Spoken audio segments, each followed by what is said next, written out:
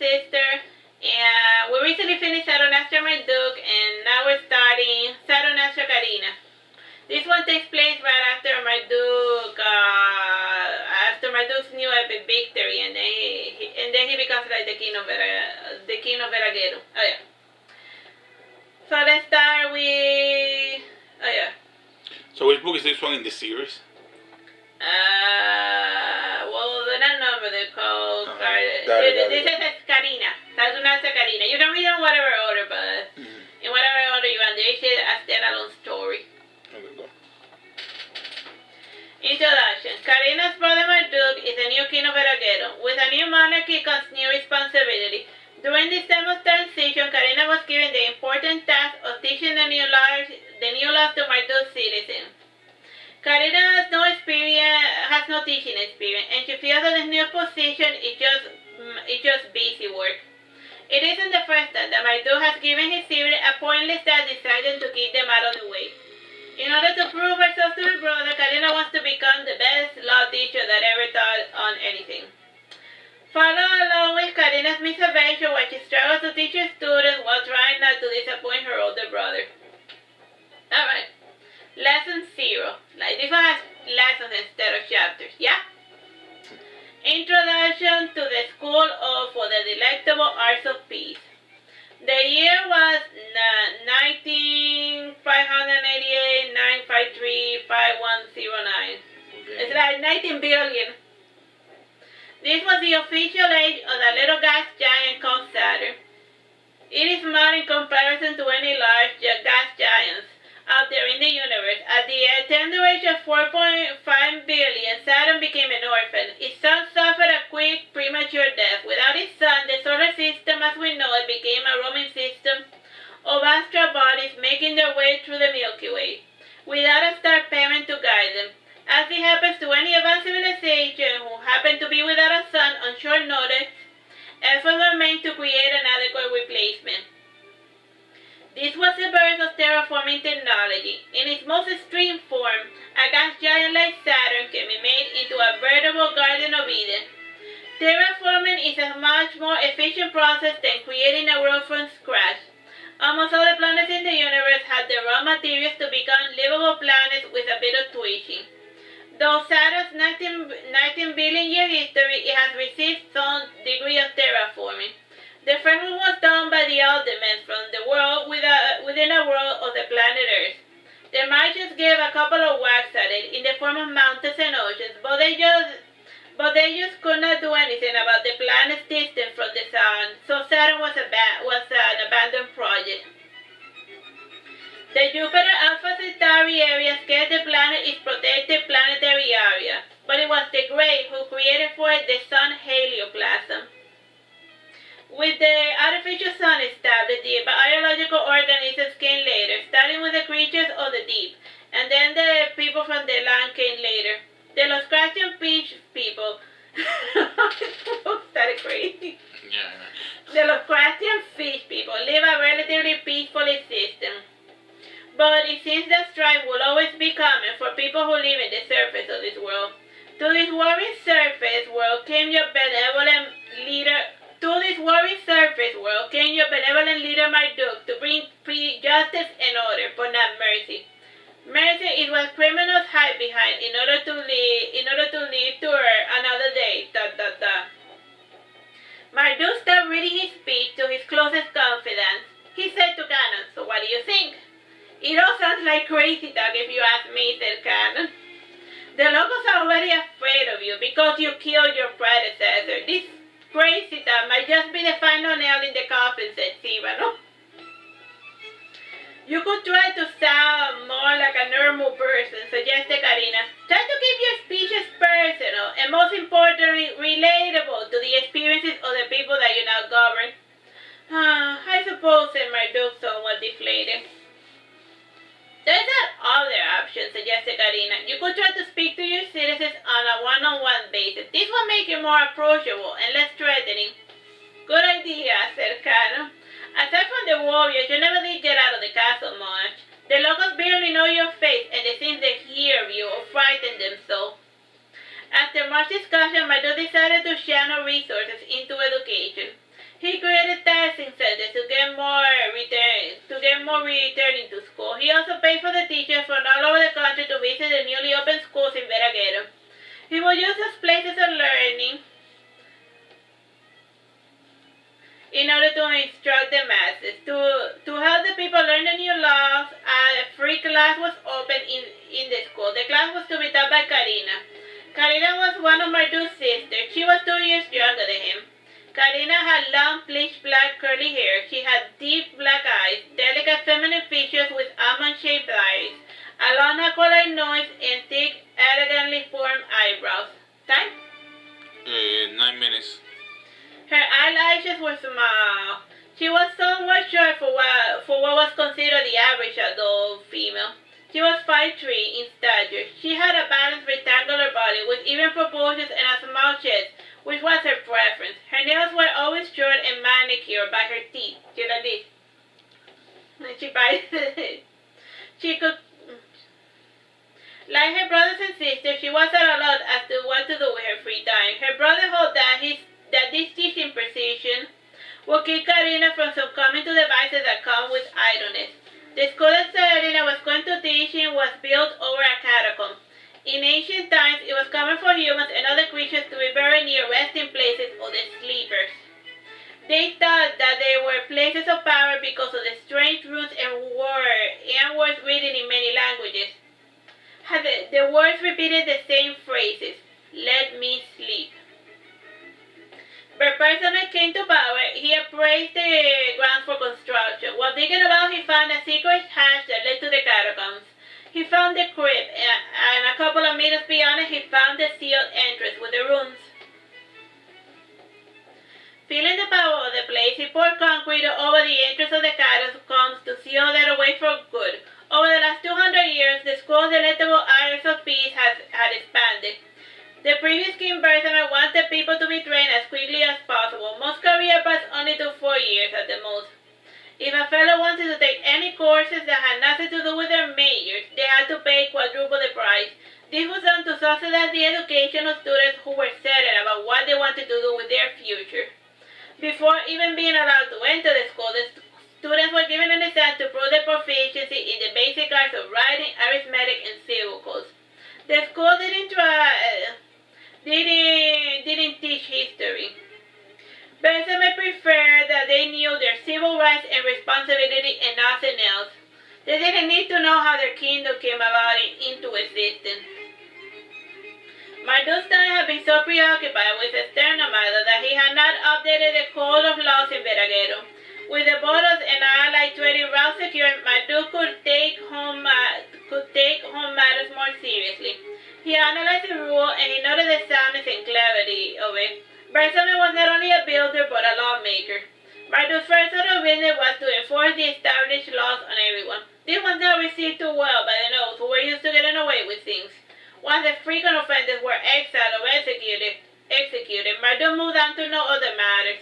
He cleared out the dungeons because he thought they were inhumane. Many of the people rotting away in those dungeons were there for treason, tax evasion, and for petty thievery. Marduke was a firm believer of matching the punishment to the degree of the crime. Most of the people he let out without any further type of punishment because he thought that they had suffered enough. Time? 6 minutes. Eventually, it came time to legislate. Unlike Perseus, Marduke took his citizens' opinion into consideration. After giving it a lot of thought, he left a suggestion box outside his domicile. He would allow the locals to suggest new rules, which would then be added to the new logbook, including new rules he had come up with. These are some of the rules that Marduke had recently coded. Law 34.1.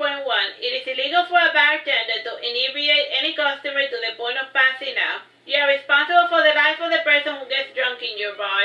If they get robbed, raped, or killed, then it is your responsibility. Exception: if the customer takes the drink to his bedroom and is secured and alone dead, it is out of the bartender's hands.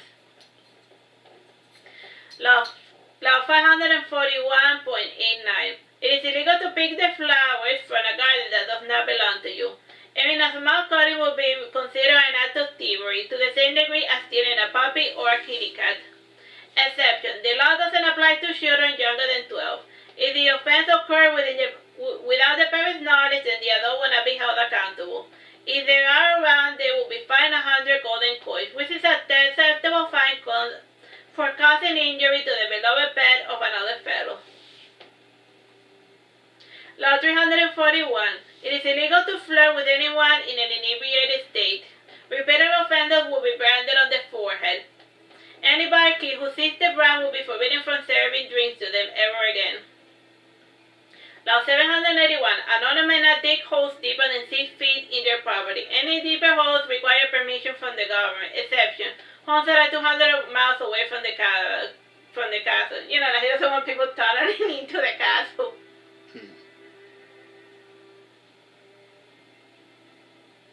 Law 905. It is illegal to kill stray dogs or cats for the purpose of amusing yourself, you monster. Anyone caught burning a cat alive or a dog alive shall receive the same punishment. Many of the new laws focus on animal cruelty or proper bar etiquette.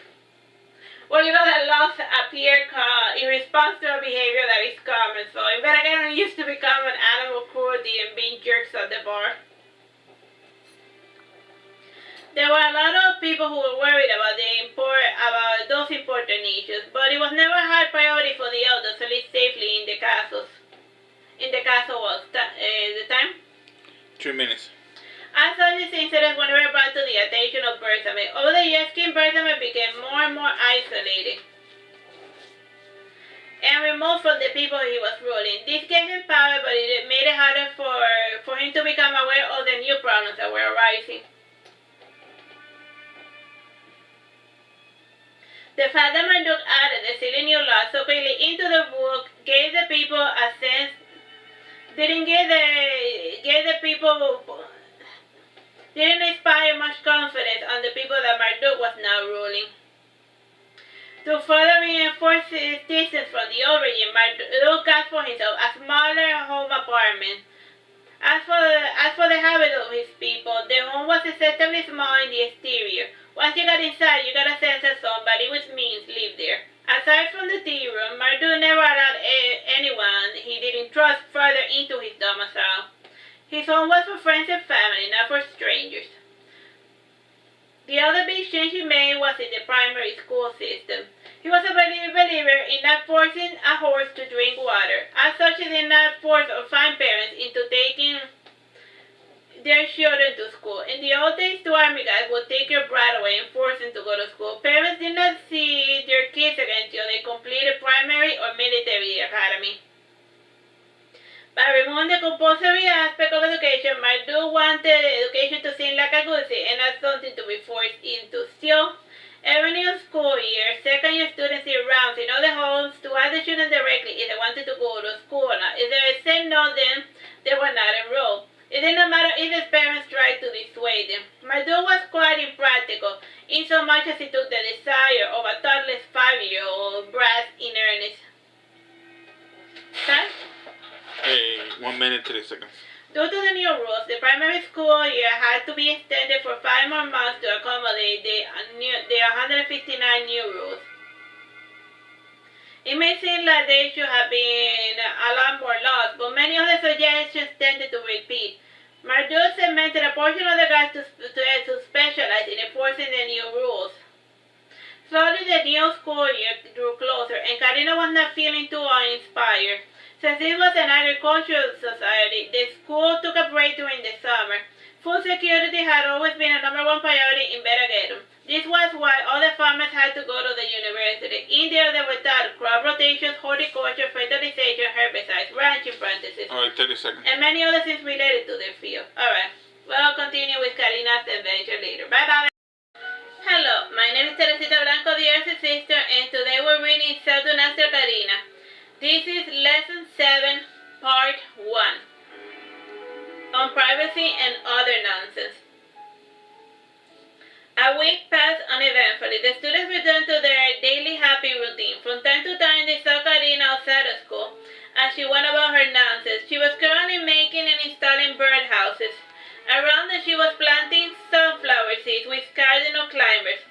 The two plants functioned well together. From time to time, as Karina did her little chores, she would enter a trance and she would forget where she was and the people around her. Such trances are common about those who get really into what they're doing. Before they know it, the task is done. During her little trances, Karina would sing to the little plants, and some would germinate and grow a little faster in response to her touch. Of all her siblings, she had the best green thumb. It was during those days when the men found her most charming. Still, there were many who thought the whole gardening scene was a type of publicity stunt, or something to try to make the tyrant of her brother seem more approachable. And then there were the others who worried that the king was a little too soft, and that they were appearing weak in the eyes of their imaginary enemies. Truth be told, with Marduke, Veragerung was as safe as he could ever be from both inside and outside problems. Sure, the odd weed would appear from time to time, but nothing that a diligent garden would not address quickly. It was during one of those days when Letordus came to Karina and he asked, "Do you need some help planting your flowers?" "Not really, but if you want to amuse yourself, that is fine. I can easily do this all day. If it wasn't for the little creatures, I would forget to return home," said Karina. Letordus rearranged his advertisement sign, and he kneeled down on the floor to help. On that day, they were planting baby breasts, forget-me-nots, lobelias, and thyme. On the nearby guard tower, Karina was placing on the battlements a couple of air plants, Spanish mosses, and acmea plants. The soldiers thought it served no strategic purpose, but it at least gave them something nice to look at during their routines. Letordus asked, How long have you ever gone planting without taking a rest?" "Once I went for 2 years. I planted an entire field of lilies, all of different colors. I was interrupted from my abstractions by my brother who asked me to come to this continent, and now here I am living in Veragerung with nothing to do with my time," said Karina. "Why did your brother ask for you?" inquired Letordus. "Oh, nothing, just to stay out of the way." "It was a bit insulting, really. I was already out of the way. I did not need to be uprooted from my home in order to stay out of the way elsewhere," said Karina. "There must have been another reason," said Letordus. "Maybe you were not safe at home, and so he asked you to move. When I was wee small, I too was uprooted, as you put it. And I was perfectly fine at home and happy as a bee, and then we came to live in Veragerung, where I knew nobody and was a nobody to everyone." "You are not a nobody," Letordus said, Karina looking sternly at him. "Every living creature is important. It is those who wish to control you who want you to think that you are nobody. Like your life doesn't matter, like you don't have control over your life or your destiny for that matter. Time? 11 minutes.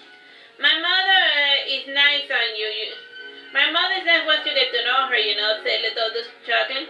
"We're not talking about your mother, and I am also a little my girls too, and I am not ashamed of it," said Karina. "Really? Where's she at?" asked Letordus. "Hi, Mom," said Karina, waving. Letordus looked over his shoulder and he saw a maiden who looked nothing like Karina, waving back at him. She had short red hair, green eyes, and freckles over her nose. Letordus shrugged and said, "Sheesh, you weren't kidding. Now that I know whom to keep an eye out for, I see that she has always been in your general vicinity." "She keeps a respectable distance," said Karina. "The more she respects you, the more distance she keeps from you." "Huh?" said Letordus, not getting it. "Don't worry about it," said Karina, smiling. Letordus chatted with Karina about nonsense and mothers for about 5 hours. He was eventually fetched by his own mother. She was going to nag him a bit, as was her hobby, but she stopped when she noticed that Letordus was with a lady. Wiping a tear from her eyes, she thought, "My little boy is finally growing up." Letordus was not without experience. He was even married once, but it ended in divorce, which was unusual at the time. The wife cheated on him, and she wanted him to tolerate the horns, to yell at her, or to strike her or something. Letordus did not do as was expected of the men of his time. He simply cried and then gave her some money and brought her before the judge. He got the marriage annulled on grounds of infidelity. After the incident, his ex-wife was moved by her family to another city and sold out as a widow of sorts. Her new husband was a drunkard and a wife-beater, and she loves him more for it because she finally found what she considered a real man. From time to time, Letordus would think about his old wife while gardening with Karina, and his brow would furrow. His only consolation was the knowledge that Karina was not like other women because she came from another world, and from that thought, the train of his mind wandered to other worlds, and if the people were the same as in his home world. The hours on the day rolled slowly by, and Letodos kept checking the clock from time to time while back at home. He wanted to see Karina again, this time in a public venue. There was going to be a night a dragon fight exhibition in the arena of the Castle Bersame. This day it was the only spot being extensively used. Time? 8 minutes. The main halls had been locked away by a powerful magic, so no outsiders could enter and loot the palace. When the castle had been taken, a lot of the architecture got damaged and many of the items stolen. All who participated in those robberies were long dead. It was believed that the ghost of Bersame was angry at the disrespect of being shown to his personal possessions.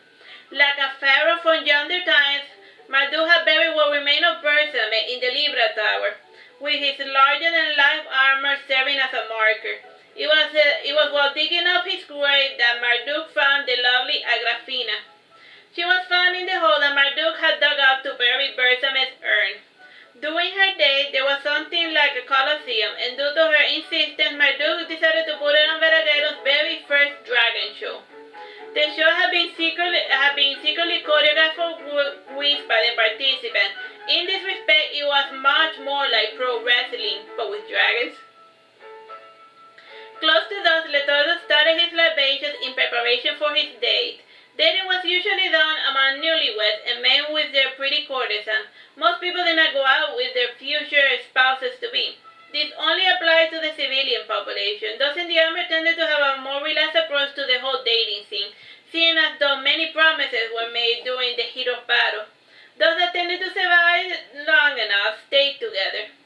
The first thing Letodos did was take a bath. He had already bathed, but he figured that he should do it again since he had worked in the soil. He had read from his friends that maidens like stinky men, just out of the field or that of the nonsense. Karina had once sent Barbicel home for smelling like a swine. Letodos figured that he should at least smell like roses.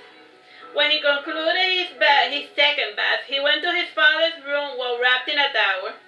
His father was always away on business with his uncle and cousins, and since Letodos was not considered particularly smart, he was always tasked with manning the shop when everyone was away. With his mother. Time? 6 minutes. Letodos, after opening a couple of drawers, said, "Mom, did you move the mask?" "Third drawer on the right," said Letodos' mother. Her name was Rita of Dokai. She was one of the adopted children of the Grey. She met her husband when he was visiting, and they eventually married and moved to Veragerung. Letodos applied the mask, which was made from the musk deer, cabbage roses, amber, and coconut water. With the perfume applied, he gave himself a shave. There was not a speck of his hair on his fellow, but he decided to shave anyway, just to be safe. So, he doesn't have any facial hair, but he's still shaving. When this task was done, he polished a couple of his best shoes. When he concluded this, he felt that he was dirty again, so he showered once again. Amrita, shaking her head sadly, said, "Son, you need to relax. You already impressed that weird teacher of yours. From now on, all you have to do is be yourself. You are trying too hard." "Mom, what do you think she sees in me?" asked Letodos. "She could have any fellow, and yet she shows me.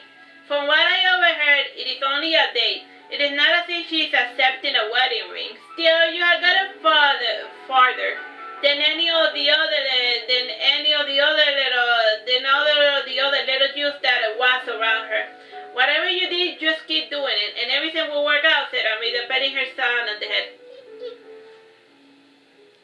She left the bathroom and she returned with a towel and some clothing. Letodos had forgotten both, and he was getting the entire bathroom floor wet. Amrita did not mind drying it, but she worried that her son might slip and fall. After getting dressed, Letodos was not too certain about the attire. He thought it looked too frilly, and it did not have any orbs. Karina liked round things. Time, bro? 4 minutes, 30 seconds. To remedy this, Letodos added a round pin to his black cape. Black was considered to be a sign of wealth, and so his entire attire followed in suit. So he was just completely dressed in black. Because to show that money!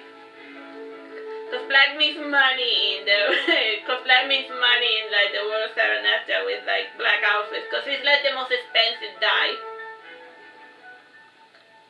Like clothing color. As he made his way towards the door, he looked at other hats being sold in the shop. He picked one with two extravagant ostrich feathers held in place by a round black obsidian surrounded by white pearls. With this final change, the dodo finally left his home to see Karina. So yeah, he put a peacock feather. I have with a peacock feather, so he's literally peacocking. So yeah. As for Karina, the first thing she did as soon as she returned home was water her little saplings. A storm had come earlier that day, so she went to check up on her sunflowers. There were two particularly tall fellows. There was the mama sunflower and one with had seeds, and the other was starting to bloom. The other with seeds had been slightly drooping, so Karina had to tie a stick to it. The other without a stick was being supported by the other sunflowers. The tallest one had been in the most danger as a result of the sudden thunderstorm. It was a good thing that the ceiling had held it in place. The scene made Karina smile, and so she proceeded to untie the big fellow of the sunflower. With this task done, she proceeded to perform her libation. Normally this would have taken her a little bit longer, since she tended to nap. Instead, she hurried it up a bit. With her shower done, she opened one of her junk drawers to look for her brush. Inside, she found Nalini's little vicus napping. She closed the drawer ever so softly without making a sound, like it's like a little fairy sleeping in there, like a little something. When it was closed, Virka came closer to see what was the matter. Without opening her mouth, Karina said to Virka using telepathy, "The little quiet guy is sleeping." Virka didn't respond to this, said rather loudly, "Oh, that guy, he's a jerk. Wake up, wake up, wake up." He then proceeded to rattle the table and to turn portions of her body into cymbals and other loud instruments. You know, like they made me turn into like, you know, thing. Time, bro? 2 minutes 30 seconds. Much to his dismay, the creature that was Vicus did not awake. That drawer specifically was Gyro's covertly stable, and when closed, it did not budge an inch. Vicus was a creature of silence, and when he was about, everything had to obey. Pooh, pooh, pooh. What do you have against such a fellow? Asked Karina. Virka said nothing. In response, he turned into a very soundproof-looking Iron Maiden with spikes. He then started the waiting game. Karina, instead of getting dressed to go out, she lay down in the bed thinking. Virka asked, "You are not going?" "I don't know. I'm suddenly wondering if it is going to be worth the effort," said Karina. "Effort? You're just going out to go see some dragons fight. If you want to talk about effort, try sitting here for hours waiting for his prey to let his guard down," said Vincan, smiling with his Iron Maiden of a face. Like he turned into an Iron Maiden waiting for anything to pass by. Turning to the side, Karina said, "I don't know, it's probably going to be like a huge disappointment at one point or another. You don't have to play if you don't want to. Life is just a game anyway. You can leave the board at any point. It is not as if you have anything to lose by going. You are strong and you can read minds. There is absolutely no risk on your part, so go and play it by ear," said Vincan. Karina got up languidly for her bed. She put it on the first thing that fell out of her inventory. It was one of her many approved pre-made dresses. She looked at herself over the top. Frowning, she changed once again. This time she put it on one she used to wear back in her home world. It was not approved because of the materials. After making some substitutions here and there, the Aria Master gradually approved her attire. Oh yeah, we're done? Babanga Blanco. It's ready? Hello, my name is Teresita Blanco, the Artist Sister, and we're reading Saturnastra Karina. This is Lesson 1 on Sleepers, Part 1. It was a rainy afternoon during Karina's first day of school. She had no real opinion about it. She did have plenty of memory fragments on the matter, but she decided not to look them up. She did not want to pollute her first impression of the place. At the moment, she was in Marduke's residence. It seemed to her a lot easier than to rent a flat in another part of the city. Her bedroom was quite massive, but the size of it was not noticeable from the exterior of the apartment. The only one on the job was a kitty cat who had climbed to her open window. The cat belonged to the downstairs neighbor, and it was always in the habit of getting into everyone else's apartment. In Karina's world, the type of cat that was looking through her window was known as Burmese. It had a slender, long body and a wedge-shaped head, large pointed ears, and great almond eyes. The cat eyed her bedroom with curiosity. Still, it did not enter because the roses in the balcony were barring his entrance. The balcony was rather small and it had iron ornamental railings. Karina had used the balcony to fill it with as many flowers as she could. Her room was large enough to fit a king-size bed. It was wide enough for her to stretch both her arms and legs. The room had a little library with some of her favorite books. Like her mother, she adored picture books, and she would collect them from any of the locals that sold them.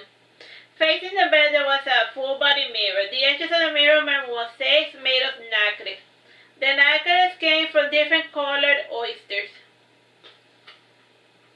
The pattern of the mirror was abstracted, mimicking the ebb and flow of the waves. The mirror reflected the bed and the tapestry behind the bed. The tapestry was a replica work that was millions of years old. It featured a maiden outside her tent wearing a red dress. Beside her was a lady-in-waiting, also in red. A lady-in-waiting in red? A lady-in-waiting in red. The servant was offering to the lady a coffer with jewels. Holding the tent open was a poor rendition of a lion and a unicorn. There was also some flags and decorated trees, in addition to the golden patterns against the red background. Besides the large mirror, there was a vanity she never used, in addition to the cushioned chair and the empty boxes. Trinidad sat her open, and they would see only false items. They were designed to give the illusion that a normal person lived there. Karina, like her siblings, she summoned her attires. The only real items the visitors could examine was her library. Aside from this furniture, Karina had two sofas facing a small round table.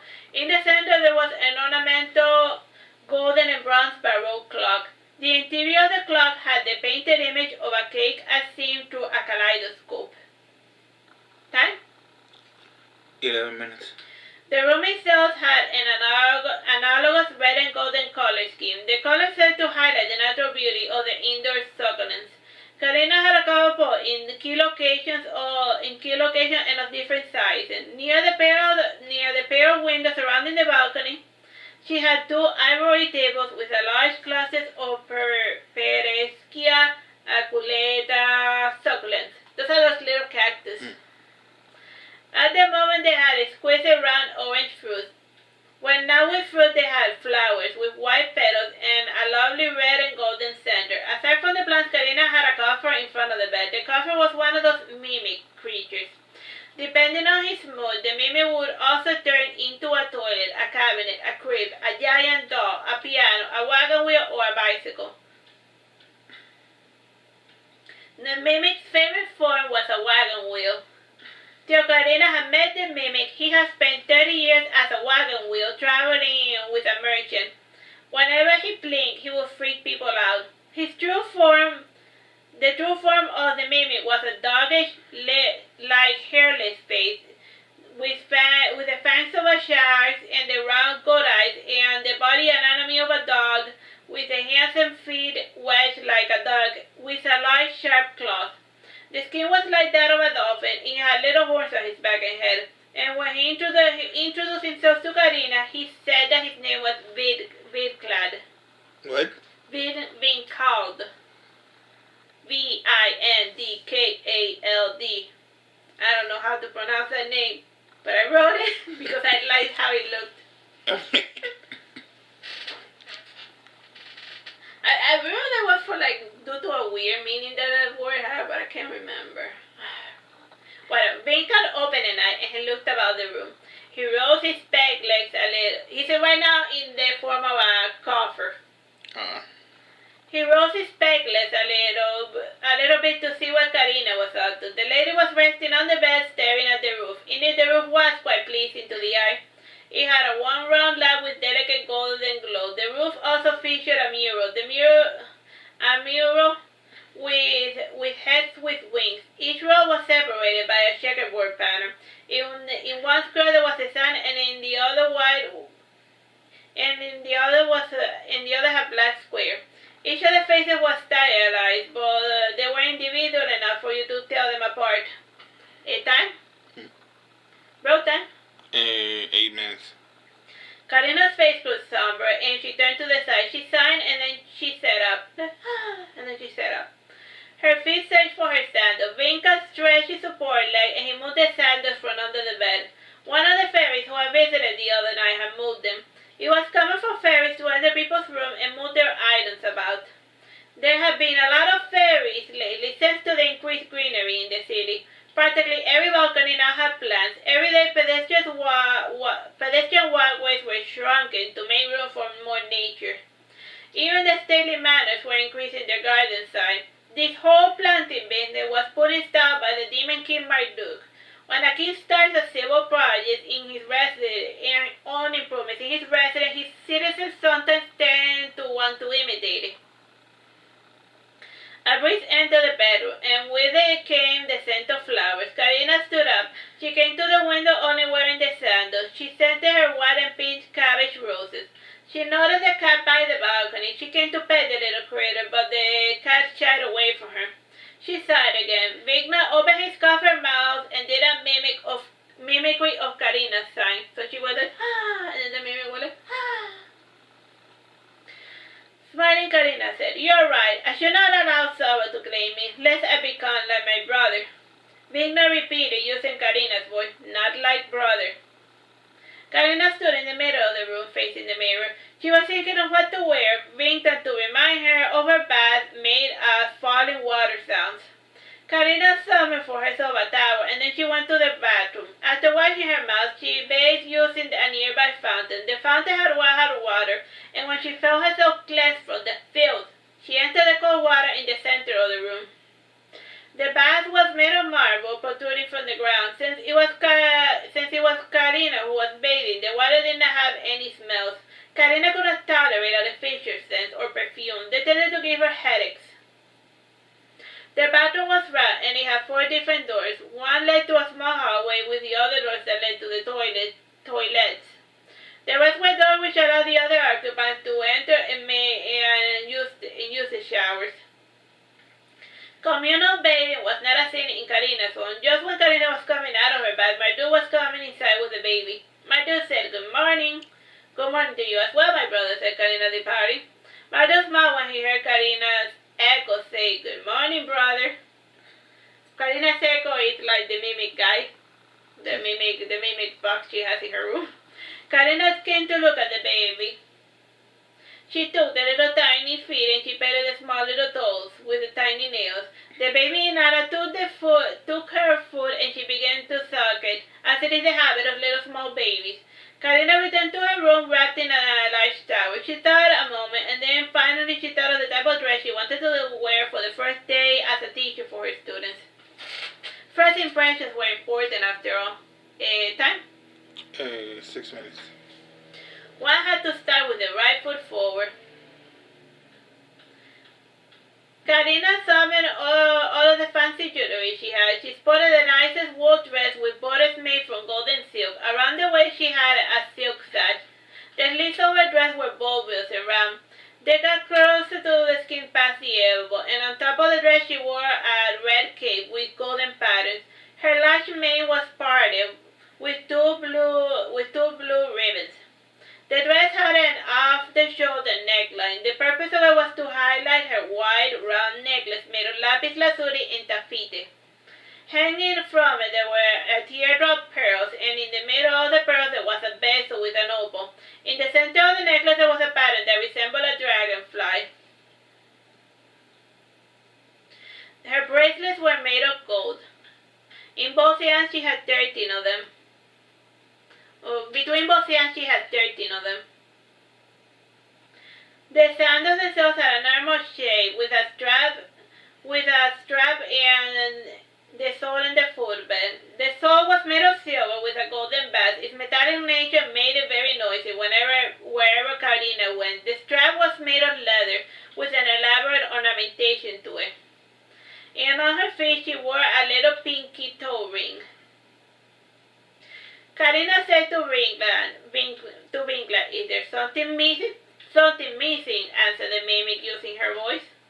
Karina thought, and in the end Winkler gestured to Karina. She came to stand before the ornamental coffer surface. The surface changed to resemble a diadem. You know, one of those little tiara-looking things. Karina asked, you don't think that it's a bit too much for Karina? When I think of diadems, I think of princesses. Not too much for Princess Karina, said Winkler. Karina smiled, blushing. In the end, she conceded that technically she was a princess of Veragerung, considering the fact that her brother was Marduke, the king. Karina, in the end, wore a diadem. The attire she spotted became the general... Alright, she wore the diadem. With the diadem added, Karina sighed, and she headed out of the house. As she made her way towards the school, she stopped as if remembering something. Upon returning to Marduke's apartment, she found her breakfast waiting for her. Once she had eaten, she started making her way back to school. It was then when she noticed the position of the sun. Class was about to start. Time? 2 minutes, 30 seconds. Using the crowd floor, Karina summoned herself to the entrance of the school. The students who saw her appear out of thin air were not impressed in the slightest. Over the last couple of years, Marduke had made efforts to make magical appear something mundane. The locals were no longer afraid of it, or even impressed by it. It was just like any other game, akin to a dragon breathing fire. Many of the new magic users moving to Veragerung were not too pleased by this turn of events. They were used to people being impressed by their presence. The entrance to the school had 10 guards. One of them told Karina, before allowed to enter, we will have to search your bag. Karina lifted her cape and she flapped her skirt about to show that she wasn't hiding anything. I haven't a bag or anything that conceals weapons on my person. Good. While you're inside, you will be required to wear this bracelet. It will suppress your magic, said the guard. Fine, I guess, said Karina, who did not have any magical powers to begin with. Other students in the non-magical school wore such bracelet. It was a preventive measure to keep magic people from bullying normal students. Since other students and teachers wore the bracelet, nobody knew who was the magic user among them. Like, everyone had to wear it whether they used magic or not. That way they couldn't, so they don't know who's magic. Time? 1 minute, 30 seconds. The school was for the arts of peace. All the magic stuff fell under the army's jurisdiction. Young magic users went to the military school to learn their craft. The school itself was surrounded, though the weaker mages went to the non-magical school. The school itself was surrounded by a large brick fence. The entrance had ornamental iron bar doorway. The floor part of the school had the shape of a trefoil. The center of it was hollow, with an internal garden in the middle. This allowed for the classes to have at least a couple of windows to see the outside. The entire building had 2 stories, and the top hallway had a roof lantern, and this allowed the hallways to be illuminated by natural light in the morning. The old design of the building had a golden and blue coloring with white accents. The first floor in the exterior was golden, and the second a lovely shade of baby blue. Alright, we'll continue with these adventures later. Bye-bye and God bless. Hello, my name is Teresita, Blanco, the Archie's sister, and today we're reading Saturnastra Karina, Lesson 6 on Hoarding, Part 1. As in having a lot of items in your house and stuff. A couple of days passed after the visit. Lucian was at the store minding his own business, literally, when Janus appeared with an annoyed look. Frowning, he said, "You, me, what, I'm not afraid of you," said Lucian, raising his fist. "If I wanted to hit you, I would not announce it," said Janus, frowning. "Cat, sneaky for a preacher's son," said Lucian, smiling. Janus sat in a chair facing the counter, and he rested his head sideways on the table. Pouting like a little brat, he said, "I do not even know why we are anymore. It's all one big mess." "How so?" asked Lucian. "Well, Marduke gave father a position to test him, or to trap him, and lo, his punishments start getting cruel and usual, and now he is planting daisies, and with a hat that says, 'I did this to myself,'" explained Janus. "Well, if he did this to himself, then there is nothing that can be done," said Lucian, patting Janus on the head, like his father's getting publicly humiliated. by planting daisies with a hat.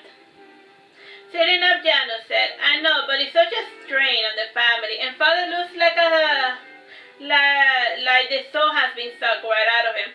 Maybe they did take his soul, suggested Lucian. You know, something that I don't, because if it did happen, king or no kid, Flamen is my father, and I can't bear to see him humiliated like this, said Janus. Then don't look. We almost paid for our crimes.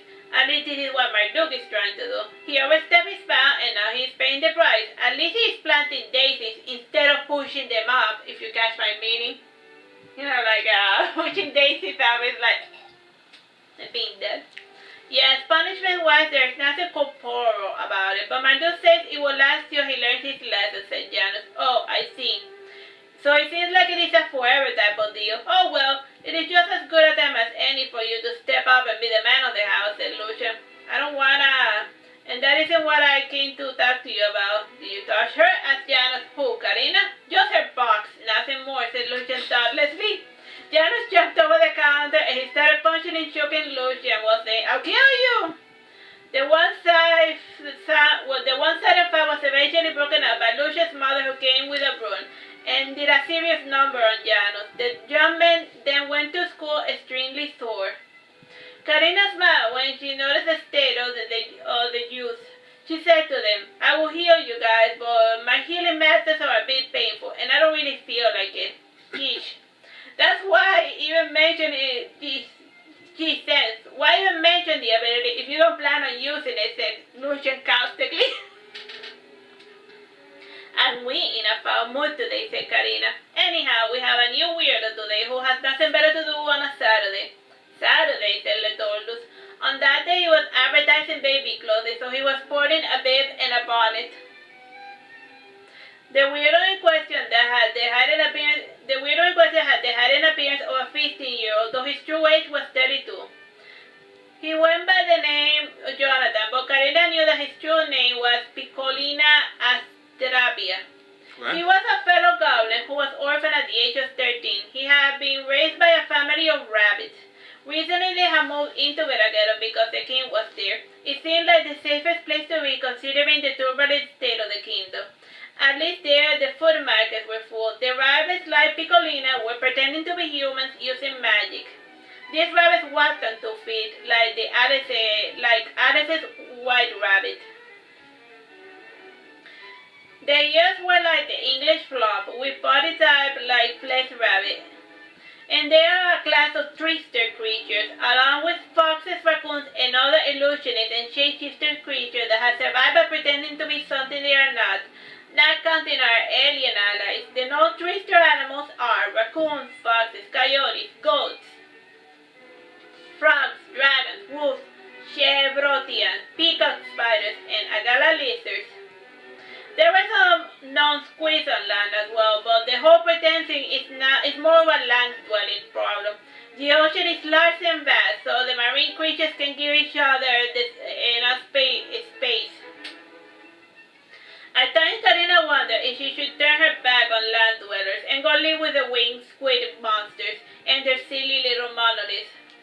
In answer to Letordus' questions, Karina said, in my home we used to name the days of the week. The first day was Monday, then Tuesday, and so forth. The sixth one was called Saturday. Due to the day aspect of the name, people used to use the names of the weeks in songs often. We should name our days, and then make all the other hosts do so that we can write songs about them, suggested Barry. So, yeah, sure, let's make the class about that, shall we? For the time being, I thought. I mean, what are we doing with our time as of lately? Inquired Karina. Bobby so cheaply said, sorry. So yeah, the new weirdo, where is he? He's standing at the door waiting for his balls to grow, said Casimir constantly with a grin on his face. Look, weirdo, this is just a little get-together, not a real class. You're not going to get a bad grade or a demerit or nothing for coming, but you are going to look rather foolish for woosing out, said Reggie, getting up and opening the door for the fellow. Time? 9 minutos. Come in, my goblin friend, said Karina, gesturing to an empty seat. Piccolina flinched and started to run down the stairs. It was then when Reggie and Barbicel started making chicken noises. After getting down a couple of flights, the echo of the chicken noises forced Piccolina to return back to Karina's doorstep. Frowning, he said, "How did you know?" "A little bird told me." "Or to be more specific, Gigas the cockatoo told me." "That's the last time I trust a wild bird to keep my secrets," said Piccolina, folding his arm, feeling rather foolish. "Well, since we all know, you might as well drop your mask," said Casimir. "You first," said Piccolina. What the goblin said made all the students stare at Casimir. Casimir simply shrugged his shoulders, not understanding the implications of what Piccolina had said. As far as Casimir knew, he was a regular human who lived with his grandparents. "It's fine. If we all started dropping our masks here, you will be the first to run away, my dear Casimir," said Karina. Casimir, said Casimir in low whispers. Now that he said to Karina, "I suppose so." "Don't worry your pretty little head about it," said Karina. "Today's class is a little simple. I am going to take you to Aragon, and we will learn when it is right to kill your fellow man." "What? I don't want to hurt anyone," said Bobby. "And besides, I can go there. I have the baby with me." "Some of the best assassins in the world are mothers who bring their babies out on the job. Nobody ever suspects of a nursing mother," said Karina, smiling. "What kind of a sicko does that?" asked Toldus, getting up.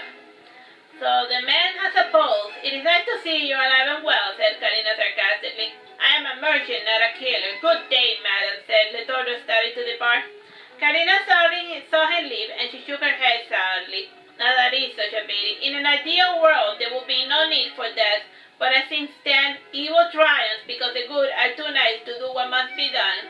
I am alive because my mother and my uncle chose to fight back against injustice, and they did not stop till every one of those evildoers were dead." "If you do that, won't you be fighting an endless war?" asked Jano. "Now with that I don't know. It is as if you inhabit a garden overgrown with weeds. At first you think you will never get rid of it in tip-top order, and it may take many years, centuries even, but eventually you will succeed. It all comes down to the life you want to live, and what you are willing to do to make it happen," said Karina. "Still, I do agree that killing is a caveman solution to most problems in life." "Caveman?" asked Letordus. "Drunkards," said Karina. "Ah," said Letordus flatly. "Time?" 6 minutes. "Still, it would not hurt to at least make yourself strong enough to live the way you want to, without allowing others to interfere. There is always a fellow out there who wants to over-egg your pudding, and then there are others whose pudding one should over-egg, like slave drivers. Yes, let's go to Aragon and crack down on slavery a bit. That is an evil that we all agree should be stopped," said Karina. "I don't know," said Janus, uncertain. "What do you mean you don't know?" said Karina. "Get out of my class." Karina then picked up his chair and threw it out with Janus on top of it. The chair broke, and when it landed, Janus got hurt on the elbow really badly. Karina, realizing what she had done, came to him, and she healed him with her power. She said while dusting him off, "I'm sorry, I sometimes forget myself." "That was certainly uncalled for," said Janus coldly. Karina sighed and said, "Good Lord, I am going to be planting daisies for months now." "Why?" asked Janus. "If someone hurts you over petite nonsense, then you have the right to kill that fellow. Nobody has the right to hurt another for something stupid that is in private, where you cannot have another fellow. Not words spoken in public, that inspires the acts of stupidity. And just then, it is allowed for a head or two to roll. Capisce?" said Karina. "I don't capisce nothing," said Janus, not knowing what capisce meant. He was getting tired of Karina inserting words that did not belong to the established language of the land. "Well, let's say, preacher's son, that you start here telling your flock that it is all right to eat fat babies, and eventually when enough people buy into that nonsense, it becomes socially an acceptable practice that nobody questions. There are a lot of evils in this world that are like that. Remember, just because something bad is allowed, doesn't make it right. Good and evil is simple. It is bad men who try to convince you to engage in their behavior," said Karina. "Time?" 4 minutes. "Why do those people try to change your way? I never got that," asked Casimir, who was listening by the door. "The why varies from person to person, but overall it is born from the same type of spirit. The spirit of a fellow that cannot be happy unless the world thinks and acts the way he so desires," said Karina. "So is the spirit male or female?" Not at first. You add enough shells onto a spear and it eventually becomes unrecognizable.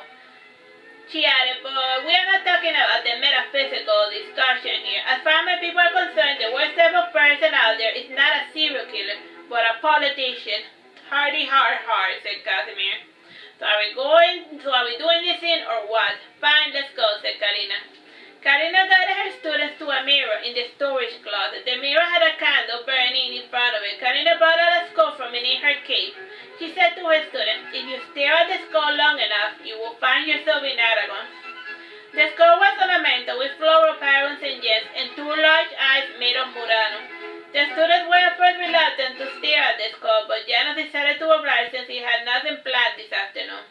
Visiting Karina was more of a hobby at this point than a necessity of learning. After 5 minutes, just about all the students were somewhat looking at the skull with their eyes. When they lifted their gaze from the skull, they saw that they were indeed outside in the pestilent city of Aragon. Dear God, it stinks, said Piccolina. Time? 2 minutos 40 segundos. I'm starting to remember why I left Aragon for good, said Carmeta. I heard about the smell, but I always thought it was an exaggeration, said Babiso. Looking about, he asked, where's the baby? Oh, yes, the baby was not looking at the skull, said Karina, remembering. Well, send me back. Periwinkle cannot be alone, said Babiso, taking the skull from Karina's hands and staring at it. Babiso heard the crying of the baby, and so did the student. Well, we haven't really left the classroom. This is more a bit of an abstraction, said Karina. A what? Asked Babiso. Teleportation through the medium of hypnosis. I'm very good at hypnosis. If you give me a minute, I can send you back, said Karina. I don't need a minute. Send me back now, said Babiso. Fine, nag, said Karina, hitting Babiso on the skull with the skull she was holding in her hand. The mind blow to the head sent Babiso back to be with Periwinkle. Time, bro? 1 minute 30 seconds. So what are we doing here? Asked Jano. We are here to see an assembly of people staging a protest, said Karina. A protest? Never seen one before, said Casimir. That's because nobody was ever stupid enough to do a protest in Veragerung back when King Bersamer ruled, said Carmeta. Now you got me curious. Let's see what those idiots are complaining about. Maybe there's something more than like asking for money for a cause that rich people pretend to care about, suggested Lucian. Perhaps it's just an excuse to go looting, said Miko. Looting? Asked Janos. Yes. Many protests in the ancient past started off fun and good, but it degraded to looting. Though in my day, it was the soldiers robbing the merchants because they were out of money, and they were not allowed to go into the brothels or get married, explained Miko. Time? 1 minute. I get the first, but the other two seem a bit arbitrary, said Janos. It often happens among priests that they are forbidden an action that they can no longer perform, said Lucian. What, got something to say to me, said Janos? Alright, we'll leave it here. Bye-bye. Hello, my name is Teresita Blanco, the Earth's sister. And today we're gonna be reading Saturnastra Karina, Lesson 3, Part 1. The most beautiful month in the world. After departing from the bar, Karina returned home quite satisfied with herself and her little lesson. Lucian and Carmeta felt a little guilty about leaving. Carmeta felt she should have really brought the items to the dancer. Lucian didn't know how to handle the situation, but at least he felt that Karina did not do the right thing. His opinion was also shared by Marduke. As soon as she opened the door, she found her brother sitting before her in a very angry-looking throne. The throne was the mimic Vilkat, and he had seen what had occurred, and he had taken the items with him to the apartment for safekeeping. He would have returned the goods himself, but he was a prankster among strangers. He was machinating a way to get into the student's home in order to start doing spooky pranks on them at night. This little plan of his was a work in progress. He might change his mind about it altogether, or he would find something else to draw his curiosity.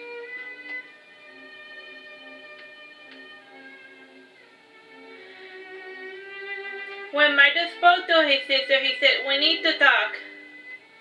This statement felt like a physical blow to Karina due to the coldness behind those words.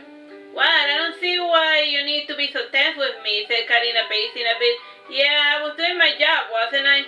It pains me to call on your nonsense, but I will not have you become another Nalini.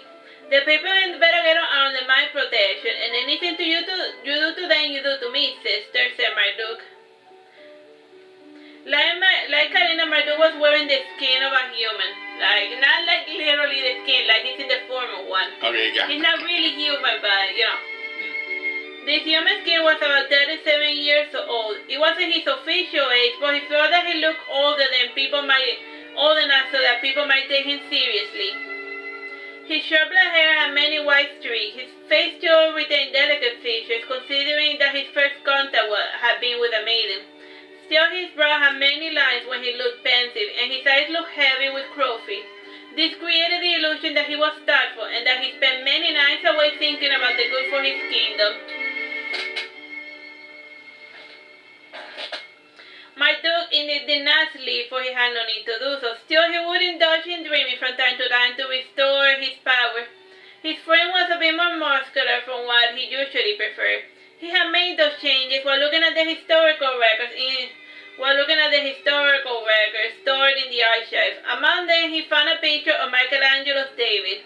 He thought that the expression of the face seemed regal, so Marduke slowly evolved into it to earn the respect of his people. When he was not amused, his true nature made faint ripples. The only tell of his true form came in the form of the color of his eyes, for they changed from blue to cyan. Since both colors were within the blue eye spectrum, the change was barely noticeable. The people who did observe the change just thought that it was a trick caused by the flickering of the candles. Indeed, the lights was always flickering in the entrance hall. The household deities were trembling ominously, making the candles and the old lanterns flicker. Marduke turned to stare at the lights, and he said to the Hatihas in a light tone, "Enough with that nonsense." The Hatihas are like household deities, you know, that they make certain that everything's like in tip-top working order. Marduke turned to his sister, gave a sigh of frustration before continuing. He said, "Look, Karina, in accordance with our own rules, I sentence you to teach the laws using proper pedagogy. The days where you do not teach, you will help your sister Nalini in her habitat for fairies project in Veragerung. You should have no problem with a scene as though you have an affinity for plant life." When Karina heard this sentence, her heart sank. Like her sister Nalini, she did not understand what she had done wrong. Even when Marduke showed the memory fragments of her crime, she still couldn't see what she did wrong. Marduke did not insist anymore. As was tradition in such cases, Karina would continue with her community service till she saw the error of her way. It would take about 2 years, but then one day she saw a revelation before her, and then she finally understood. Karina was with her sister Nalini in the abandoned castle of Persimmon. Nalini was more or less done with the streets and boulevards of Veragerung. Before tackling private property, she said she would put that large real estate of a castle for good use. Near her was the ever-present and silent Vicus. As of lately, he was roaming the castle because there was nobody around. Nalini was sporting her lovely moth wings. She was gravitating towards the color scheme of the great Sphinx moth. The training ground was overgrown by bad weeds, thorns, and vines. The center fountain was more or less in one piece and still running. Time, bro? 9 minutes. Nalini was sitting there with her flute, and she played her song while her mind surveyed the area in an echolocation type of fashion. She could have looked around with her regular eyes, but she was in a musical type of mood. It was even a miracle that her brother had allowed her to keep her little flute, considering all the chaos she caused with it. Karina sat and she said, "What a bother." "A bother indeed," said Nalini, stopping her music. She added, "Now quiet down and let me continue my work. Unlike you, I have a lot of community service to finish before I'm even allowed to do the whole feeling repentant and apologizing stage." "You should ask Obedo for forgiveness and be done with it," said Karina. "Why? I didn't do anything wrong. It was his fault." "Would it have killed him to say, 'I am one of you guys'?" asked Nalini. "It could have," said Karina. "This goes to show the importance of fact-checking." Shut up your face, little sister," said Nalini, pointing with her flute. The conversation changed when the sisters heard an owl hooting. Nalini liked owls, so she said, "Cool, an owl." "Isn't it a little bit early for them?" asked Karina. "He should be roosting," suggested Nalini. "Perhaps," said Karina. The conversation returned to the topic of plants and flowers. seemed inclined to actually speak with one another. The sisters, bound by a filial shame, bent down and started weeding the ground. They could have used a rake and tools, but the community service encouraged getting as close to the earth as possible. The smell of soil pleased Karina, and after digging a little deeper, the earth had attained a peculiar red color. Just a couple of years ago, this arena had been used to train soldiers. Countless of children had been maimed due to the unsafe training practices performed by the previous king. Before Marduke took over, the army had a survival of the fittest mentality. Marduke reformed this training, and not everyone who entered the army actually survived graduation. The new overgrowth in the castle ground was particularly strong. It was almost as if the goddess Teresita was reclaiming what once belonged to her. That's like their earth goddess. You know, like dirt and plants and whatever. Time? 7 minutes 27. While picking up the grass, Nalini said, "You know, this place once used to be an elven temple to nature. The only thing that remains from that are the stone steps and the blue marble floor." "Is that so?" said Karina, half paying attention. Nalini frowned when she noticed that her sister wasn't listening. She said, "Hoot, hoot, hoot, hoot," said the owl. It was then that the most beautiful moth in the world appeared. It had been hiding between the columns.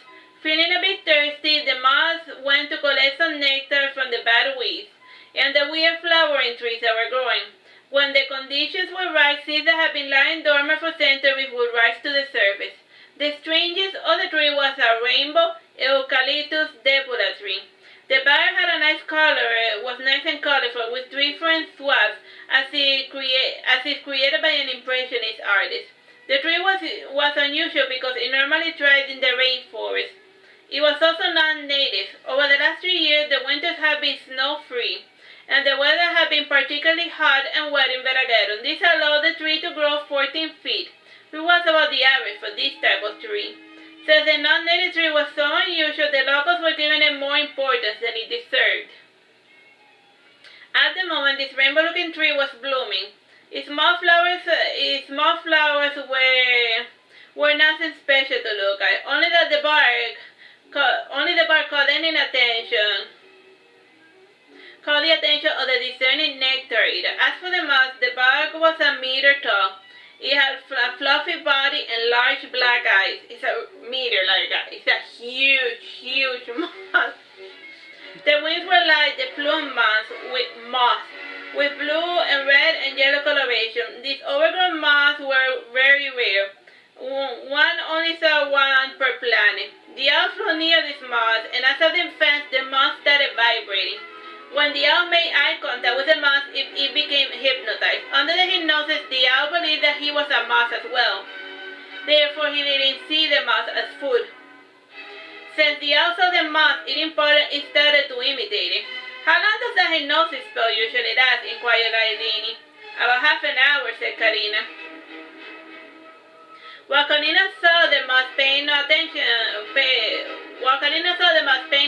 to the owl was struggling to keep up, and then she suddenly had a revelation. She understood what she had done wrong, and a sense of guilt fell upon her, and it was soon overtaken by relief.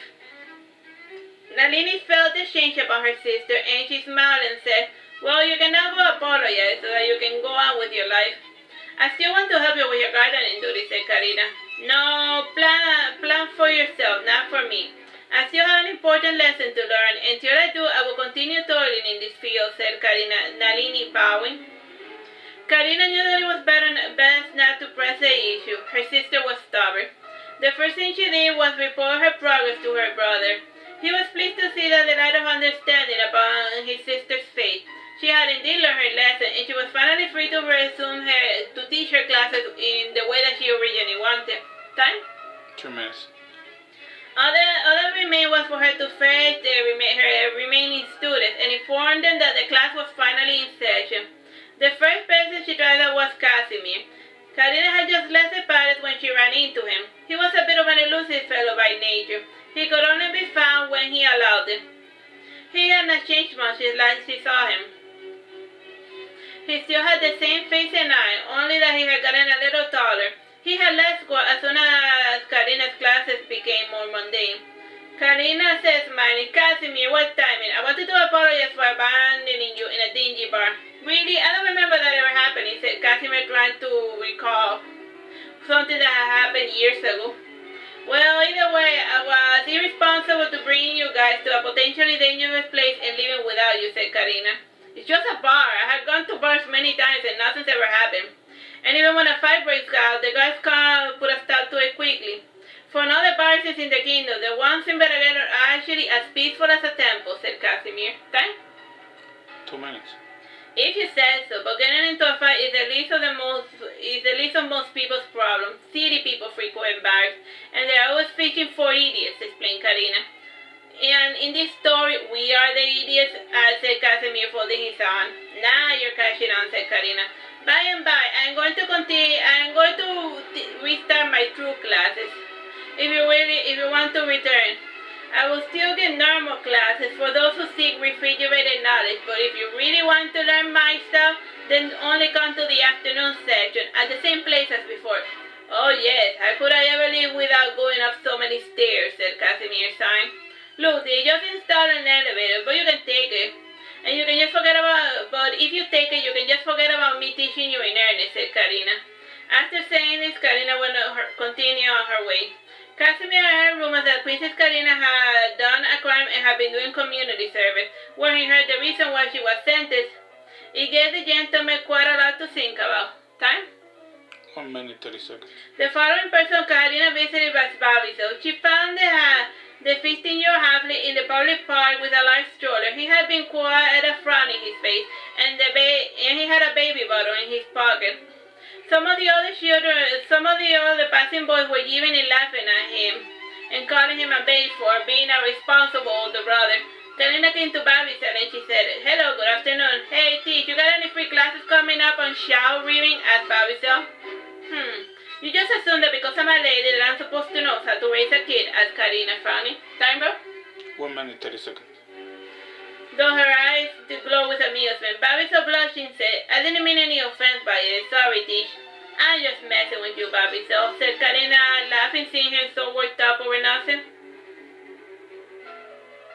The two talked nothing with one another till they found a shaded area to speak in earnest. Oh yeah. Alright, let's continue with this later. Hello, my name is Teresita, Blanco, Dios' sister. And we're continuing with Saturnastra, Karina. This is lesson 1, part 2. All in all, the school right now has 7,328 students, with a max capacity of 10,000 students. The original building had 200 classrooms. The additions had the other 300 classrooms. The ideal classroom size was 20 students per teacher.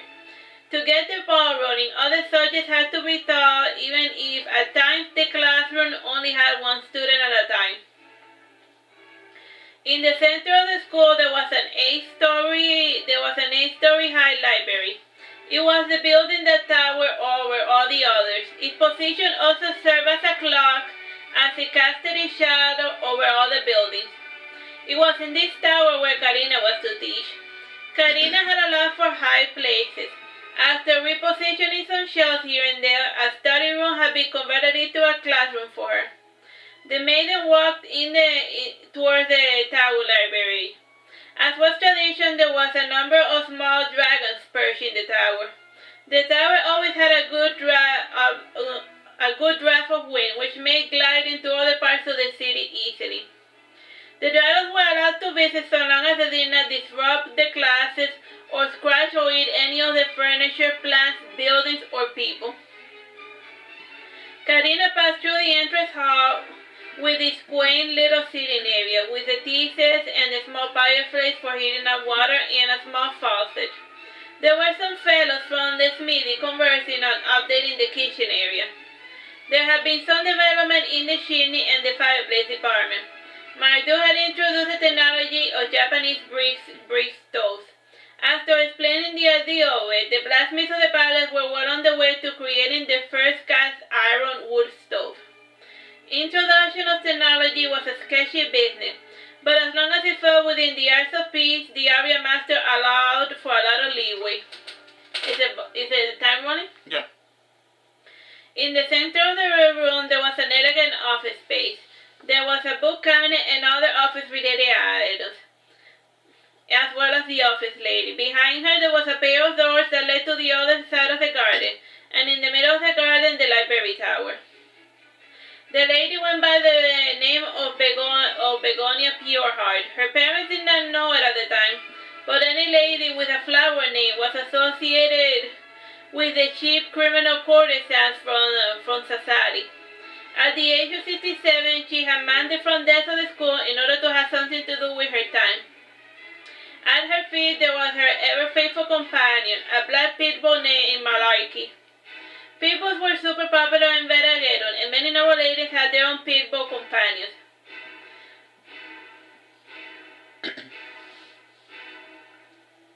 Puppy mills had never been allowed within the city, and Marduke had added animal rights to it.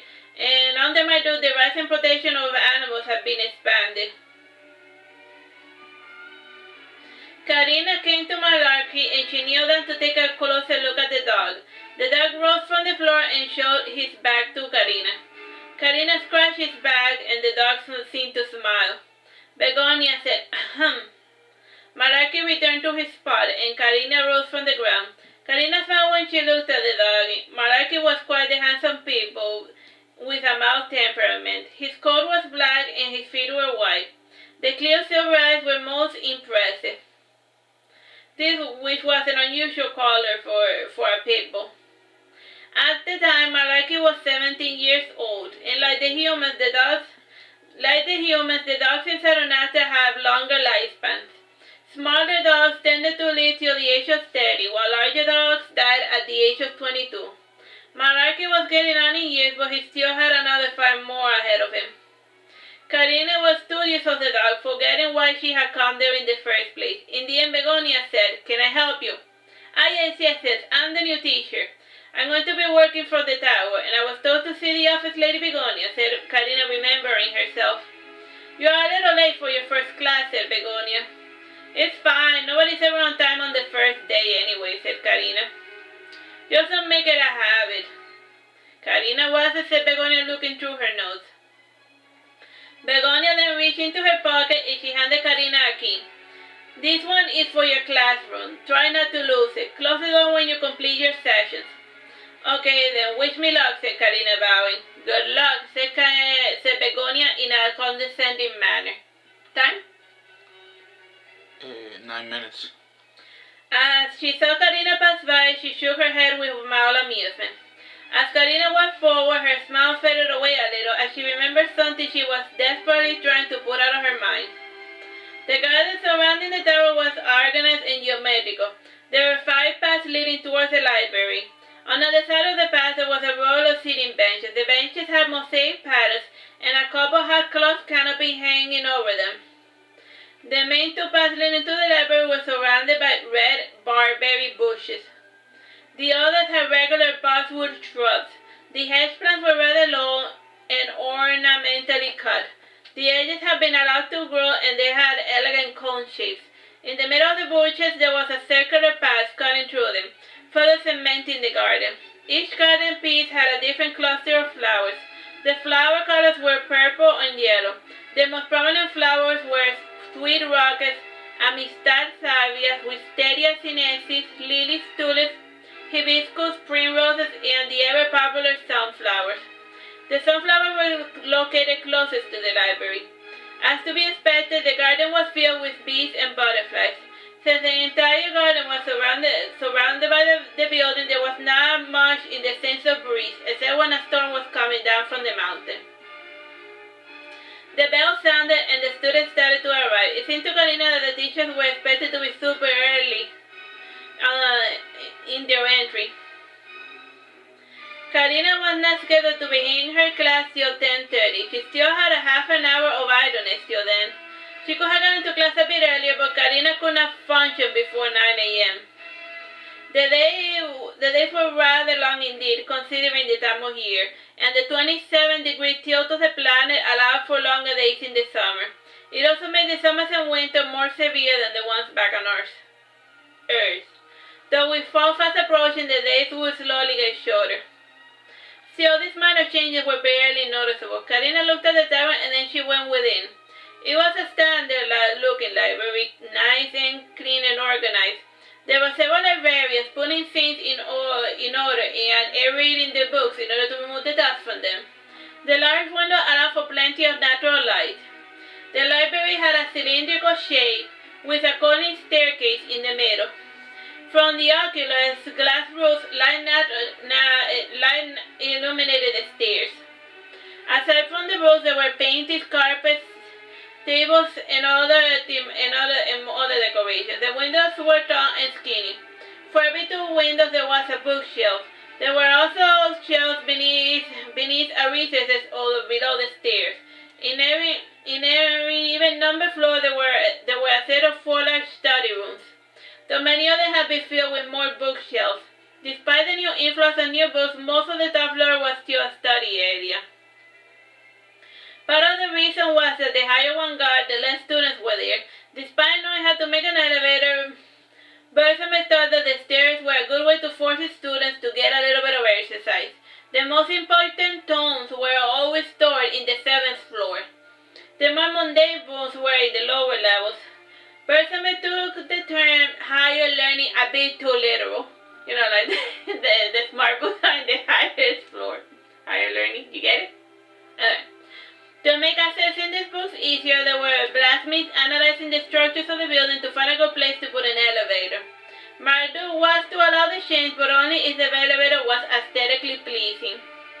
The elevator technology already existed in Veragerung, but most of the big buildings did not tower about 4 floors. The only top buildings with working elevators were the Dragon Towers. The elevators were mainly used to mobilize artillery and equipment inside the tower easier. Some private homes did have elevators, but they were the homes of rich elderly couples. Karina climbed the stairs up with ease. As she did, the soles of her sandals echoed on the marble floor. From time to time, a person would shush her. In order to be polite, Karina started walking around the 2nd floor. Instead of walking, she flew out the rest of the way. Now, instead of making noise, she was distracting people by floating about. When she got to the last floor, one of the librarian maidens said, "You are Karina." "Some call me that, yes," said Karina. "What's that magic you just used?" asked the lady. "No," said Karina. "This silly bracelet drains magical energies, and it allows me to fly. I'm not a magical type of person. But then again, flying just comes naturally to some people, and me. You're lucky. I wish I could fly," said the lady. "You can't. You just need to put your mind into it," said Karina. The lady was about to say more, but one of the students shushed them. You know, they're like, shh. In the library, everyone's like, shh, shh. Is the time, bro? 4 minutes. The lady bowed, and then she went to continue with her work.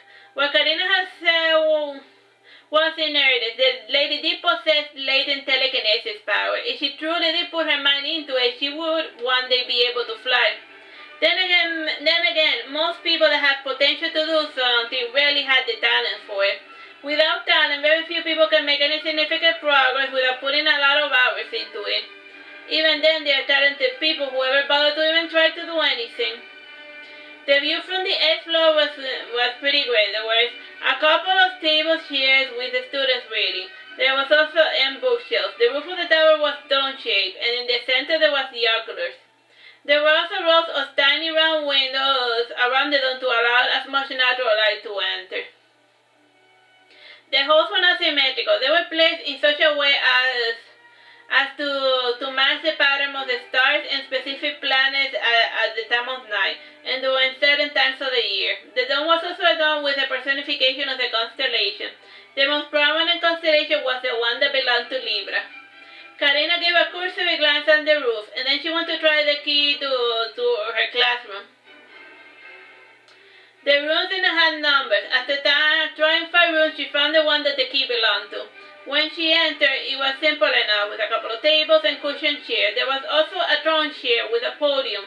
The showers were not widely used. Most teachers sat down on a podium and babbled about their subject as was the tradition of the day. Karina sat down on her chair and she found it extremely uncomfortable. After parting the curtain, light was able to enter the classroom. Karina made a mental note of everything she did not like about the place. She resolved to have the furniture removed, and for her to bring her own stuff to make herself comfortable. She then went to try the chairs of the students. They were passable, but the little tables did not leave much paper room. Time, bro? 2 minutes, 30 seconds. There was also the lack of armrest. She was still sitting down on one of the students' chairs when she heard the door opening. Based on his clothing, Karina could tell that the visitor was a student.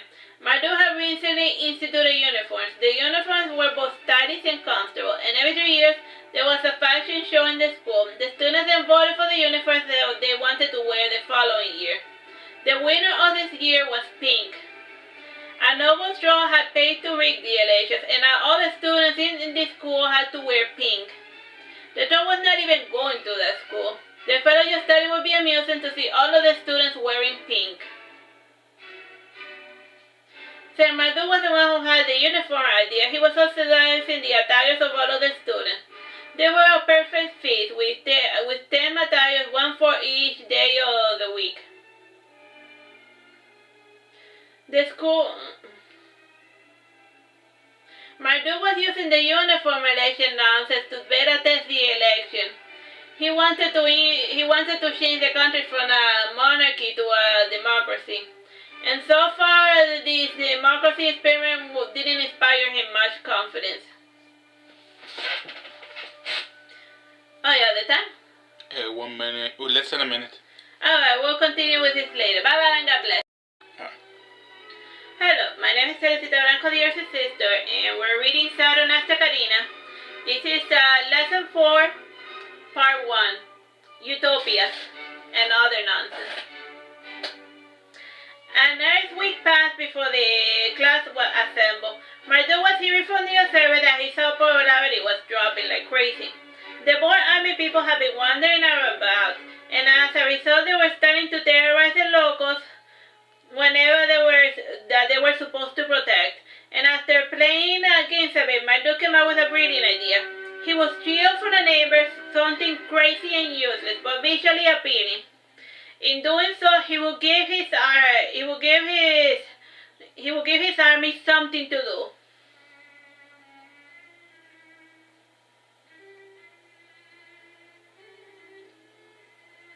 The only loss that Marduke was in, let me see. Over the course of 200 years, shackles have been. Originally, Bersamin had created slavery in order to punish other species for the crimes that they had done, like genocide and whatnot. Over the course of 200 years, he had added shackles to other species, until even the humans had to wear them as well. This was one of the areas that Bersamin had asked to fix before passing the torch. Marduke, having descended from slave people, took this task of ending slavery very seriously. It was a hard task, but not an impossible. Where there was a will, there was always a way. The item Marduke felt like stealing belonged to the Unhais. They had built an elaborate dragon tower for his brother Ahi, who never used it. It was made using slave labor, and it was garish and a bit of an eyesore.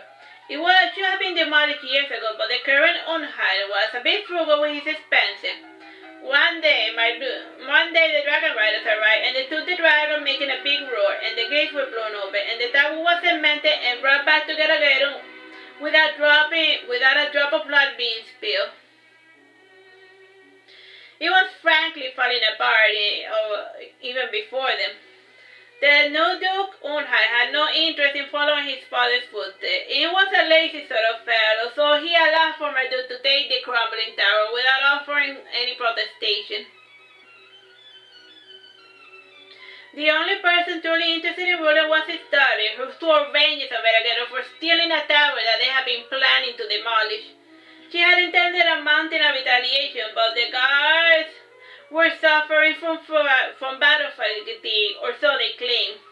And nobody was willing to go to war over a stupid decrepit tower that nobody wanted. The tower was placed in the outskirts of Veragerung that was slowly expanding city was always expanding outward. During the day when the classes resumed, there were ladies going about doing a survey as to what to do with the new tower. The soldiers were happy for getting so much needed exercises. They were marching and parading their victory. This has given the people much reason to celebrate. Though the students of the schools of peace used to giggle as soon as the soldiers turned their back, they guessed that the entire mission was just a waste of time and something to raise their self-esteem or to give them something to do. Now that they were spending their time idly because there was no need for them to go to war. Though Marduke would never admit it. Time, bro? 11 minutes. Marduke was famous among his peers and his family members for tricking people into mindless tasks. In the end, they could not even get mad because his trickery had managed to make them feel like they had a purpose in their life. The people from Marduke's world tended to suffer from a superhero conflict, and they could not live happily unless they felt that they were doing something big, something important. This trend overall came and went, and with the last two wars, Marduke and his family were finally engaging in the delectable arts of peace. Throughout the week, Karina had been brainstorming her next class. She wanted to keep it nice and fresh. In the end, she got herself some chalkboards from her home world. They were useful learning tools, and the occult nature allowed them to exist in the world of Saturnastra. Anything too technological was either exiled or buried, if it still served a vital purpose of storage. From time to time, some of the locals found those buried structures, and they were in for a big surprise. Still, from time to time, ancient things that nobody even knew about, from the time that Saturn was still young, was discovered. And then, the one who managed the lower life of Saturnastra was the one who was surprised.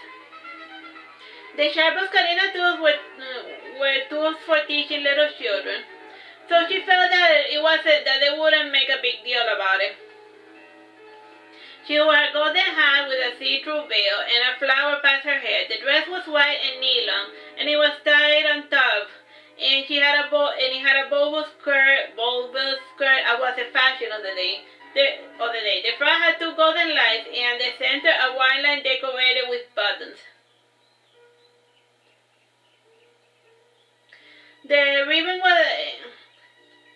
The top of it was red and the interior linen was red. It too had a golden embroidered pattern for decoration and a large blue ribbon over the top over the lung. The ribbon was held in place by a kitty cat brush. She painted her lips a dark crimson, which made her hair look even darker. When Karina entered the school, she saw a distraught sailor. He was with his child, complaining to Begonia. Her dog Monarchy from time to time would growl at the sailor. The conversation was interrupted by Karina, who asked, "What's the matter? Time, bro?" 8 minutes. "What is that, Mom Begonia? There is a thief in this school." "Really, like a pickpocket?" asked Karina. "No," said the sailor. "The sneak picks the locks during class and escapes with all of the valuables. I have an idea on how to catch this fellow, but I can't say for he might be listening," said Karina, looking about suspiciously. There were children passing by, and some were trying to hide their thoughts from Karina. They guessed that, like her brother, she was a mind reader, and so they would shifted their brains into things that they thought would make them look benign and innocent whenever she was nearby. Karina returned home quickly, and she brought Blanco with her.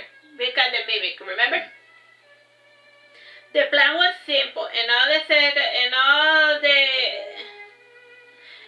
they had to do was just play the waiting game. To pay the thief, Karina employed Lucian, a rich merchant's son.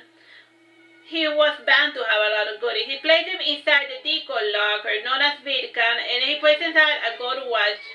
With the trusted Lucian went with Karina to his class. This little thief incident caused Karina and Lucia to arrive late to class. Karina had not gone there, and neither had Babiso, who had taken his ward to the doctor because the child was having a crying fit. Miko was just starting to get up while Janos was sitting there patiently waiting for Karina to return. Beside him was a familiar face. After scanning her memory for a bit, Karina remembered that the girl was called Suntaria.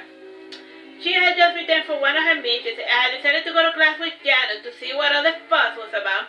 At least this was the official excuse. When she saw Karina enter in her pretty dress, Suntaria couldn't help but frown. Indecency in Veragerung was a complicated business, and it only applied to civilians. Suntaria was dressed like a nobleman, with the short knee-length pants and the ornamental red shirt and white stripes. All soldiers in Veragerung were considered men, even if they were women. Even the rest of men.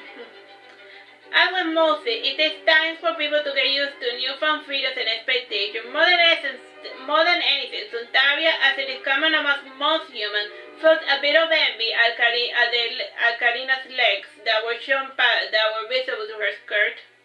Janus smiled when he saw Karina enter, but his eyes saddened when he turned his gaze to Lucian.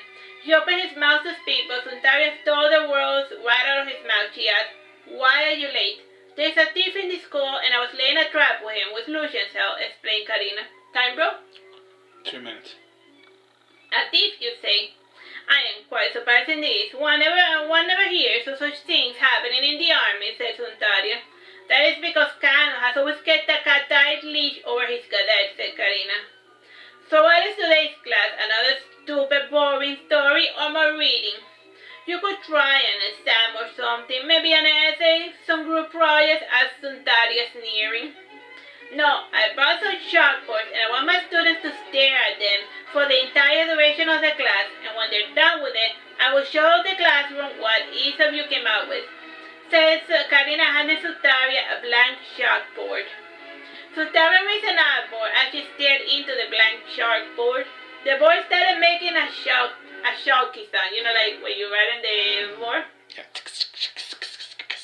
Which made Suntaria jump back and throw the board as if she was a snake or an animal. The board smacked Karina in the back of the head, and as she was handing his board to Miko, who was eating on the other side of the classroom, blushing, Suntaria said, "Oopsie, you're lucky it was indeed an accident, otherwise I would have smacked your head with his board 13 times, said Karina. "Why 13?" asked Lucian, sitting down. "Why do you want to know?" asked Karina. "Just curious, that's all," said Lucian. "If you must know, it is a family thing. When Mother was small, she used to fight with her brother all the time, and to put an end to the pointless fighting, it was decided that if one struck another, the victim had the right to punch the offender 13 times without the offender fighting back. The offender was then allowed to do the same, and after 3 hours of this, the fighting ended for good." Time, bro? 4 minutes.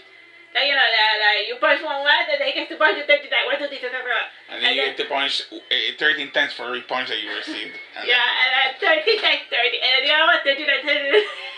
And it just got very painful after a while.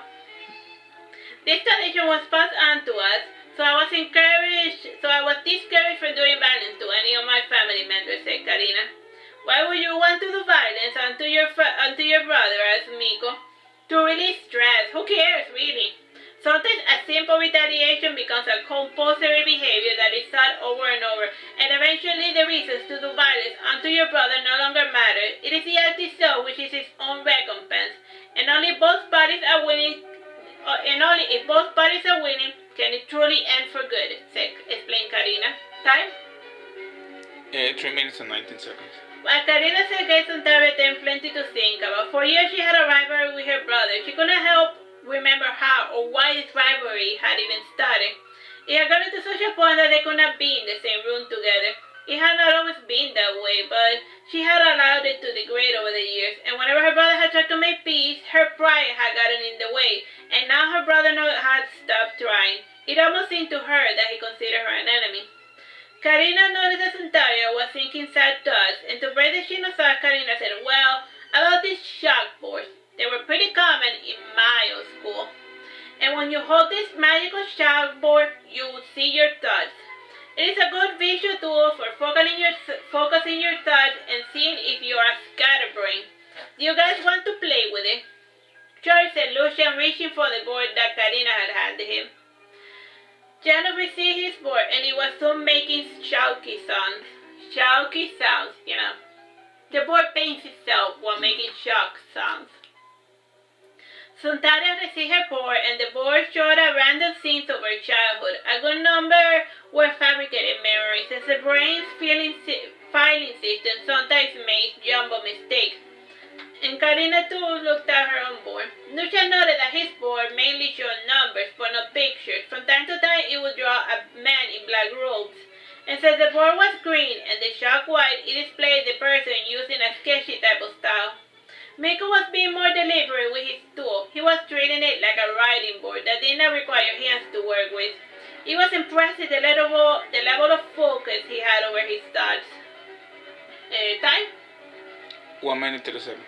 Janos was a little bit frustrated with his board. The thoughts came and went like the ebbing and flowing of waves. Karina was using her board to daydream a little.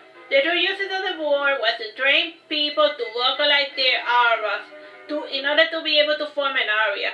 With their enhanced psychic powers, the vocalization part was easy. The hard part was controlling one's aura. Shifting emotions and thoughts create quite the unstable world that could be a harm to oneself and others. The trains of thought were interrupted when Casimir entered the room. Karina explained to him the exercise and he nodded in understanding.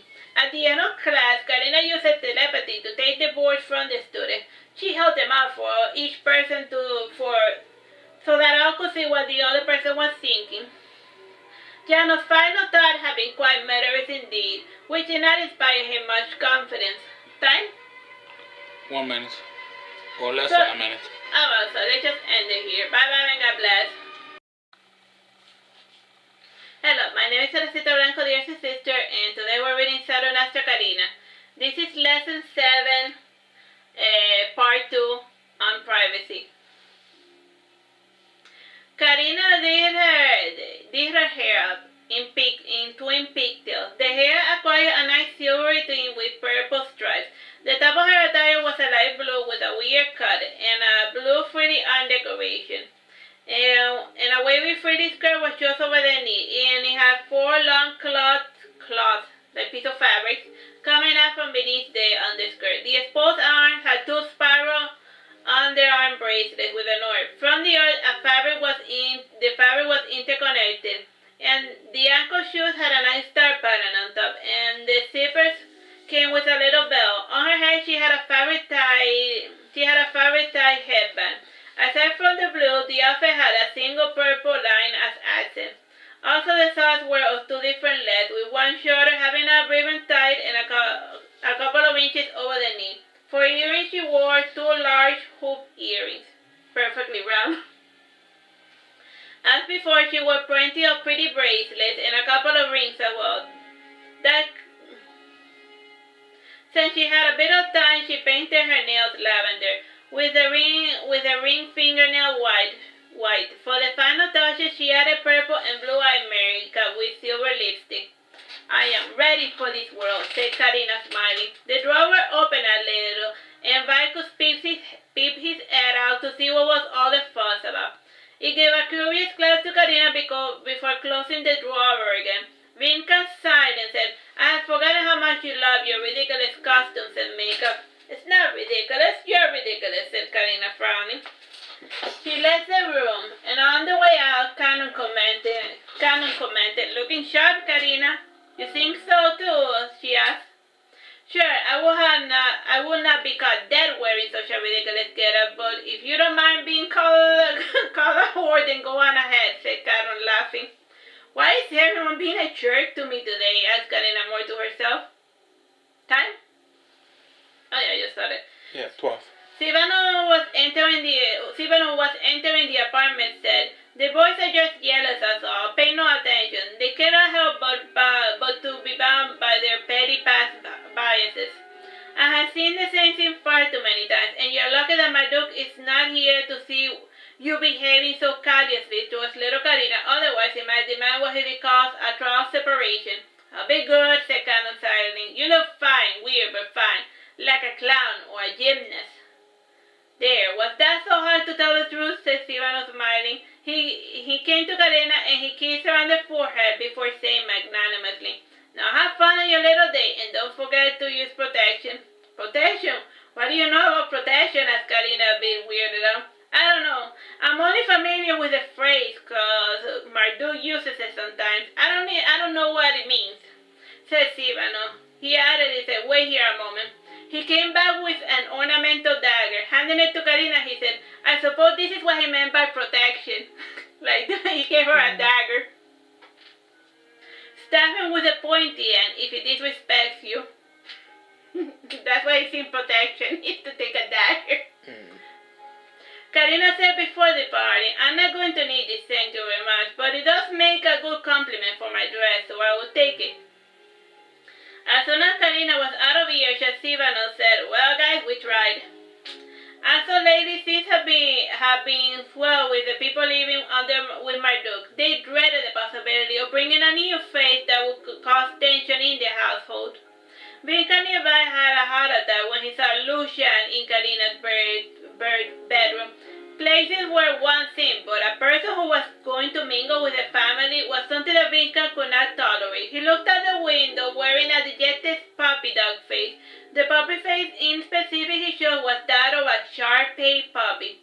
Without realizing it, everything started to grow quiet around him. He jumped out of his skin when he looked and saw to his side. When he looked to his side and he saw Vicus in a larger human form, he yelled, "Chibi Christ!"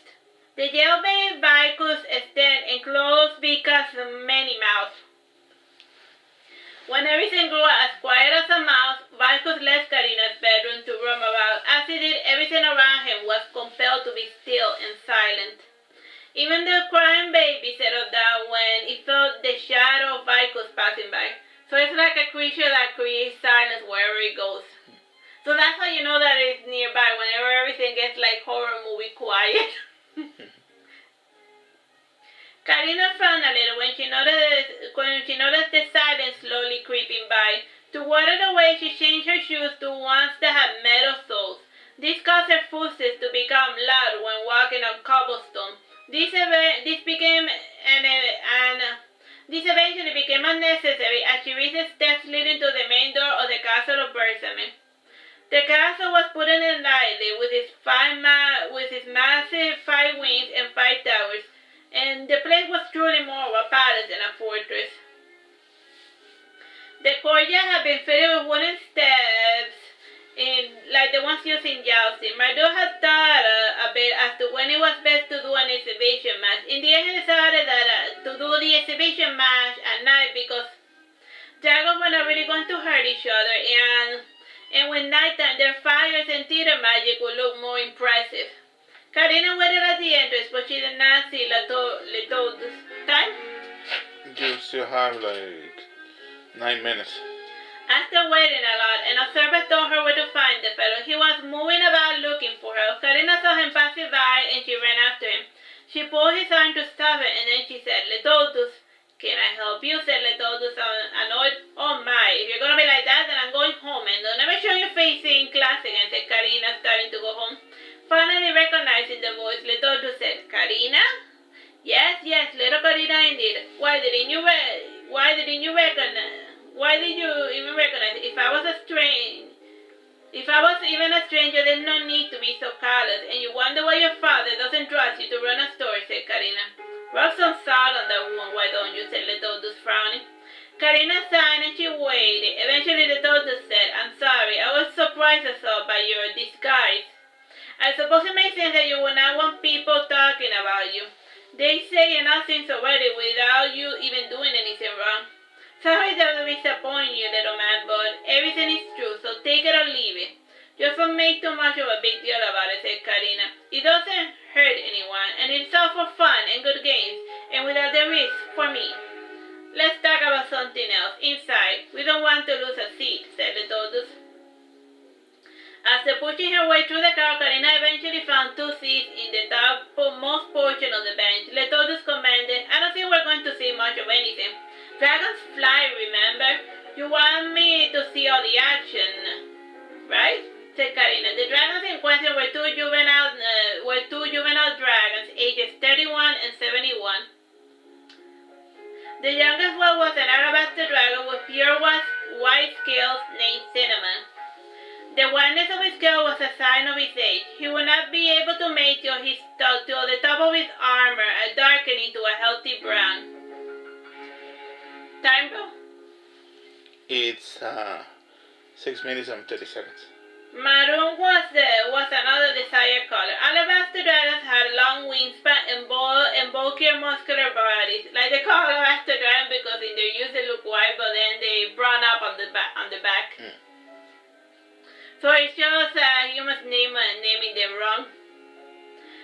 The name of the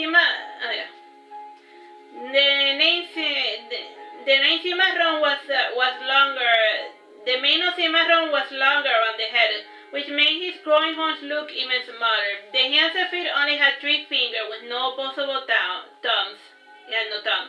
The tail had a bit of a fin, which was used for mid-air steering. The other fellow was unlike anything seen in Veragerung. It had a serpentine body with black fins that resembled wings. It had a lot of small, tiny legs, like those of a centipede or a caterpillar. The wings indeed were bigger, but the dragon had to pump blood into them. The mouth had a serpentine-like quality to it, and when the wings expanded, they acquired color with the chrome of a rainbow, starting red at the top and turning blue at the bottom. This strange dragon called itself Nua Nua. The dragons started by glaring at each other and snapping their teeth. It was followed by aggressive turning, as one usually sees in cats in the wild. Their manes started standing on end. Nanu started snapping closer and closer, while Cimarron started taking in and exhaling air. Slowly the air started taking a more crimson color.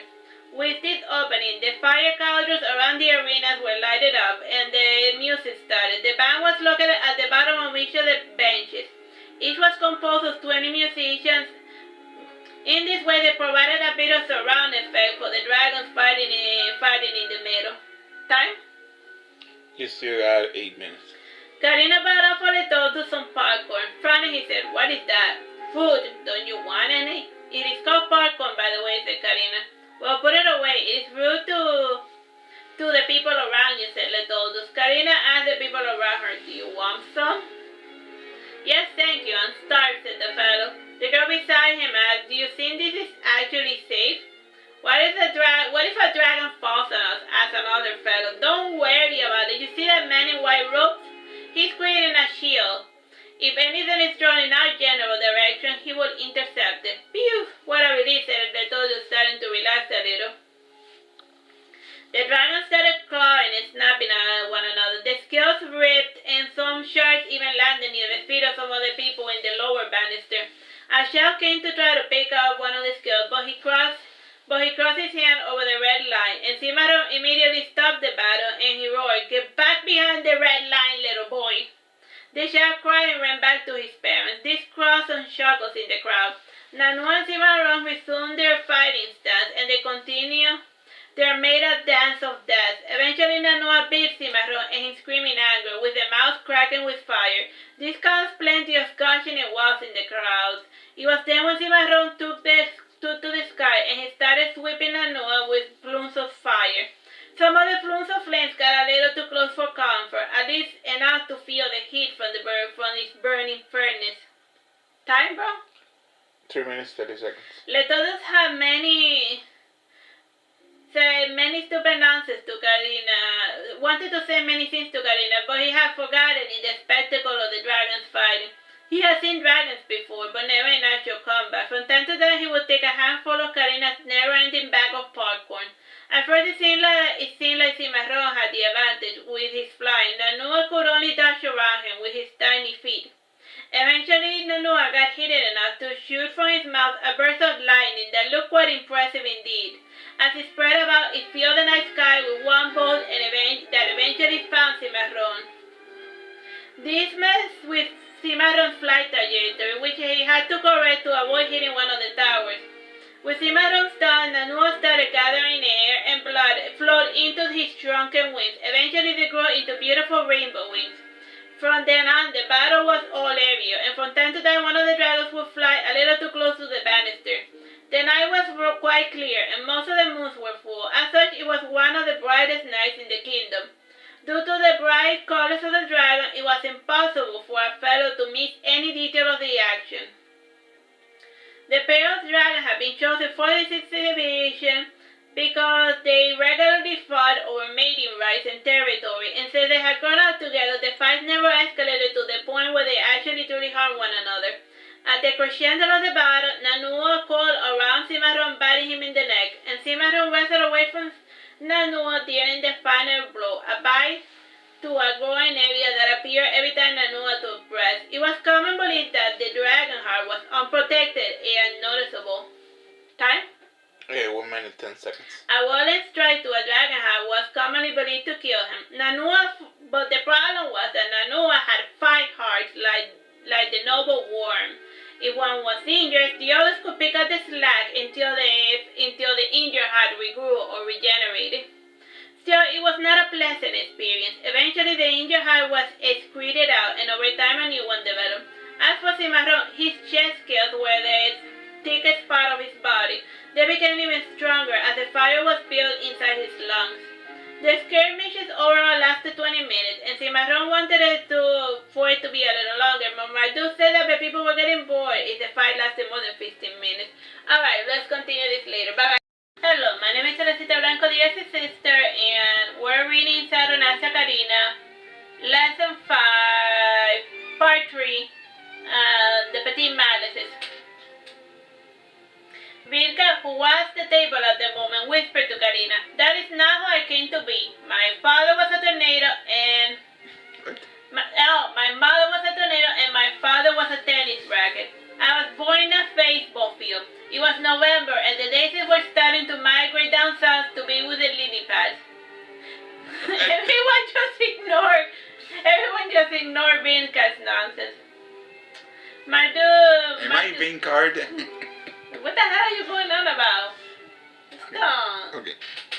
Nobody's perfect except my lovely sister. Started saying Marduke, pointed to Karina. Hair like obsidian, teeth like pearls, and skin soft like butter. To be with her is to be with me and the rest of my siblings.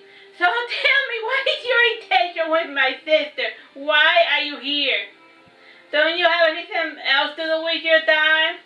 You have come this far, so now you must come through me.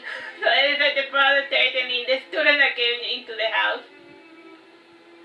And me, said Vincan. And me, said Canon, assuming his pink form.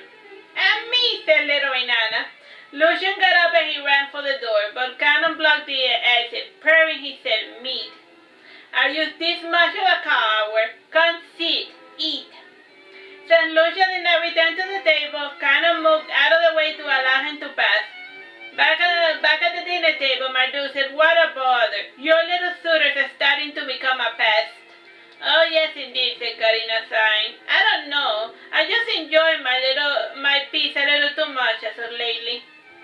"Yes, an outside weirdo must always spoil our fun," said Canon, sitting back down. Like the others at the table, they pretended not to notice that Lucian was still lingering. He had hidden behind the door in order to eavesdrop.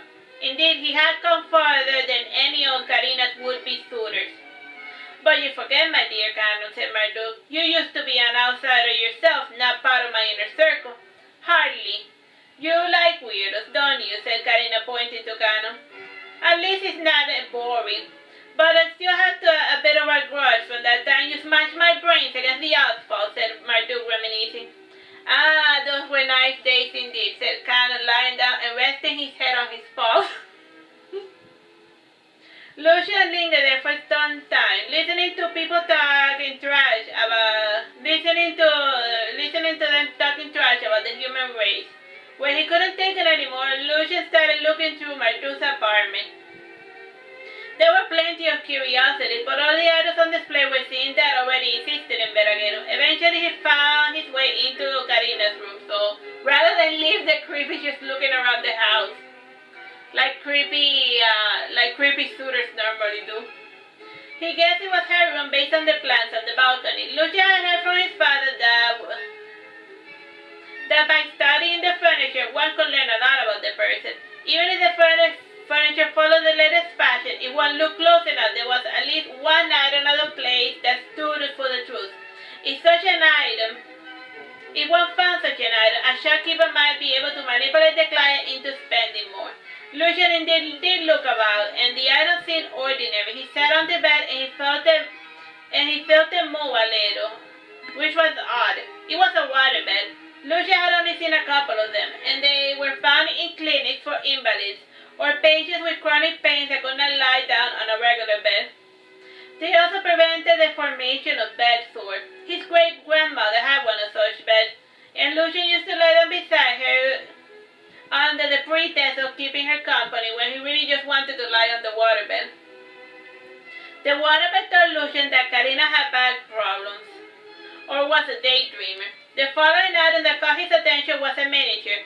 It showed a bunch of identical-looking children, with two adults that could not be any more dissimilar.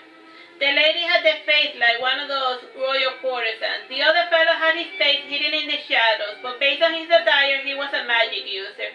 Lucian picked out the photograph. He felt a shiver down his spine, and then he heard a familiar voice telling him, "What are you doing here, Lucian?" The lower voice made Lucian drop the picture, and since Lucian knew that listening to voices was something only crazy people did, Lucian proceeded to ignore it. "Do you think a fair rose would be interested in a pasty-faced, sniveling, sly-faced weakling like you?" asked the voice. "Why do you even bother? Forget her, an old woman. You should be focusing on learning magic. With magic, even a being such as her will respect her. Will respect you. I don't care if she doesn't respect me. Respect has to be earned, not demanded," said Lucian, remembering one of Karina's past ramblings. He picked up the broken pieces of glass and he then threw them in something that resembled a garbage can, due to the crumbled papers inside them. Lucian then turned the little miniature around and he noted the names. Each name corresponded to the face on the other side of the picture. The face corresponding to Karina was just as silvery and pale as the others. Pale. Lucian imagined that the picture of the monochrome was a type of monochrome lithograph. Indeed, everyone was in color, but then it had faded over time. After looking at the photo, Lucian appraised the item he had broken. He brought out from his pocket a couple of golden coins. After rummaging a bit, he got interrupted by Karina, who asked, "There you are. Sorry I didn't see you," and he said, "I accidentally broke your picture frame, but I already paid for it," said Lucian shyly as he started to depart. "Wait, you're going to miss the coolest thing I have in my room," said Karina, holding a half-moon-shaped wooden box. Lucian drew nearer, and he saw that it had a stylized person's face and some ornamental patterns on the hair. Smiling, Karina said, "This is called a Cuba box." "Why is it called Cuba?" asked Lucian. "It's a Cuba with a K." "I don't know. If you open it, it is just like any other trinket box. It said that it is made of rosewood. See? Don't it smell nice?" said Karina, holding the box closer to Lucian, who smelled it over the top. "Yes, you have a very lovely box indeed," said Lucian flatly. "Let me open it for you," said Karina. The crescent moon of the box opened, and from within floated a tiny little planet. Lucian stared with eyes open wide at the tiny floating world. Not understanding what it was, he reached to touch it. His hand was repelled by an unforeseen force. Karina laughed at his shocked face and said, "What, are you, a toddler? Did I say you could touch it?" "Sorry," said Lucian shyly, feeling rather stupid. He asked, "What is it?" "It is a world with rivers and trees just like the one in this world," said Karina. "Did you make it? Are you a god?" asked Lucian, surprised. "No, don't be stupid. It is just like anything else, really. If you have the ingredients and the proper tools, any person can make their own little tiny world," said Karina. "Still, it is a lot easier to take an existing world and make it habitable. There's a lot of water." Lucian, "Not really. We are just standing in the shoulders of gas giants. And I mean that in the metaphorical sense, dear Lucian. To be with me means being part of my family and being burdened with the truth of the world. I am not as my brothers. I do not want a plaything, someone to pretend to be something I'm not. It gets so tiresome after a while. So tell me, Lucian, do you want to know the truth of this world or not?" asked Karina. Lucian was thoughtful for some time. The voices at his head told him to go for it, for the spirit that haunted him was extremely curious about wielding godlike powers to create a world in his image. Signing, Lucian said, "If we are being honest and direct, then I suppose I wanted to try the whole dating thing that is so popular with kids. I wanted to get to know you a little better and maybe, but you know, and what if we happen to enjoy each other's company, then maybe we will get married. You want a husband, and I feel like I am a bit too young to be thinking about marriage." "Coward," said Karina, closing her Cuba box. She had quite a content look on her face. "Time 5 minutes.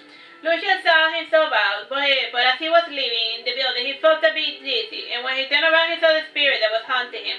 The spirit was struggling to get out of the building. Karina with her brothers were punching and kicking the spirit, while their shadows crawled around him. Her brother yelled to Cannon to get Shalom before the scene escaped. Cannon flew out the window in the form of a bolt of lightning. Cannon had the elemental form he rarely used because it drained too much of his power. Still, he would turn into lightning when speed was required. The person known as Shalom was there within minutes. He materialized from within a pentagram. To Lucia, Cannon resembled a gypsy dressed in green robes with a scythe. Gypsy was a term coined by Bersamet to describe a certain wandering merchant family that looked a certain way. Shadow was carrying with him a strange-looking scythe. The scythe was used on the spirit, and a shield grew around it, and then it manifested in the physical world. For the last couple of years, Karina had been working over Lucian to get the ghost that was following him around. Had she asked Lucian to visit, the spirit would have gotten all paranoid. Lucian was quite confused by the entire scene, especially about the fellow with long black hair and gray skin with red eyes. Both fellows looked at one another with confusion. In the end, Lucian decided not to give it any more thought, and so he just went home to deal with normal problems. Alright, so that's the end of this lesson. Bye bye and God bless.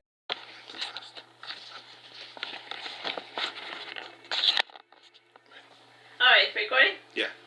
Hello, my name is Teresita Blanco, the Dios' sister, and it's recording, right? Yeah, it's recording. Yes. And we are reading Saturnastra, Karina. Lesson 0, Part 2. It was midsummer that Marduke started having second doubts. Karina visited him on his home. He was cradling his newborn Inanna. There was an outsider standing over the baby. They were in the small coffee room with the open window overlooking the gardens. The apartment had 8 stories, which was impressive by medieval standards. Bersamet had rediscovered cement, and thus he had been able to make larger structures. His cement was far more stable, with a hidden secret ingredient that was volcanic ash. The coffee table room had a library, an elegant Persian rug, some cushions, and a lovely painting. The true decorations themselves were that of the tea room, but Marduke was more of a coffee drinker. He still served tea for the guests. His coffee he drank with foam and milk. The milk he poured in a way that made silly shapes. The shapes tended to reflect his mood. Most of them, as of lately, were of sad or worried faces. The painting he had on the wall faced the open window. It hung over the warm fireplace. This painting featured a fat couple dancing together. The painting was... It's a botero. I know what painting that is.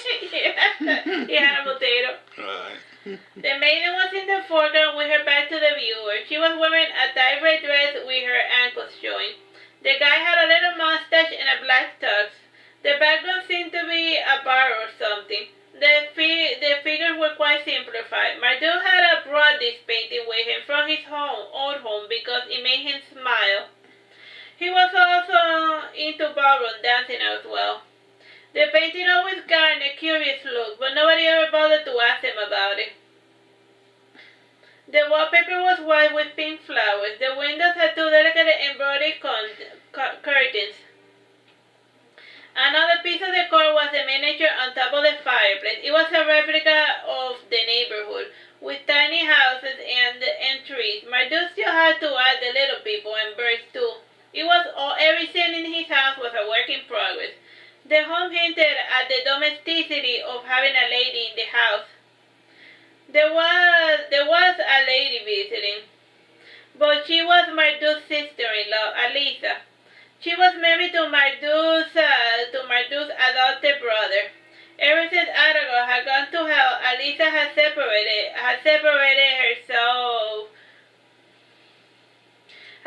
herself from her husband. Along with her own baby, Alisa was Marduke's neighbor. Today's visitor was a familiar face. Marduke spoke sweet nonsense with the landlady. Her name was Isabella. She was a retired courtesan. At the age of 71, she was not seeing much action, nor was she interested in it. She was at a point in her life where she did not tolerate any man or any woman's company for more than a second. As far as concessions went, there were none to be had. In lieu of human companionship, she lived with her Chihuahua Banshee. Like her namesake, Banshee was always barking or weeping. Like a banshee is like a type of monster, a very loud one. Time, bro? 11 minutes.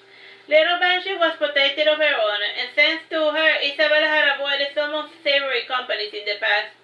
If Banshee hated you, then you were in danger. Then you were a danger to her honor. Isabella was not too keen on having the new King of Veragerung renting one of her apartments. She thought it could spell trouble if any assassins stopped by. Berson may have killed quite a number of assassins back during his old reign. Marduke did inspire killers from time to time, but his court of demons always kept them in check. This was why he was known as the Demon King. Those who had any degree of sixth sense, which was common in Saturnastra, could see that many of the humans around him were not what they appeared. Well, as soon as Isabella left with Banshee, both Marduke and baby Nana breathing a sigh of relief. Marduke came to his baby and said in an affectionate fashion, "I don't speak to their babies." That growled, yes she did, my little piglet." The baby made gentle little cooing sounds in affirmation. Marduke patted Inanna's cheek, which made the baby smile. Inanna settled back down on the crib and then went to sleep for some time. While the baby was asleep, Marduke said to his sister, "Sorry, can I get you a cup of tea?" "It's fine. I'm not here for tea." "I would rather something that bubbles," said Karina, sitting down, crossing her legs. After handling her drink, Marduke said before returning to his cushioned seat, "I have been thinking that the whole sending threatening letters and warning them of being exiled is a bit mean. We want the magic folks to feel at home. If we push them, they might leave for the Tower of Subarus." "Well, we could offer it as a type of supplement class for those who do not want to pay to learn new rules," said Karina. "I suppose the counter could be that they learn the rules in their spare time," said Marduke. "Who really has the time to learn anything new these days?" asked Karina. "The world at least has longer days, which is something to consider," said Marduke. "I was forgetting where we were. Sure. We will put up some pamphlets advertising the free class, and I will send some letters too," said Karina. "As long as we get some students coming in, it is possible that others might follow." "Yes, a firm but light touch," said Marduke. "As you would with little Banshee," said Karina. For the rest of the summer, Karina placed some pamphlets in key public spots. The pamphlet spoke of a new citizenship exam to test people on the new laws. Those who did not pass the exam lost some of their citizen rights and privileges. The rights that would be lost were not vital, but there were exceptions, like tax exemptions and free access to public libraries, and the right to own a shop, and the right to travel between the hosts without buying a travel permit. Karina wrote down the rights that would be lost, in addition to the information focusing on the free class she was offering. Karina did not send the letters by mail. She went house by house, poured in one of her loveliest outfits. Since she had to abide by the new rules, she could not sport anything that was made before or after the Baroque period. Neoclassical stuff was fine, but it was pushing the boundaries of what was considered decency in Veragerung. She wore a white dress with a white sash. The dress was a little bit loose, but only the sash delineated her form. The cotton was a type of mud cloth. Yeah, it's mud. It's a type of fabric. The elegant golden pattern was around the small V-neck of the dress. It went down her knees. The fabric was simple, but it contrasted greatly with all of the jewelry that Karina was sporting. She loved anything jewelry that's fragile, and she was currently wearing a bronze necklace with the Mayan calendar. The earrings were round bezels with two ancient coins depicting the sun. She had a single ring in her index finger. It was made of gold, and the round surface had an Egyptian cartouche. Time? Yeah, 8 minutes. she was in a particularly good mood. It was the artifact from her old home world that she had been allowed to bring into Saturnastra. Everything else she replicated by hand using the local technology and methods of the world. The cartoon featured a U with two little hands on top. Below it were three horizontal leagues.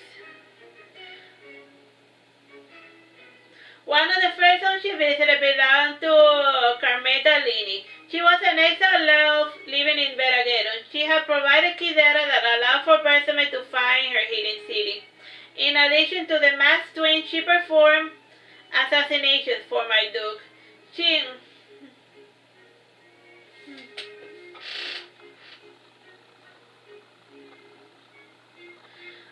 loved the new king, but the prospect of living a more peaceful existence was giving her way too much time to think about her many mistakes. Carmeta saw Karina come to her home and leave the letter in her mailbox. She put on heavy clothing and she covered her face to head outdoors. She was not too keen on the changes that the sun triggered on her dark elf skin. She read the letter and she raised an eyebrow. In the end, she decided to attend school since it was free for adults. When she went inside, her guest took the letter from her and she read it over the top. She said to her, "Don't even think about it. I'm going," and that's that, said Baby Cell. Baby Cell was a poor little halfling. He had received his schooling from his mother and father. Still, Baby Cell? Bobby Cell. Oh, Bobby. I understood Baby Cell, like Cell from Dragon Ball Z. Okay. Bobby Cell. Bobby Cell. Got it. That's a weird name. Whatever. It's just me with the random name generator. Whatever. Type? 4 minutes. Still, he sometimes pondered on the whole school nonsense. Since he was a cheap bastard like his father, he decided to jump at the opportunity of attending a free class. Even if the subject matter didn't much appeal to him. Other people too eventually answered Karina's summons. Though the reasons varied, they had one thing in common. They had absolutely nothing better to do with their time, and so they wanted a change of pace. None were too concerned about Marduke implemented these measures stipulated in the letter. When Marduke had come to power, after executing a couple of people, he released a prisoner before arresting others. Instead of being in prison, they would do community service till the drastically shortened sentences were concluded. He suffered with criminals had given the population the belief that he was a weak king, not to be taken seriously.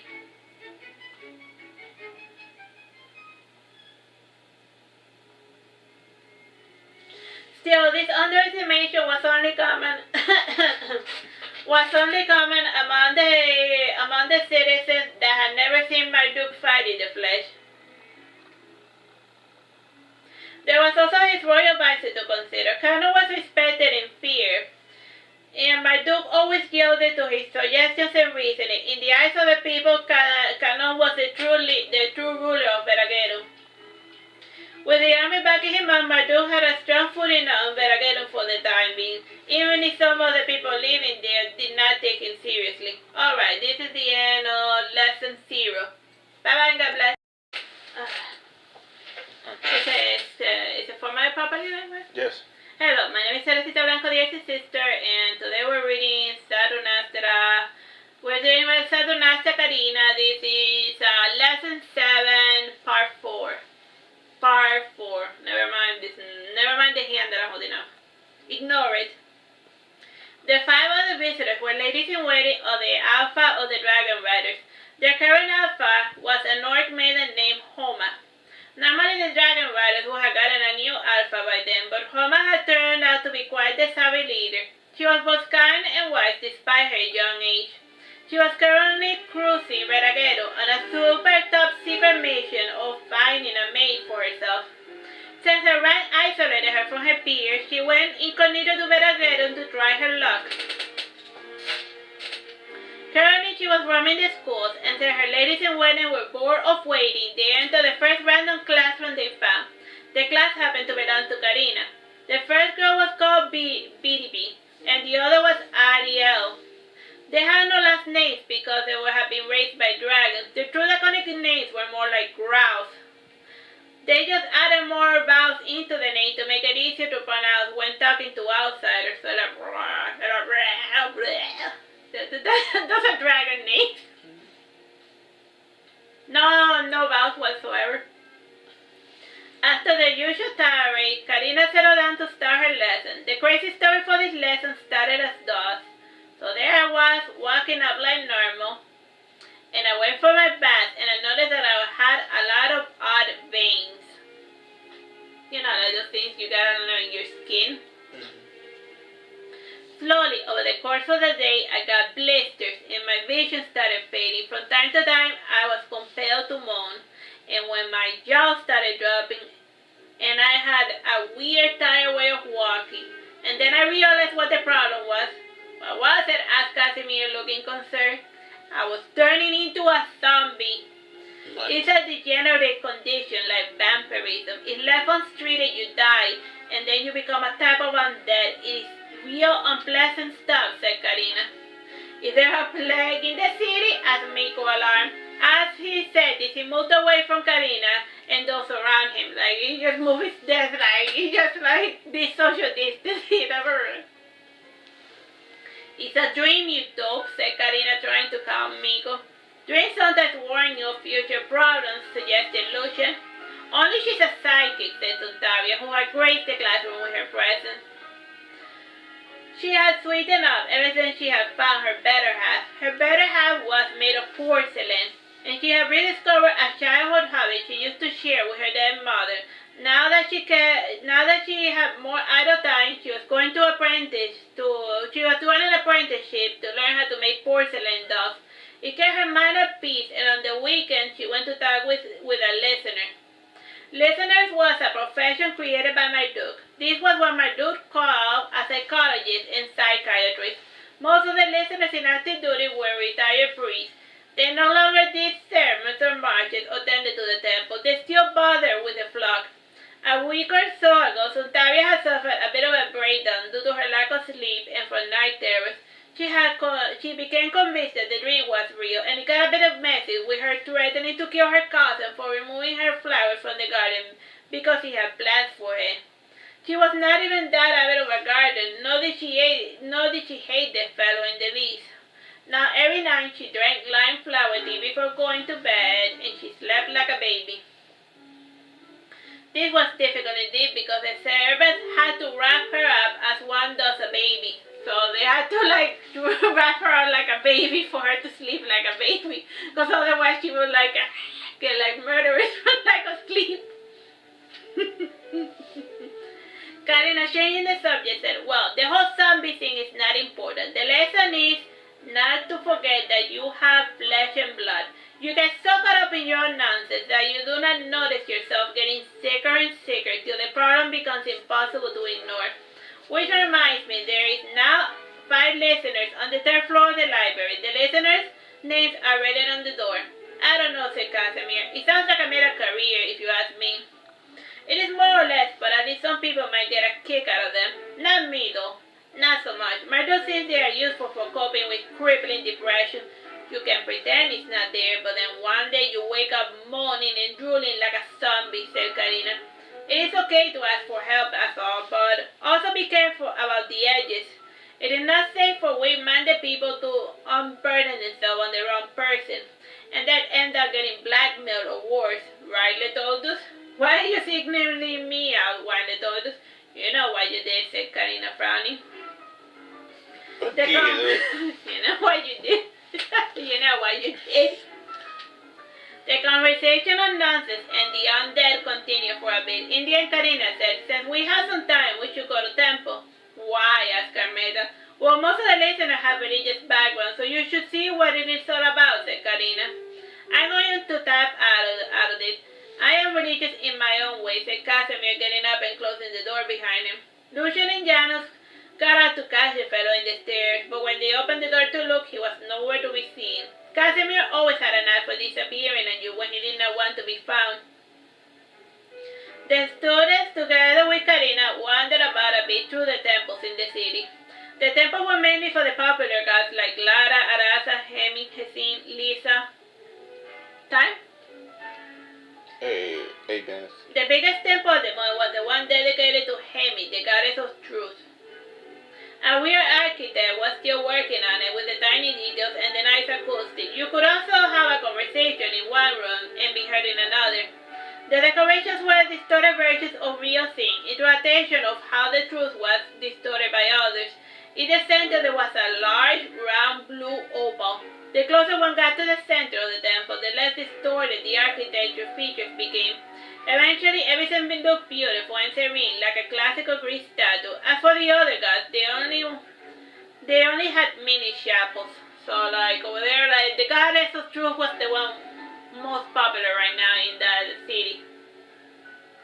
The students and the tagalongs drew near the whitish, bluish, round sphere. It was not often that the temple relic was left outside for all to see. The relic had recently been rediscovered. It was said to be the point of origin of the curse, or blessing of the berserkers. According to lore, a thief had snuck into the temple of Hemi and had killed the priest to get an opal ring from his finger. When he put it on the finger, he was compelled to tell the truth, and the ring could not be removed. In the end, the nameless thief cut it off his own finger.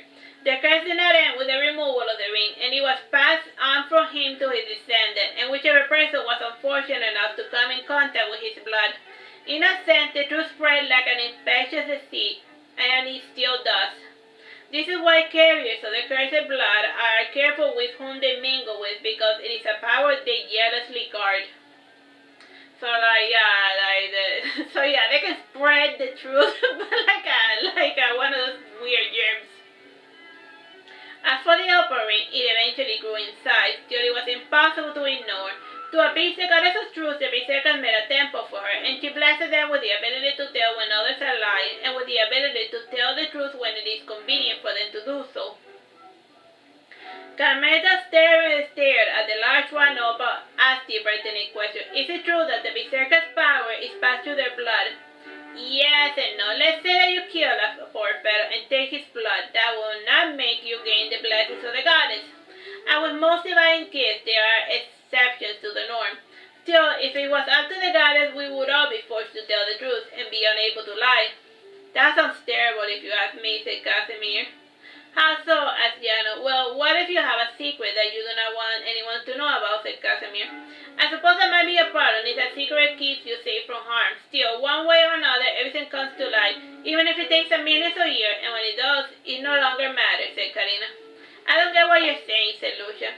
It means that sometimes the truth takes so long to be revealed that when it does, it no longer matters, like finding out that there really was a bunny on the moon, making an elixir of immortality, living with a princess, or that you can travel through time and space with the power of your mind. Both became obsolete with the creation of the warp drive and the crystal, but pay me no mind, said Karina, remembering that she was talking to normal people. She drew a little nearer to the opal. The distortions in the opal reflected back Karina's true form. Sighing, she said, you know, when I was way small, I was able to speak more openly with my fellow. I could say the strangest things without people looking at me like I was a weird or something. What I'm trying to tell my fellow bored classmates is that I'm tired. And I'm not even tired. There was a strange follow of silence that followed. In part, the silence came in the form of Vicus. He was roaming the temple, looking at all the cool, distorted figures, and when he drew near the opal, his visage became hideous and warped. It caused quite a fright on the students and those assembled, but it was a scene that one had to get used to. Time? 4 minutes, 30 seconds. Aside from making a big fuss about the noise, the creature was harmless. On the weekend, Lucian played very quiet chess with Vicus, and one time he got him so quickly that Vicus threw the board, making some noise. Vicus could be rather infantile, but he tried to maintain an air of being cool, supernatural entity. After the visit to the final temple and making some runs to the chapel, the students went on their way. Letodus lingered a little, and Karina asked Letodus, "You want to get married?" "Sure, awesome, but don't I need to ask your father for permission or something?" asked Letodus. "I don't see why you have to," said Karina. "It is not as if you are going to sleep with him, and besides, he knows." "So how long do you want to do the courtship for?" asked Letodus. "When I ask you for marriage, I meant like right now. We unite under the eyes of God or something, and we start living our life as one person maybe, till one gets bored or dead," said Karina. Don't you want to have some stupid wedding or something? I hear that it's all the rave among the pretty ladies of the court, said Ledodo. If you want a fancy ceremony, then by all means, but you better find somebody else to follow you in that charade, said Karina. Why do you want a private wedding? Are you ashamed of me? Asked Ledodo. No, it is fine enough, that's all. After we are married, we can put an article on the newspaper for the rest of the city to be quick on the updates, suggested Karina. Won't that be something for my poor mother to find out about our marriage from a newspaper, said Ledodo, laughing nervously at the idea. She could not find out at all, if it pleases you, but I'm not the type of person to withstand ceremonies and formalities. We were born into different worlds, but at least we originated from the same world, so that is something to bond over, said Karina. I don't follow anything that you're saying, said Ledodo. Other than serving as a topic of idle gossip, what other uses is there for a public wedding? Asked Karina. It is a big waste of money, and it is a magnet for bad luck. Last time somebody from my family had a big showstopper, it ended in tragedy. I see, said Ledodo, taking things in earnest. Well, you don't need to answer right away. We can get married quickly tonight at the temple or not. It is your choice, said Karina, departing. Ledodo walked after Karina and he detained her by grabbing her elbow. When she turned around, Ledodo stood a chance to finally kiss her on the lips. He said, looking earnestly at her, we can get married tonight if it pleases you. Yay, I finally had my way, said Karina, hugging her fellow. With this matter resolved, the pair went their separate way. When the night fell, they met with one another in front of the relic. A priest of heaven could not be found on short notice, but Karina was able to acquire leave, a friend and priest of Eura. Coming with him was the stilt sponge figure Lucia with her angel wings. Time? 1 minute, 30 seconds. She was to be used as a witness. It was just as well because Lucia could not speak, not even write with her nubby little hand. She did poke well with them. Karina appeared wearing a simple black dress with a red line under the chest and another going front over the shoulder. As for Letono, he wore his Sunday best, even though there was no such thing as Sunday in that world. He wore a rococo like a cayo with knee-length long pants, the overcoat, and the white frilly shirt, and black socks. Time? 1 minute. Alright, we'll continue this later. Bye-bye and God bless. Hello, my name is Teresita, Blanco, the sister, and today we're reading Saturnastra Karina. This is the final lesson. I don't remember the part. Don't worry about it. After the bandit incident, Karina got to Unhai without any incident. While entering the castle, a peasant fell face down on the dirt before Karina. There was a trample over the fellow, but Vilka reached with a tentacle and he moved the dude out of the way. Other peasants watching the scene worried a little, but they relaxed when Alfie said, don't worry, it's a magical card. I am a witch. I enchanted the card to do that because I don't like running over people. The horses came to a halt, and when they saw that Karina was reaching for the handle, the horses were very perceptive to the lightest touch. Karina came to the person and she examined the fellow over the top. The problem of the man was that of liver failure. His skin was yellow and his eyes were white. Karina touched the fellow and she removed his and she healed him. Once the man was healthier, he got up shivering and he walked off to a dark alley. Alfie Fanny said, Is that something? Some people are naturally thankless, bastard, but what can you do? You do good for your own amusement and to have the moral high ground or whatever, at least for your own happiness and not for the well-being of your fellow man, said Karina. That may be all well and true for you, but I don't want to go to hell. Said Alfie. Karina entered the castle of Wunheim, and she was greeted with the usual pomp of their kind. The place had not changed much in spite of the fire. In the grand hall, she saw Reggie sitting in a wooden chair. He was not a twisty type of duke, though with his regent's independence, he was now technically a king. He had wealth, but he didn't like to show it off.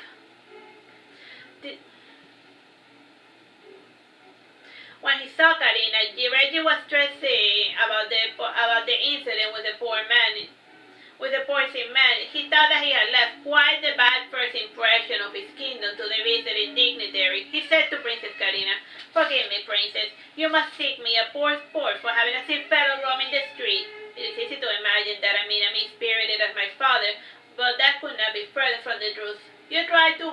Reggie, said Karina, smiling. And as for the fellow, I think he had a drug problem. For I might have to heal him again later once he ruins himself again. Yes, I know. I take chamomila every night to fall asleep, and sometimes I even add a bit of mint, said Reggie, yawning. But what is a fellow to do? His mother entered the court and she said, "My dear Reggie," she was not talking about you silly boy. She meant that drag outside. Ah, yes. But what is a man to do? I have healers, and what is the point if the citizens would just ruin themselves again? The politics is crazy, it doesn't matter how many stimulus packages I send. I don't even know where the money ends up or if it even gets out of the court anyway. Everything's a mess. Ah, yes, yes. In my home we had a similar problem, said Karina. I will tell you about it later once I unpack. The hours rolled by, and then Karina eventually joined the Toldos, and after seeing the fellow, the pair went to court to have dinner with Reggie and his family. The knight sat by the table too, and Reggie was really popular among knights because he over-prioritized the needs of the army first before bothering about literally anyone else. While chatting political nonsense, Reggie opened up the topic again. He asked, "So when you say you're home, you're not referring to Veragerung? Isn't that obvious?" asked Karina. The people there have a certain accent to their speaking pattern, like the Toldos. Your voice is more silky, said Reggie. Start flirting with a guest when the husband is right there, complained Reggie's wife, Philippa, candidly. I'm not flirting, I'm just commenting on her emphasis of the S sound, said Reggie. Time, bro? 10 minutes. So you said silky, you meant like a snake, said Letoldos. I meant nothing by it, said Reggie, feeling rather foolish. Karina then changing the subject. Yes, when I speak of my home, I meant where I was born. My brother and I are not native to Veragerung. Did you speak a different language? No, we spoke the same language. Only that we call it English instead of proper, said Karina. In fact, the word English relates to the city of England and its people. So they wear the same clothing as us, as Philippa. They did at one time, but now nothing is left of England and its people. Nothing is left of anything anymore. There isn't even dust for people to step upon, said Karina with a faint smile on her face. A silence fell about the table, and it was only interrupted by the sound of the younger children eating loudly. Reggie then said, "Well, the past is the past, and there's no point in giving much attention to a place that no longer exists. Now, as for a current matter, how do your people get past it?" "Oh, Reggie, you said you wouldn't discuss politics during the dinner table review, Philippa." "Oh, yes, don't worry. Most of the drug problem was handled away by trying to arrest the sellers and tracking down crops and tending to the victim. Others tried to create a safe zone where not a single contraband item could enter the city without being inspected. In the most extreme cases, there were even bounties on the heads of the crooks, and they even tried educating the children. And do you know what actually brought it to an end?" asked Karina. "If I had to guess, I would say the bounty nonsense," said Alfie, who was only half paying attention. "I think education is the answer," said Philippa. She knew that Karina was a teacher, and she guessed that would be an answer that would please her. "I think our answers deal with the problem, let's say, but how do I explain it in a way you will understand? That is what they started saying, Karina. This is what they did when everything else fell. They added a curse on the non-clients. The curse made it so that anything that was harmful to the body did not produce the feeling of euphoria. As a consequence, the users stopped buying their items, or they never got addicted to them in the first place because it didn't have the desired effect. In time, the curse was added upon everyone, and even the new ones as well. This way, the entire population was incapable of finding any trail of any drugs of any kind. And that is how my ancestors dealt with your local mundane drug problem. By removing the people's ability to ruin themselves, in time, other negative behaviors were added to the curse, and the people became controlled but not happy for the most part. The average enjoy the predictable nature of their existence, and there is freedom in it, even if you are weighted down by chains. And how does your brother handle that little problem that we were talking about?" Through surveillance, close borders, education, any problematic element is made to push daisies, and if they really push it, they get exiled or they become daisies. I had given it a lot of time, and I think that the last cross we found, we should try to curse them, and it at least will alleviate the poverty problem. We're not trying to kill anybody, sir. People with vices will always find something new to ruin themselves. All in all, those who tend to fall just lack a good hobby. A good hobby usually is all one person needs to make life tolerable. Alright, that's the ending of it. A good hobby is all you need to make life tolerable. Bye bye and God bless. Hello, my name is Teresita Blanco, the Artist Sister, and today we're reading Saturnastra Karina. This is lesson 7. Part 5 or 4, I don't know. It's a lesson 7. I haven't been able to keep track of the parts. When Liv got to the part about anyone having objections, surprise, surprise, somebody objected. The first fellow to appear was Casimir. He said, "I object, Your Honor. I'm not a judge, and this is more of a formality than anything, all things considered," said Liv, Johnny. "Can we just wrap this up so I can go home?" "No," said Casimir. "Why?" asked Litodus. Because said Casimir, stalling. When he heard the numerous footsteps, he said, "Well, I'm done stalling for time." As it was to be expected, a little bird had gotten wind of Karina's secret little marriage, and the little bird was Giga, the gossiping cockatoo. It was to be a secret of some sort, and if it was to be a secret, he would spread it to the four winds, and since he had gotten a good head start, Giga was able to inform Marduke, who had enough time to track down all of his siblings, and since Litodus' family had recently returned from the business trip, they were not too hard to track down as well. So like, they ended up having a big wedding whether they wanted to or not because of a gossiping cockatoo. And Rita was quite shocked indeed that Litodus would want to have a secret wedding. Litodus' father, Adolphus, was quite proud of his son for securing his family a future with a marriage to a ruling class. Along the way, the fellow imagined other perks his family was going to enjoy. For one thing, he had heard that Karina was rich. And there were the dragons to consider. Dragons could sniff gold. They could get a mining business in order. While Adolphus counted imaginary coins, Armida counted possible problems. There was the fact that the young king was a little too pacifist, with a tendency of arbitrarily exiling people. While Litodus got himself exiled for not matching Karina's expectations. Karina consoled herself with the idea that they could return to Aragon or they could live in Dokai. The two families saw the ending of the ceremony, and when they went to Marduke's apartment, for a very late dinner party. The entire evening was spent in amicable conversation, and Litodus' father spoke to his son about the birds and the bees. Litodus laughing said that he had been married once before. In response, Adolphus said, "Marriage has nothing to do with the marital bed. If you want this business venture to work, you need to step up your game." "I have a pretty good idea of what I'm doing, thank you very much," said Litodus. "Sure you do," said Adolphus, laughing. "Take it from a man who has plenty of experiences. You really need to step up your game, son." As if remembering something, Adolphus added, "Here is this stupid book. I bought it while I was in Dokai. It helped me a lot while I was bored in the road." Litodus read the spine of the book. It was called The Scriptures of Gratification. He opened the book at a random page, and then he closed it again. After his father laughed at his son's reaction, seeing him, he said, "Give it a good read. There are also tips on how women can steal money from you without realizing it.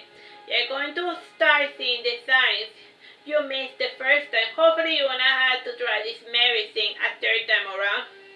"I'm glad to see you have so much confidence in me, father," said Litodus, sighing. As for Karina, she spent her time catching up with her family. She even played the violin with her hair a bit. They did a contest of improvisation, and he usually won those, and this time was no different. Among the people that Karina saw was Nalini's little baby that had grown quite a lot. She was a playfellow to Inanna, and close to midnight, Rimaro sang a song. Karina said to her brother, "If you like singing for an audience of mine, you should go to the opera." "I don't know, I never sang before a live audience of normal people," said Rimaro thoughtfully. I hear the opera scene is fun. You might even become a pop star so you can act even more like a diva, said Karina. That sounds tempting, said Rimaro. I'm going to sleep on it, and then I will get back to you on that. Don't be too douchey, my dear Rimaro, lest you end up like a sweet Nalini, warned Marduke. I promise not to take things too far, and I would only act in a way that does not infringe on my fellow's free will, said Rimaro, swearing. Force.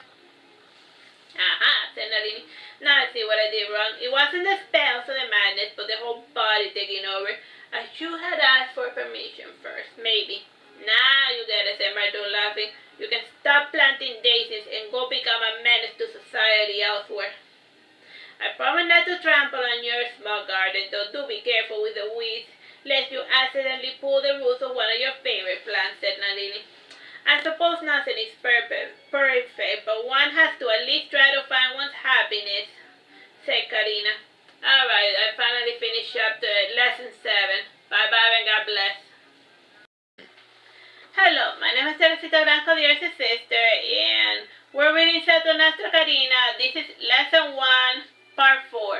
Never mind this number. Part 4. What is a sleeper? Asked Casimir. A sleeper is a powerful ancient being. Every living creature can give birth to something that may become one. When a person sleeps, they gain cosmic power from the balance of creation. It is the place you call the dream world. When they awake, their bodies and minds are nourished. Sleepers have a stronger connection to the dream world, and sometimes their dreams bleed into reality. When a sleeper is actively dreaming in the physical world, he is called a dreamer. They are not benevolent by nature, since they refuse to wake, and the fact that they have turned their backs on the real world makes it hard for them to tell if they are in this world or in the dream world, explained Karina. Why is this important? Asked another fellow. Because I'm getting to that. At the moment, there is an active dreamer among us. You can tell who the person is by the way it talks, their behavior, and the way they just sort of appear on you. And yet you feel as if he has been walking with you for quite a bit. They have a certain fast psychic or mental influence among lesser life forms, and if angered they get violent and will show no pity because nothing is true in dreams. And since they think this is a dream world and not real, then your death will not mean a thing to him. And since this dream can be any of you students, but not me, since I know who I am, and you have no choice but to be nice to each other, concluded Karina. So basically, like, don't be a jerk to one another because you don't know if there's like a crazy dreamer among you guys that can like instant KO you. You get me? Yeah. That's why all of that ran is that was the amalgamation of everything. Be nice to each other. You know what I think? I think you're here looking for a new hobby. You may be a princess, but what you're teaching us is a waste of time, said a different fellow. Karina flushed and said, "How dare you call me on my BS? Do that again and I will flunk you so fast." The student who was calling Karina on her nonsense got up, and he was followed by the other 17 students. Only the 5 named students remained. With them gone, Karina smiled and she breathed a sigh of relief. She then said, "What a bother. They just came here to try to humiliate me. And even if I had taught them the way as others do, they would still criticize me." "Are you really a mind reader?" asked Lucian. "Yes," said Karina, shrugging her shoulder. "I am a good guesser." "So this bizarre lesson was just to get rid of the troublemakers," asked Janus. "I suppose. They will now return home with their own little stories and use their own little reports to turn this free class into a political thing to use against my brother or whatever. Schemers gotta scheme," said Karina. "But what do these brats have against your brother?" asked Casimir. "Have you been living under a rock?" asked Carmeta. "Sorry, I was never much into politics," said Casimir. "There's nothing to tell," said Carmeta. "Rulers come and go, but nothing ever changes. What you're seeing is just the ancient struggle between the nobility and the monarchy." Karina came to Casimir and she patted his head. as she did with small children. Smiling, she said, "Don't worry your pretty little head. As long as my brother has absolute control over the army, the nobility can't do a thing. An empire without its army is like a person without legs. And that legless person is helpless and can't get very far, and he lives under the mercy and charity of others. And as you know, the world is very merciful or charitable with the weak." The students were thoughtful for a bit. Janus wrote down the thing about the army. He thought that he could help his father with this new information.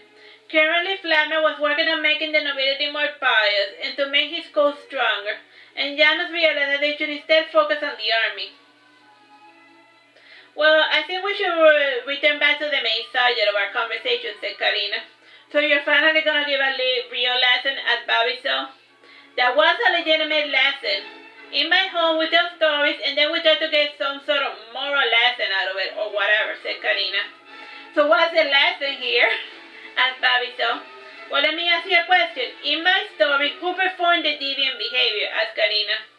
"The son of the superior, the guy who turned out to be a dreamer," said Janus. "For being a priest's son, you don't have an intuitive grasp of what is good and evil." "You do, you? You disappoint me," said Karina. "The problem was the spies who were torturing a man because it was mildly inconvenient to the superior," said Casimir. "Bingo," said Karina. She reached into her pocket and she brought out a chocolate chip cookie. "I am glad that somebody's getting it. For homework, I want you to read pages 71, 91, and 732. The logic of the story applies to these new laws. And once you read the lot of them, then you will understand, and you will know how to behave yourself in the probabilic realm in the near future." The students wrote down the number of pages, and afterwards they logged out of there with their extremely large law books. Time? 9 minutes. Marduke had mass-produced a book with the new laws of the land, and no longer could citizens excuse their crimes by saying that they were not aware that they did something illegal. Alright, this is the end of lesson 1. Bye-bye and God bless.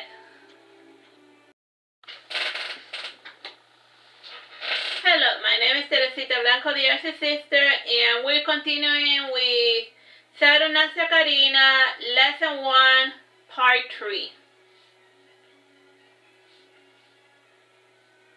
The boys had to wear a needless cotton dress with front buttons fastening on their round neckline. The sleeves were short with tucks about the hems. The details matched the skirt and the drawers.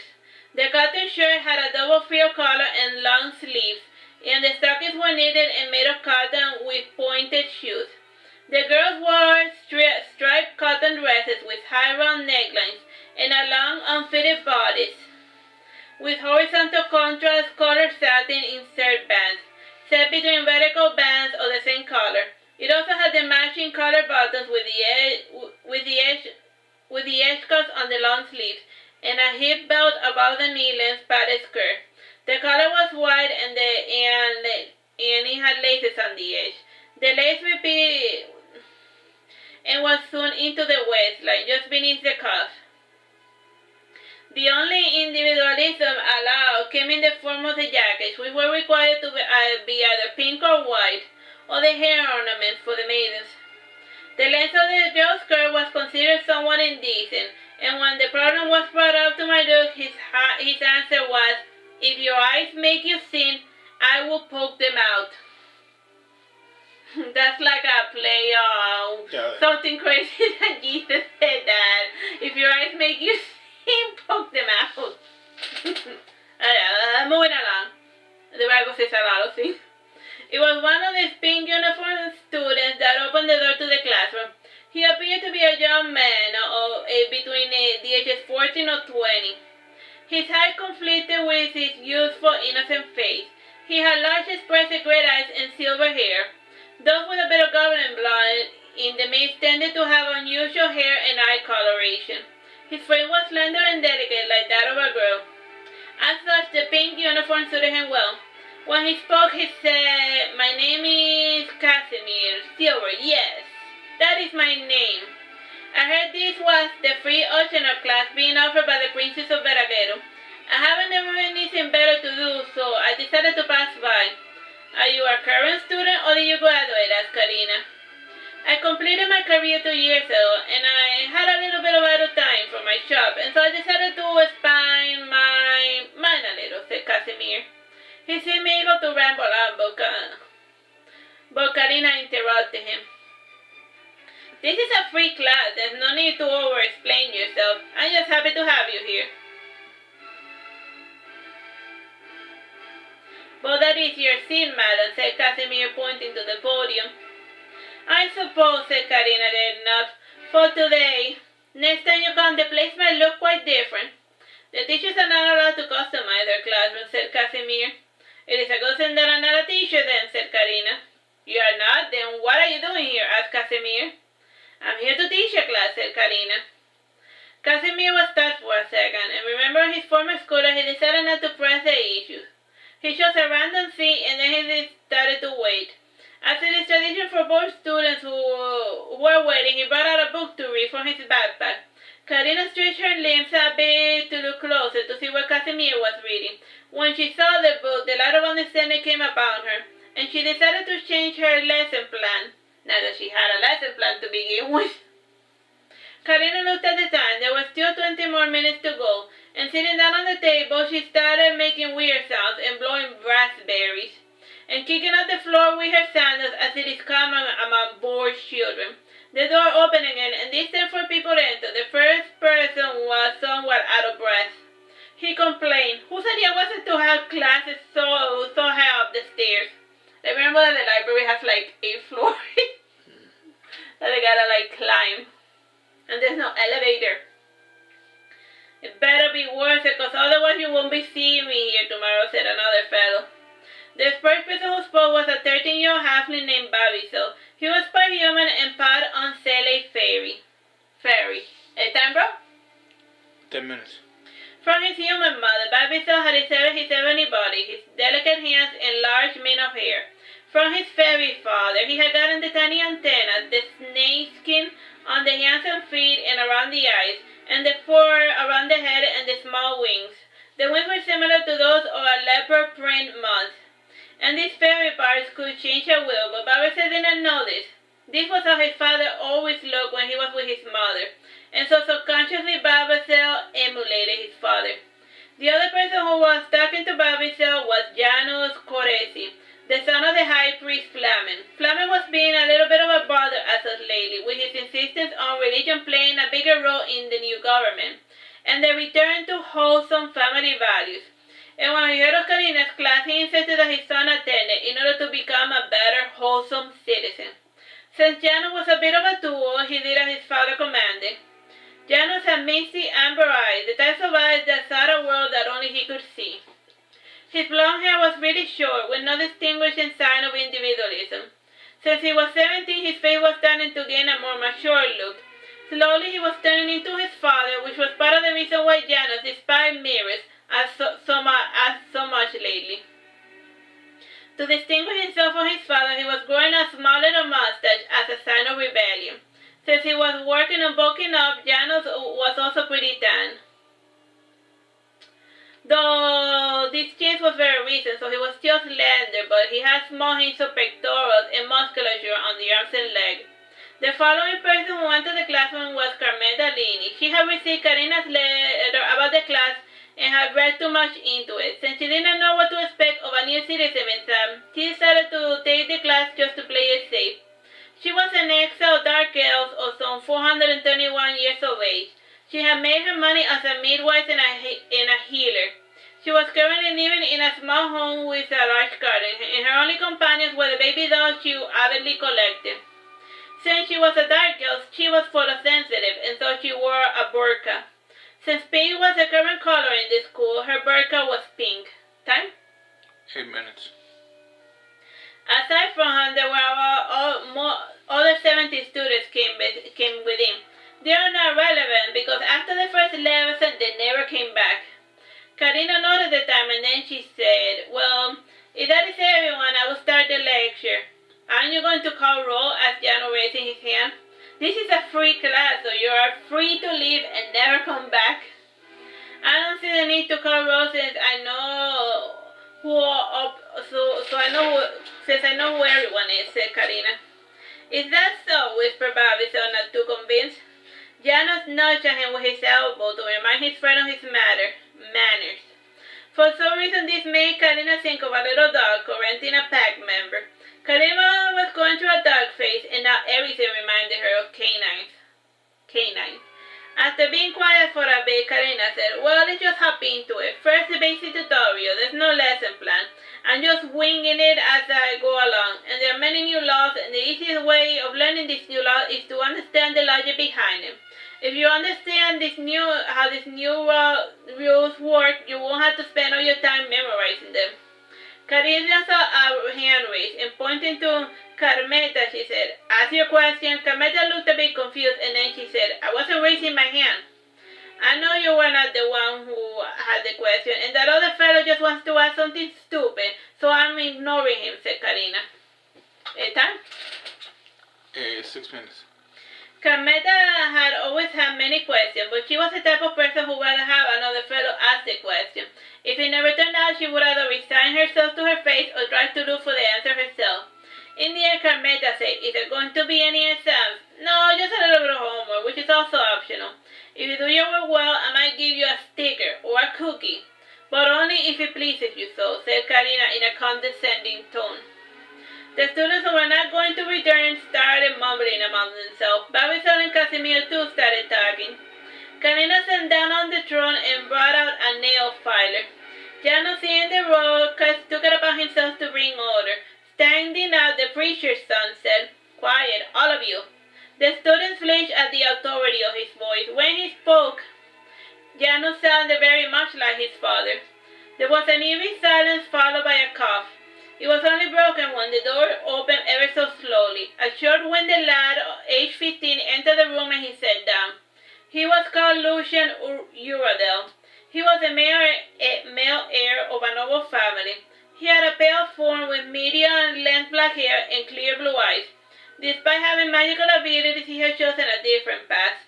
Since he had a numerical first fixation, he had recently graduated as an economist. He was handling the finances of the families, investing here and there, and doing business-related nonsense. He was there purely for financial reasons. He needed to get up to date on the new codes to prevent any fees. Some aspects of the new laws were a bit too broad and confusing for him, and he thought that he needed some clarification. When he entered, Karina said, glad you were able to make it, Lucian. You did not miss much. Now that everyone's here, I'm going to start the lesson, so pay attention or not. Back in my home, some teachers would use parables to instruct the student. They were simple tales that had some sort of moral lesson attached to them, I think. I didn't read the entire definition. Anyhow, this is the first and most important lesson, so pay attention. Time? 4 minutes. In a world very different from this one, there was a single moon in the sky, and there was a man who wanted to sell spy secrets to a group of people known as the Russians. Started saying Karina. I mean the Soviets. Where are the Soviets now, Lucian? They are nowhere. Them and their descendants died billions and billions of years ago. So you have a pretty good idea when this book is taking place. It's very, very, very, very far off into the future. She then continued. Anyhow, he found one of their agents who was attending a trial, and he showed him some of the secrets he knew about the agents and on the person being judged. Curious, the agent asked him how he had gathered the information. The fellow said he was offering them not technology but a spy network. Since the agent could not make a decision, he brought the seller to his superior. The superior asked him to tell him something he did not know. The seller said to the superior that his son had a male lover. The superior angrily demanded to know who was that person. The superior sent the fellow, and then he caught his son in the act, and the male lover was caught and tortured.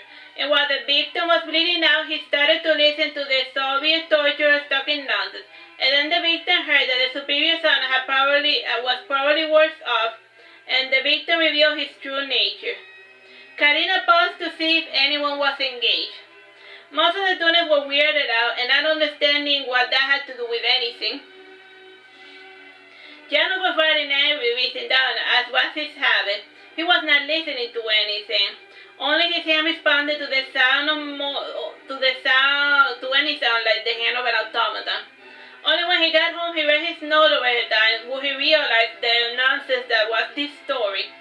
Since nobody was asking questions, Karina continued. Anyhow, the mango body of the youth. What I mean is that the guy was a mess. The body that was missing an arm and a leg from the tortured morph. It became strong and large. A knife materialized, and he swiftly made quick work of those who tormented him.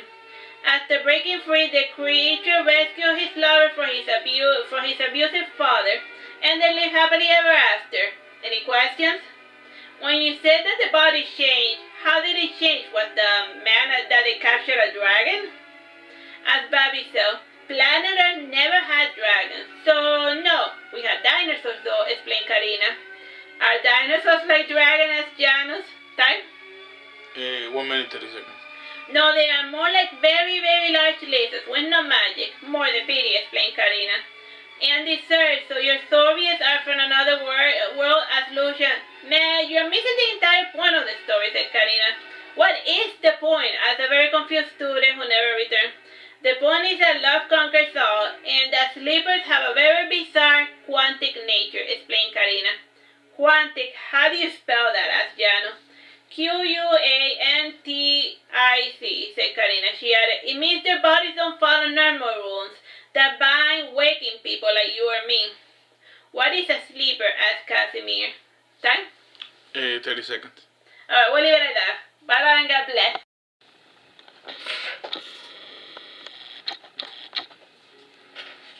Hello, my name is Teresita Blanco, the Artsy sister, and today we're reading Saturnastra Karina, Lesson 6, Part 3, on hoarding.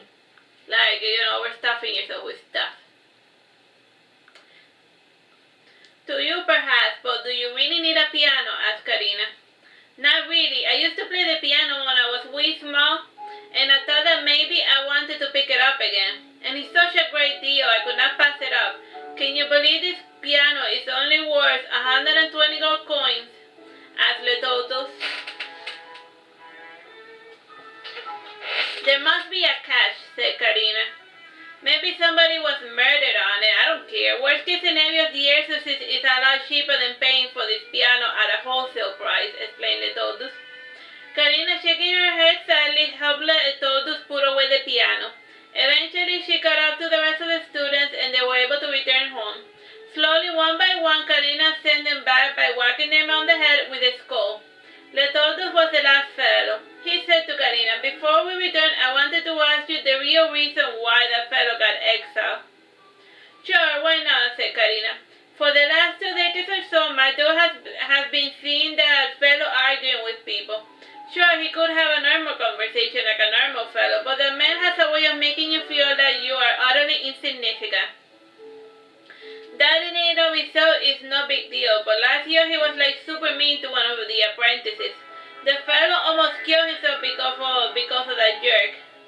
Since Gail's little problem was starting to cause mental distress, his behavior was labeled a public humiliation, which is considered a type of torture, and since torture is now illegal in Veragerung, he got himself exiled. The neighborhood is much quieter now, and other people unfortunate to have dealt with him are quite happy and at peace with his absence. If there's one thing that my brother values more than anything is peace and quiet. I see, but it is impossible to avoid any type of verbal confrontation forever, retorted Letotus. Sure, but it is possible to try to avoid as much as possible. And there is a difference between conversing with a fellow and insulting a person to try to get them to behave in a way that is convenient for you, explained Karina. If Janus keeps this out, he might get himself exiled one of these days. Brother has already sent him a warning, and he will read it today as soon as he gets back. And to make certain of it, I wrote the cover of the letter, and I put my double stamp on it. Why double stamp? Asked Letotus. Isn't one enough? Because it illustrates just how serious we are about something. In our home, we do a double step. Here is a double stamp. It shows that we will not go back on our word, said Karina. After saying this, Karina smacked Letotus on the head with a skull. They were soon back at the classroom. Babisa had rummaged through their bags, but nothing had been stolen. He was just a bored little gossiper. He surmised that several of the fellows had diary. In the store, a lot of young fellows brought notebooks for diary purposes. Marduke had encouraged the fellows to write about their lives, and when the books were done, he would add their lives into the history books if they did anything awe-inspiring. Some of the would-be soldiers had plenty of tall tales, inflating what they had supposedly done. Others had taken a bit more serious approach to being historians. As far as Marduke was concerned, there was not a fellow alive whose story did not deserve to be told. And since there were not enough observers to cover the lives of all of the sweet, kind people of Veragerung, Marduke had offered them this chance to submit information about themselves. The judges with a strong truth curse would act as editors, removing any information that was not remotely tied to reality. Still, even when a person lies, there lies still plenty about the individual. If anything, lies are often more revealing than the truth. Karina returned home to find her brother playing with the baby. Sivano, the headmaster of the army's magic school, was also there as well. His face was like that of a gentle maiden, with long silver blonde hair and honey-colored eyes. His former delicate figure had become more masculine thanks to the new training regimen. Beneath the Tower of Libra, they found a sleeper primordial elf. These elves might be what you would consider immortal. Whenever their bodies grow weak, they return to the soil and pop up every couple of millenniums. During the early days of Saturnastra, when the planet was young, 1,000 of them had been enlisted to spread the teachings of magic. Over the centuries, they wandered about and they died, quote-unquote. As such, it was impossible to know where they were all buried. There was also the possibility of some of them being cremated, and without any actual remains, there was nothing for these poor elves to respawn from. As of now, there was about 5 known awake and intact primordial elves. These elves were Suberus, Ireron, Oberon, Basira, and Agrafina. The elf discovered in the Libra Tower was Agrafina. The name meant born with feet first, and indeed Agrafina was born. Agrafina was the most physical of the group. As such, she was running the magic user's racket. She took the whole mind-body type of ideal thing to its most extreme proportions. As a result, it was easy to confuse a magic user with a well-trained army soldier these days. Time, bro? 9 minutes. Sivano regarded Karina with his usual disdain. He was still a little bit uneasy when dealing with Marduke's other sibling. Marduke's conversation with Sivano resumed as soon as Karina left the living room. She went to her window and she opened it to look down below. Outside was Letordus yelling, "Karina!" "Wah!" yelled Karina in response. Letordus threw a money bag at Karina, which struck her in the forehead. Frowning, she said, shaking her fist, "You jerk!" "Sorry," said Letordus, starting to walk away. "You could have knocked, you know," said Karina. "I didn't want to intrude," said Letordus. "Nonsense. Any student of mine is welcome any day," said Karina. "By you, perhaps," said Letordus. "You doing anything later tonight?" asked Karina. "Nothing in particular. Just sorting through the inventory and all that nonsense. I still need to borrow that bag of yours for a little bit longer, though," said Letordus. "It's fine. You can have it. Just don't let it fall into the wrong hands," said Karina. "It won't," said Letordus, smiling. And so the day ended with Karina seeing Letordus later on that night. They did nothing in particularly awe-inspiring, though the discerning observer noted an interesting change in Karina. Her sideburns had been coiled into a spiral. She would let her hair like this. Alright, that's the end of this lesson. Bye bye and God bless. Hello, my name is Teresita, Blanco, sister, and today we're reading Saturnastra Karina. This is lesson 9, part 1, on aging and other nonsense. The following week after the incident, Karina spent her days quite pleasantly. One day she said to Letordus, "I think you should travel abroad with your father." "How so? He doesn't trust me yet," said Letordus. "Yes, but you can be a pack mule at the very least. You can then work your way up in the family business," said Karina, laughing. The two were in Karina's bedroom getting dressed after showering. Letordus commented, "You are getting a bit of a belly." "Yes, and you are becoming more foolish by the day," said Karina, sneering. She added, "You should ask your mother about it, and maybe the light of understanding will finally fall upon you." The tortoise left rather confused, and after having a heart-to-heart conversation with his mother, he came to realize the nature of Karina's ever-enlarging size. It took a bit of coaxing on Karina's side to force the tortoise to agree to travel abroad. He figured that he had abused Marduke's hospitality enough. It was time to settle down and get a home of his own, and to make room for his ever-expanding family. It was a good Damascene as well, because between Birkat and Blanco, Marduke's home was becoming annoying. Also, Sivano tended to act a little uneasy whenever Karina was around. He pretended he was cool with her, but in reality he was not. Whenever Sivano was with any one of Marduke's relatives, he felt like he did not belong there. It never did quite help the fact that at times his siblings would leave him completely out of the conversation, and that at times some would laugh at things that he could not see. Moments like those highlighted the fact that poor Marduke was a completely different being. Marduke did not aim to make Sivano feel out of place. Sure, one only could pretend to be a normal fellow for so long, and it eventually becomes exhausting, and Marduke was slowly nearing that tipping point. One Alini had never bothered to try, and Rimaro was in the red zone like the Banshee Chihuahua, and so he required constant monitoring. Overall, things seemed a little tense in the city, but it was caused by the overabundance of information regarding the incident. Not only the tiny newspaper, but there was the bar gossiping as well about the duel. And Flamme's code was starting to lose followers due to the seemingly erratic behavior of Janus. This small, insignificant local event did provide relatively peace to the region, because they were no longer focusing on Marduke. With Flamme demoralized because of the petty actions of his son, the protests stopped occurring and even in the region that segmented away from the kingdom, they started experiencing some instability. The roads became safer, so Letodo and his family left Veragerung one spring in search of money. With her husband gone,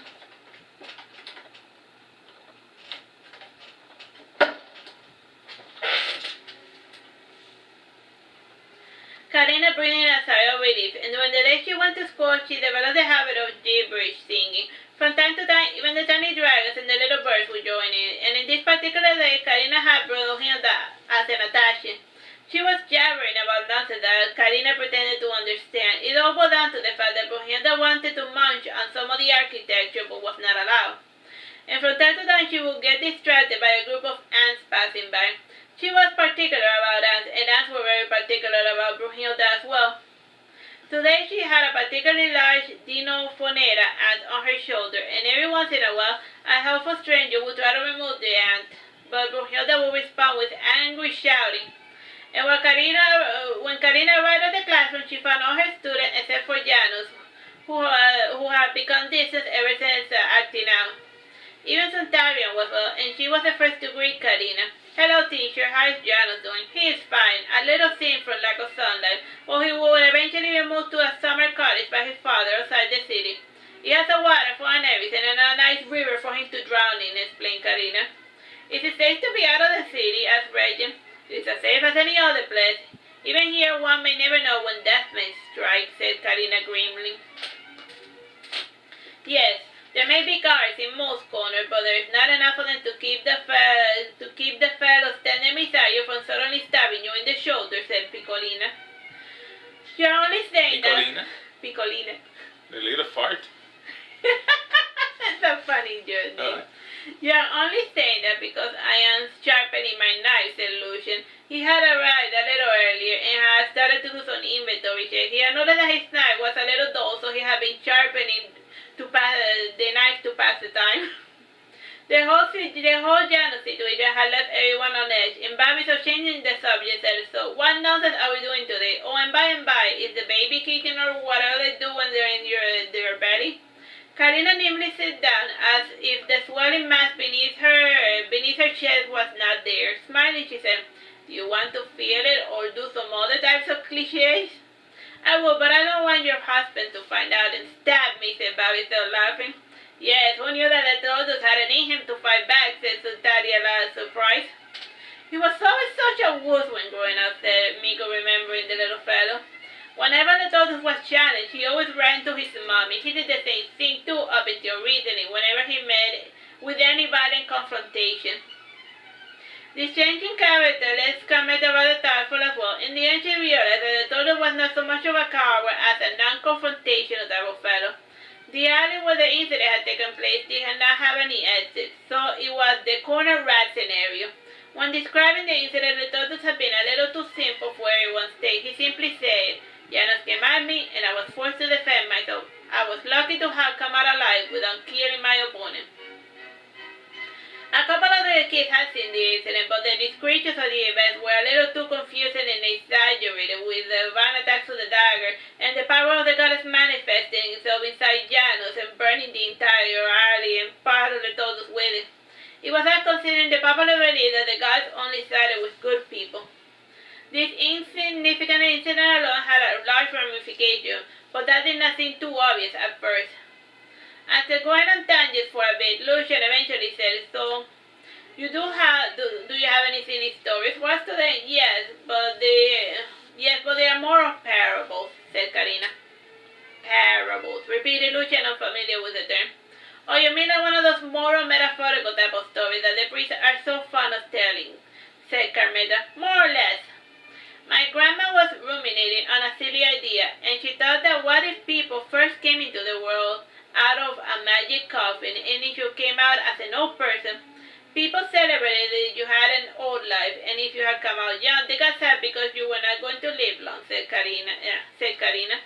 "Well, if that fate world, old age would be on a pedestal instead of the cultural Bibles today where it is fashionable to be ripped and under 30, said Miko. "What?" asked Bobby, so confused. "It means that old people will be preferred over young people," said Karina. "What about accidental death or illness, and what if a disgruntled young fellow started killing old people?" said Carmeta. "That does happen today, with or without the coffin. I just don't know the answer to your question. I just told this story to vent it, but if you're going to rip it apart, then it is not worth using in the lesson," said Karina, sighing. "Ah, you're no fun," said Bobby, so funny. "So what happens when you reach the end of your natural lifespan? Do you enter your parents' womb being unbirthed, or you enter another one of the convenient ethereal types or whatever, like glowing orbs or whatnot?" asked Miko. "That is something to consider," said Karina. "Yep. Because what if they kill your destined biological parents before you're unborn, and then what happens to you? Do you, like, fade away or something?" asked Miko. "Yeah, the idea seems pretty stupid if you ask me," said Casimir, finally contributing to the conversation. "How so? Elaborate, so I can forward this critique to my dear old, overworked grandmother," said Karina. "Overworked? What do you have her doing? Raising your grandnephew?" "There comes a time when they should be allowed to relax," said Carmeta, sighing. "I don't know, some people do not do well with relaxing," said Karina. "I do so wish, but even with money entering the family, there is a good chance that she will continue mortifying herself, because that's the type of person she wants to be, a martyr." "Time?" 5 minutes. "That doesn't sound like a fair thing to say about your grandmother, Karina," said Casimir. "Well, it doesn't matter much in the long scheme of things," said Karina, sighing. "If it will help you, you could remove the bizarre coffin out of the picture. You could just make it that people are born looking like old farts and then they die looking like babies," suggested Reggie. "That idea has been done before, and besides, people tend to idolize the middle ground state and look down on the start and ending of life," said Karina. "As with most things, we spend most of our lifespan in one helpless form or another. In the first years of our life, we are dependent on our parents, and in the latter, we depend on our own children." "Speak for yourself," said Miko, shuddering. "I depend on no one." "And that maid who feeds you and cleans your house is not someone you depend on?" asked Karina sarcastically. "I guess the moral of the day is understanding interdependence. It doesn't matter how strong we feel at the time. In the end, we spend most of our lives needing others to lend us a helping hand," said Suntaria. "Still sucks though," said Reggie. "I wish we were not born helpless." "Yes, but if you were not born helpless, you could become a solitary creature like the dragon," said Karina. "I wish I was a dragon," said Casimir sadly. "Me too," said Miko. Brunhilda said a bunch of gibberish in response. Reggie asked, "What did that girl say?" "I don't know. I'm not fluent in the dragon dialect, in her spoken dragon dialect," said Karina. In what way is that girl a dragon? Asked Miko. In the same way that her father Mildred is a dragon. You have seen him transform from man to beast before, explained Karina. I see, said Miko. I have never seen a dragon change form. How does it work? Asked Piccolina. Time, bro? 2 minutes. The transformation can be magical or hormonal. Started explaining Karina, remembering, she said, alchemy, not hormonal. I see, said the student, pretending to understand. Can you give her a potion to see if she transforms? Asked Piccolina. Hilda, it's not a pet for me to mess with, said Karina. Why so much emphasis on the brrr part? Asked Casimir. Well, anyone with a name with a lot of R's is usually a dragon. Their true names are growls or guttural sounds that the human cannot pronounce. It is for this reason that their human names exclude their true dragon name in the pronunciation, explained Karina. The gossiping about little Brunhilde continued. Brunhilde. She indeed was such a dainty maiden in her human form. None of the students could guess that she was such a belligerent little dragon. As the students were leaving, Karina said, the next class will be our last lesson. I think you folks are just about ready to head out into the big wide world as model citizens.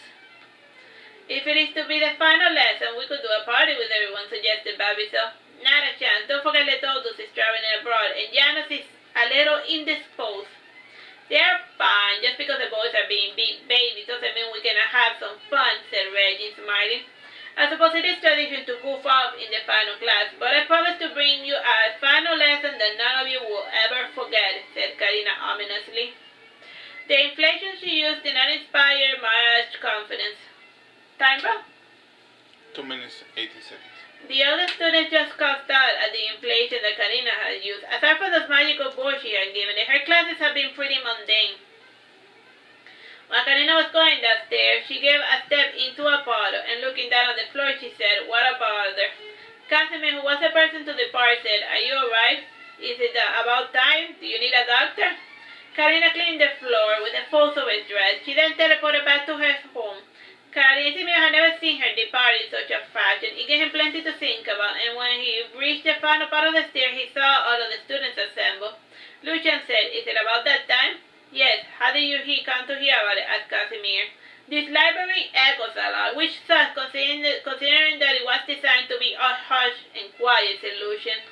The new librarian is such a gossip, isn't she? Said Carmeta. In response to his observation, the librarian started hushing the little group of students, and they went outside to discuss the prospects of the new kid, and if Karina was going to end the classes for good, as was tradition among teachers who suddenly had kids to look after. The only maiden who did not follow the tradition thought because they were not rich. Time? 1 minute. Let's just leave it here. Bye bye and God bless. Hello, my name is Teresita Blanco, the Earth's sister, and we're reading Saturnastra Karina, lesson 6 on hoarding, overstuffing stuff. While the students walked with the teacher, part 2.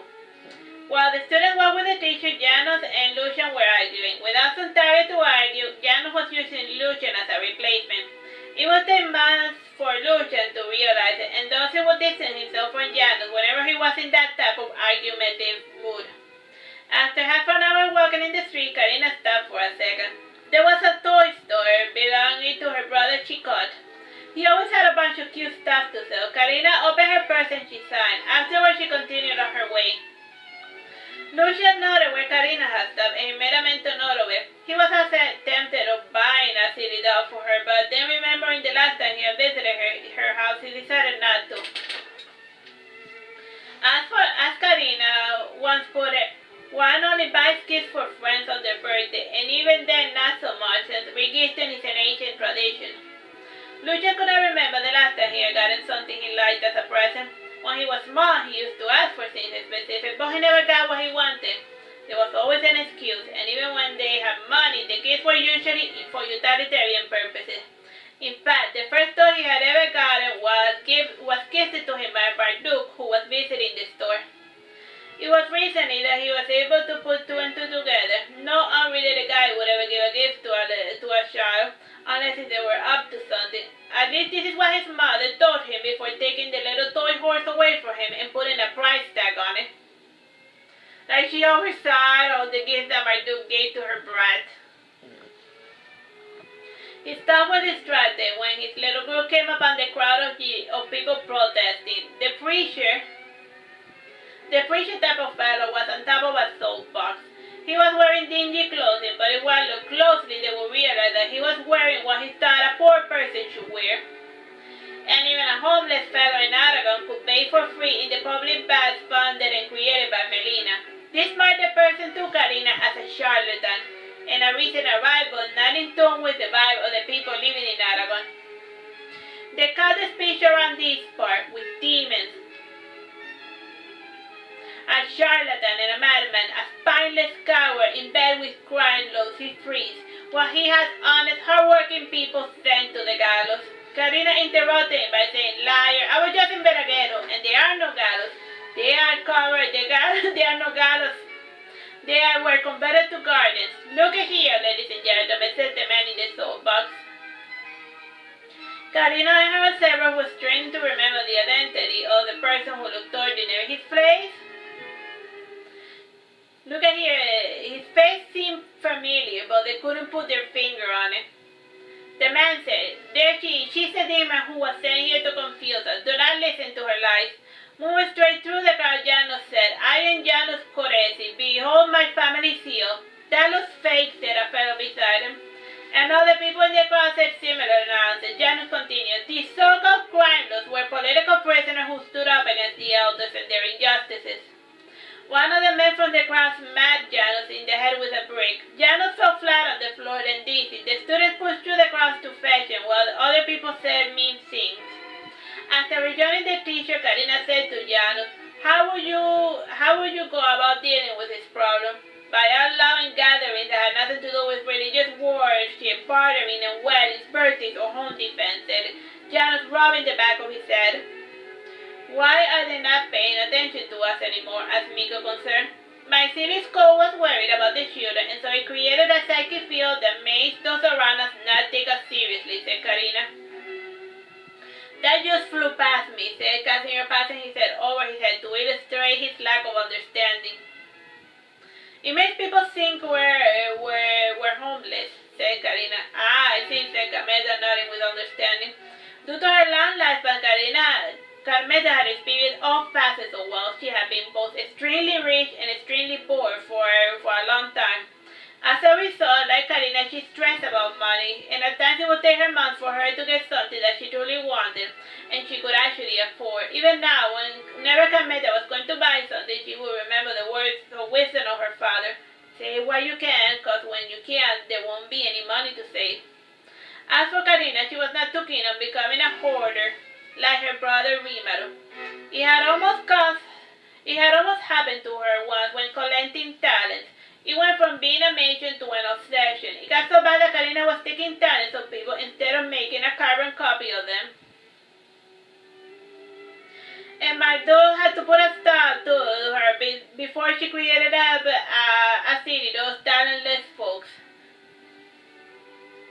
Karina was thinking of this and many other nonsense while distracted from the very reason she had come there. On the background, her students were getting annoyed by the guy speaking badly about their fellow king Marduke, though most of the things he said were true as much as Karina hated to admit it. Casimir eventually said, "You know, I think I finally remember who this fellow is." "Ah, yes," said Carmela.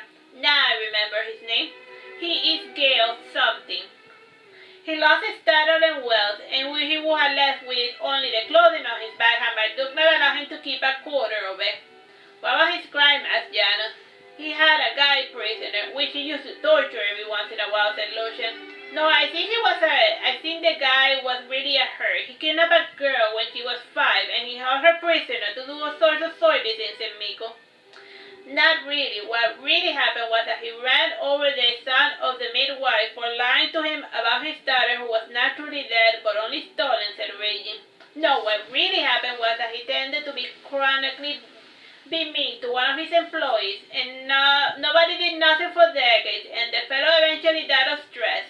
And when Marduke came to power, the ghost of the man came to Marduke and brought up charges against him. And that is what Gil got ate, and he was terribly passive-aggressive type of husband with the public humiliations of his wife and coercion.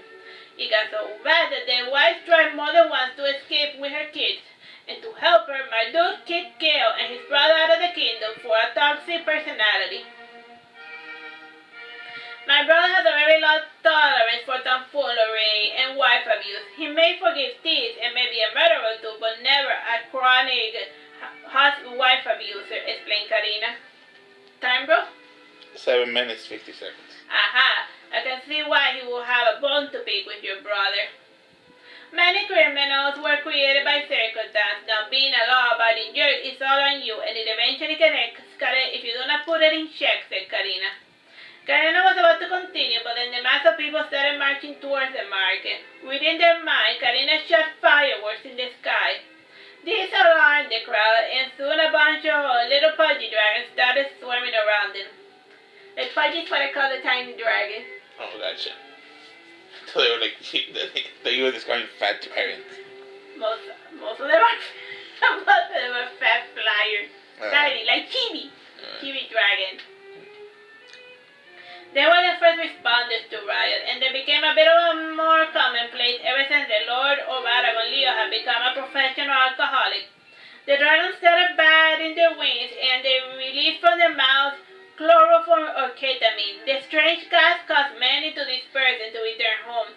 Those that continued eventually fell asleep 5 minutes later due to the exposure. Due to the narrow street leading to the market, it was easy to concentrate the gas in one location. When the riot gas came, there were burn masks designed to filter out most of the gases spewed by the tiny dragons. Since Karina and her students did not follow after the rioters, they were not exposed to the gas, but they did get to see the dragons. A strong wind came down from the mountains, and within minutes it rained in Aragon again. Shivering, raging said, "Let's go back to the classroom. Wait, since we are in Aragon, let's go to the market," suggested Lucian. "Sure, why not?" said Karina. She took from beneath her robe some umbrellas, and now her students could walk in the streets without getting wet. While they made their way to the market, they saw the riot guards taking the sleeping rioters away. "Isn't that a bit overboard? They were only marching towards the market," said Janos. "Need I remind you that most protesters are just glorified looters. Look, they brought weapons with them. The whole protesting scene was just a cover for what they were really up to. So they were pretending to protest, but they were just there to loot." Certamente. She said this in part because she had almost been robbed by a looter once. The students stood there seeing the protesters being taken away. Among them were curious bystanders who had also fallen under the effect of the gas. They were revived by the pudgy dragons who had photographic memory. Many of the would-be looters were newcomers who had been displaced by the wars. Others were recent exiles from Veragerung. Being sent to Aragon was a soft exile, but planning an attack on the merchant, the lifeblood of the city, warranted a more severe type of punishment.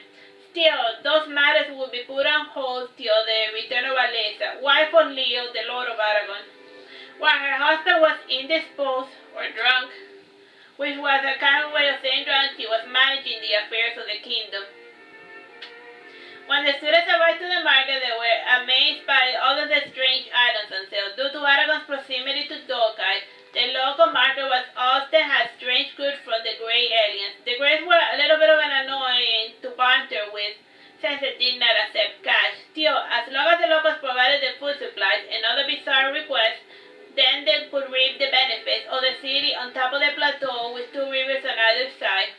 Karina looked on top of the mountain, and she thought she saw the shadow of the city. It was a little bit further back as all, but there were little outlook towers for stargazers and people watchers. Time? 4 minutes and 1 second. Letodus whining said, if I knew we were going shopping, I would have brought my purse. Karina reached into her pocket and she said, "Here are 5,000 gold coins. You can pay me back later. Thank you. You won't regret this," said Letodus happily. The students spread about to look at the things they could take with them. Most stuck to familiar items like weapons, food, flowers, plants, and clothing. Letodus, on the other hand, took a keen interest in the unfamiliar. Since he had seen a lot cheaper that day, Karina followed after him. Letodus picked up a box and he opened it and saw sticks. He said, "What are these?" the salesman. "Aren't those a little dangerous?" said Letodus. "They are safe. Look," said the salesman, lighting up a match. Matches were not widely in circulation due to the unstable versions circulating in the kingdom. To remedy this problem, the Grey Aliens decided to introduce to the local wildlife the safer versions by selling them for items they did not really need, like literature and fine works of art. Another thing that caught Letodus' attention was a salesman of blueprints. While looking through his inventory, he saw a print for making a slitting mill. Whether the Todos could make mill to merchandise the production of nails made from iron bars. A couple of other merchants had taken a whack at the blueprint, but only the Todos was ever successful in replicating it. The rest of the money he spent on discount fabrics that were pleasing to the eye or unusual. With $5,000, Letodos ended up taking more than he could carry. Seeing Letodos lugging around his spices, Karina smiled. She said to him, holding out a little bag, "Here, put it inside." Much to Letodos' surprise, every item fitted inside the little bag nicely. Karina said, "You can borrow this for now, and when you get back to your storage place, empty the bag and bring it back." "Why isn't this bag mass-produced by mages?" asked Letodos, looking at the magic bag of holding. "Well, there was a country where it was beta tested, and it was a real mess. The merchants went to other cities and stockpiled on pretty much everything. It got so bad that there was an artificial famine and everything, and wars broke out because of this little bag. Just think about it. A thief with a tiny bag could easily steal everything that was not nailed to the floor. It is dangerous to have the ability to take whatever you want," explained Karina. Time? 1 minute 30 seconds. With the freedom to take larger items, Letodos went crazy with the items he wanted. After much buying and reselling, the fellow had amassed quite a large inventory, almost enough to fill an entire storehouse. By the end of class, Letodos was lugging about a piano. He said to Karina, "How do I make this piano fit in this tiny bag?" "Well, first you wiggle your fingers in there, and eventually the hole becomes a lot bigger," said Karina, laughing. "Not funny," said Letodos. "To you, perhaps. But do you really need this piano?" asked Karina. That's a creepy joke. Alright, time? Less than a minute. Alright, we'll finish this later. Bye-bye. God bless. Alright, hello. My name is Teresita, Blanco, Diaz's sister, and today we're reading Saturnastra, Karina. And we're in Lesson 3, Part 2. Babisa removed from the stroller a cute little fat baby with eyes the color of amethyst.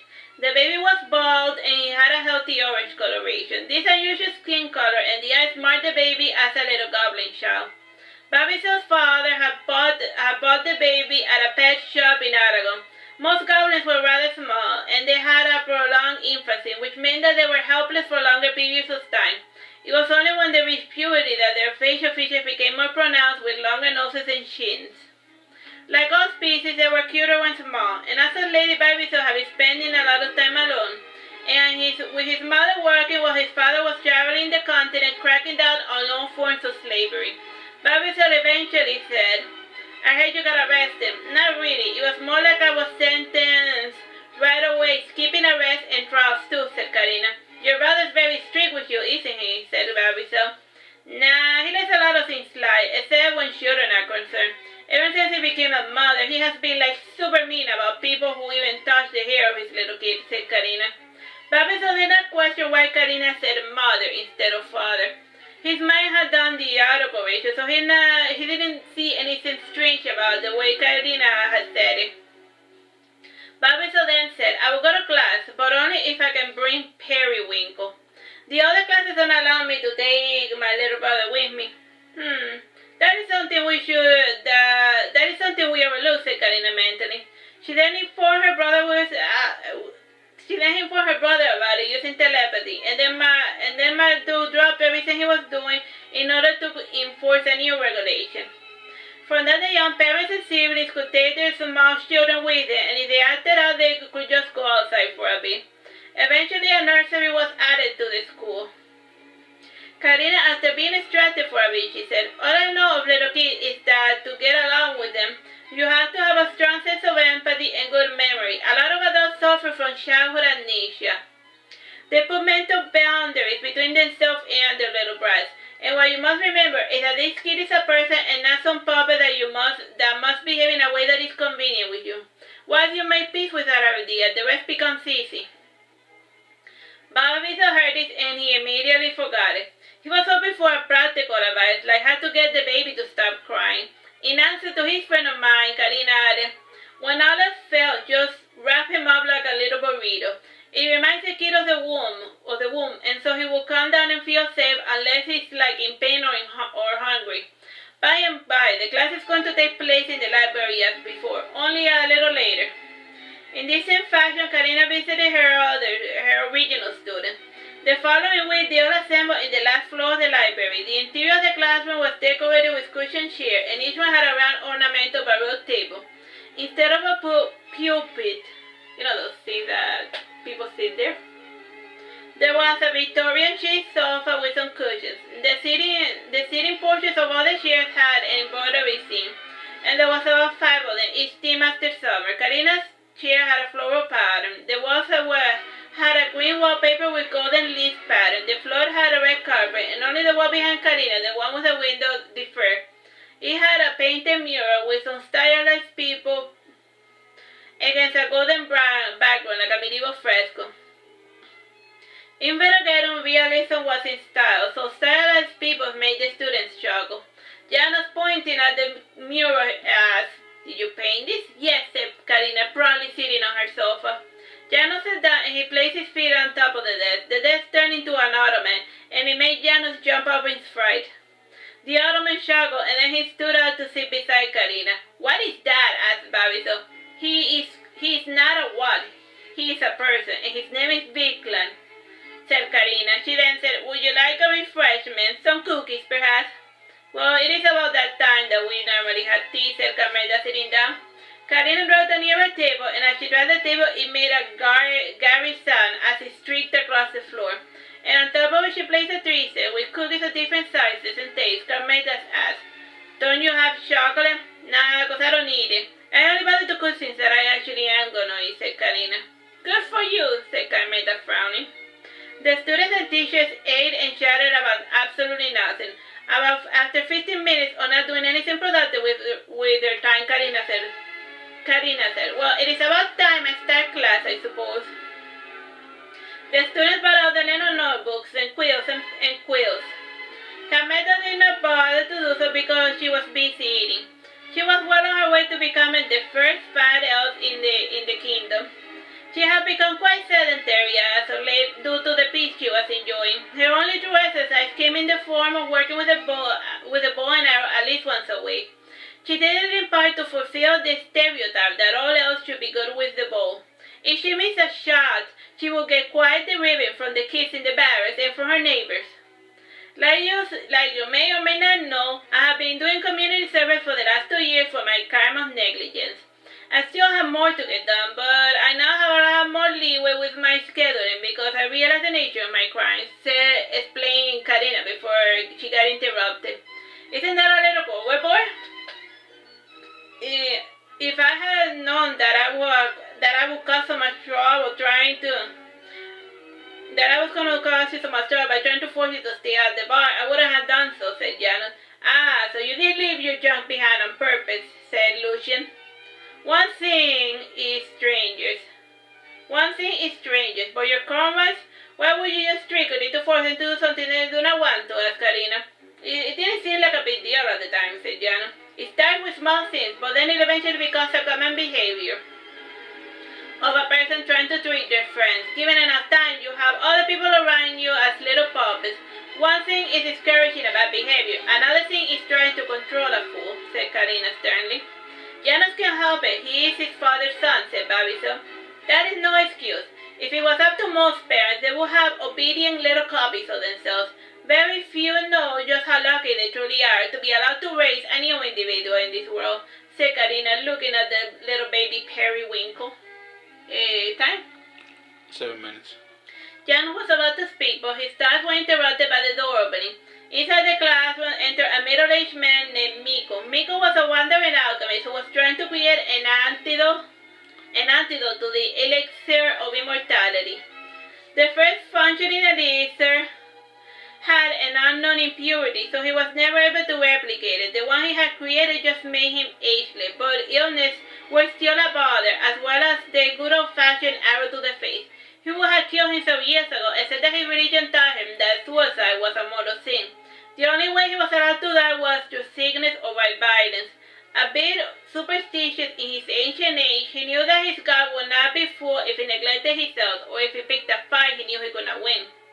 He was found by a dragon riders in an island, and now he lived and worked as a healer in Veragerung. He had heard from Babysitter about Karina, so he had nothing better to do with his eternal life. So he decided to see the princess. Miko had ebony skin, pronounced cheekbones, small, expressionless black eyes, a refined nose, thin lips, and a short beard and black hair. The top of his head was somewhat balding, and his forehead had many lines from overthinking. Truth be told, he was looking for any distraction from his own immortality. Like the elves, the longer he lived, the more he was afraid of dropping dead, but the more he yearned for it. Miko was dressed in the fashion of the day, with the frock coat, the pants that went as low as the knees, the socks, and the fluffy shirt with the silly ornamental hat feather.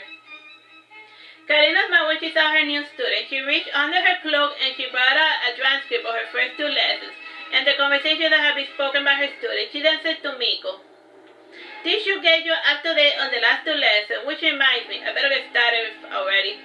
Vilka brought out a drawing board from another room, and on it he drew an owl and the most beautiful mouse in the world. Karina told her students the story of redemption and how she was able to see the arrows away after seeing the mouse interacting with the owl. At the end of the story, she said, "The mouse scenario relates to the laws 31 and 419. You will understand them when you read the book or whatever." The students departed confused. Ingeno said to Miko while going down the stairs, "No, that was definitely different." I think she wants to teach like Aesop," said Miko. "Who is Aesop?" asked Janus.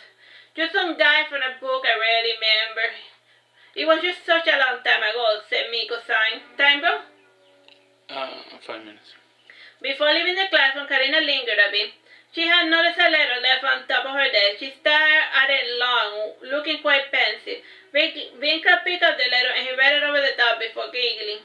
Karina could read his mind, but she chose not to. She turned the letter around and then she wrote, "Whatever it is you have to say it to my face, coward." Winkler received the correspondence and then he went about to deliver the letter, not because Karina asked him to, because he had nothing better to do with his time and he was itching on getting a bit of sunlight. Alright, this is the end of the chapter. Hello, my name is Teresita, Blanco, dear sister, and today we're reading Saturnastra Karina. This is lesson 9, part 2. During the birthing, Amrita came to see Karina with a midwife. The delivery of the kid was uneventful, so much so that Amrita worried about the rumors that Karina was a monster. Since she did not cry once when giving birth to the child, she seemed in fact bored by the entire proceeding, almost as if she was engaging in a type of farce. When Amrita came to see the baby in the crib, she was half scared that it would be some type of scaly beast. The child instead was normal, too normal, which made her even more suspicious. Tick, tick. Amrita asked Karina what she fed her kid. "What are you going to name him?" "I don't know," said Karina, shrugging her shoulders. "What do you want to name him?" "Haven't you asked my son what he likes?" asked Amrita. "He said I should decide, and so I have decided not to decide upon his name, because it violates the customs of my people," said Karina. "You mean customs," corrected Amrita. "Yeah, that. So what do you want to name him?" asked Karina. We should name him Hidalgo," said a man entering the scene. Karina's face became aglow with happiness. It had been a long time since she had been truly happy. The man was dressed in wizard robes with strands of silver hair over one of his eyes, which was cyan color. The other was regular brown color. He stretched his thin hands to receive the daughter with her bundle of joy. Karina had completely forgotten that Amrita was there. The lady was too confused to say anything. Her first instinct was to imagine that the wizard might be the girl's lover. This suspicion was quickly dissipated when Rimaro entered the room saying, "Daddy!" The father and his children looked at one another as if the light of understanding fell upon them. Sighing with relief, Karina said, "Well, then it is finally over. It is never going to be, but at least with this time shift, the higher beings will stop affecting us with their petty nonsense. There's nothing worse than being a causality in someone else's war," whispered Proteus. "But what about your stuff?" asked Karina. "I have it with me. It is just going to be a little bit of a pain to have to keep fetching stuff from my home. This will just save me a step. And by and by, the sleepers no longer need to dream, so they are going to start awakening soon. And what of the balance of creation?" as Rimaro, that blade, or should I say, that creature. "We have no more need of it.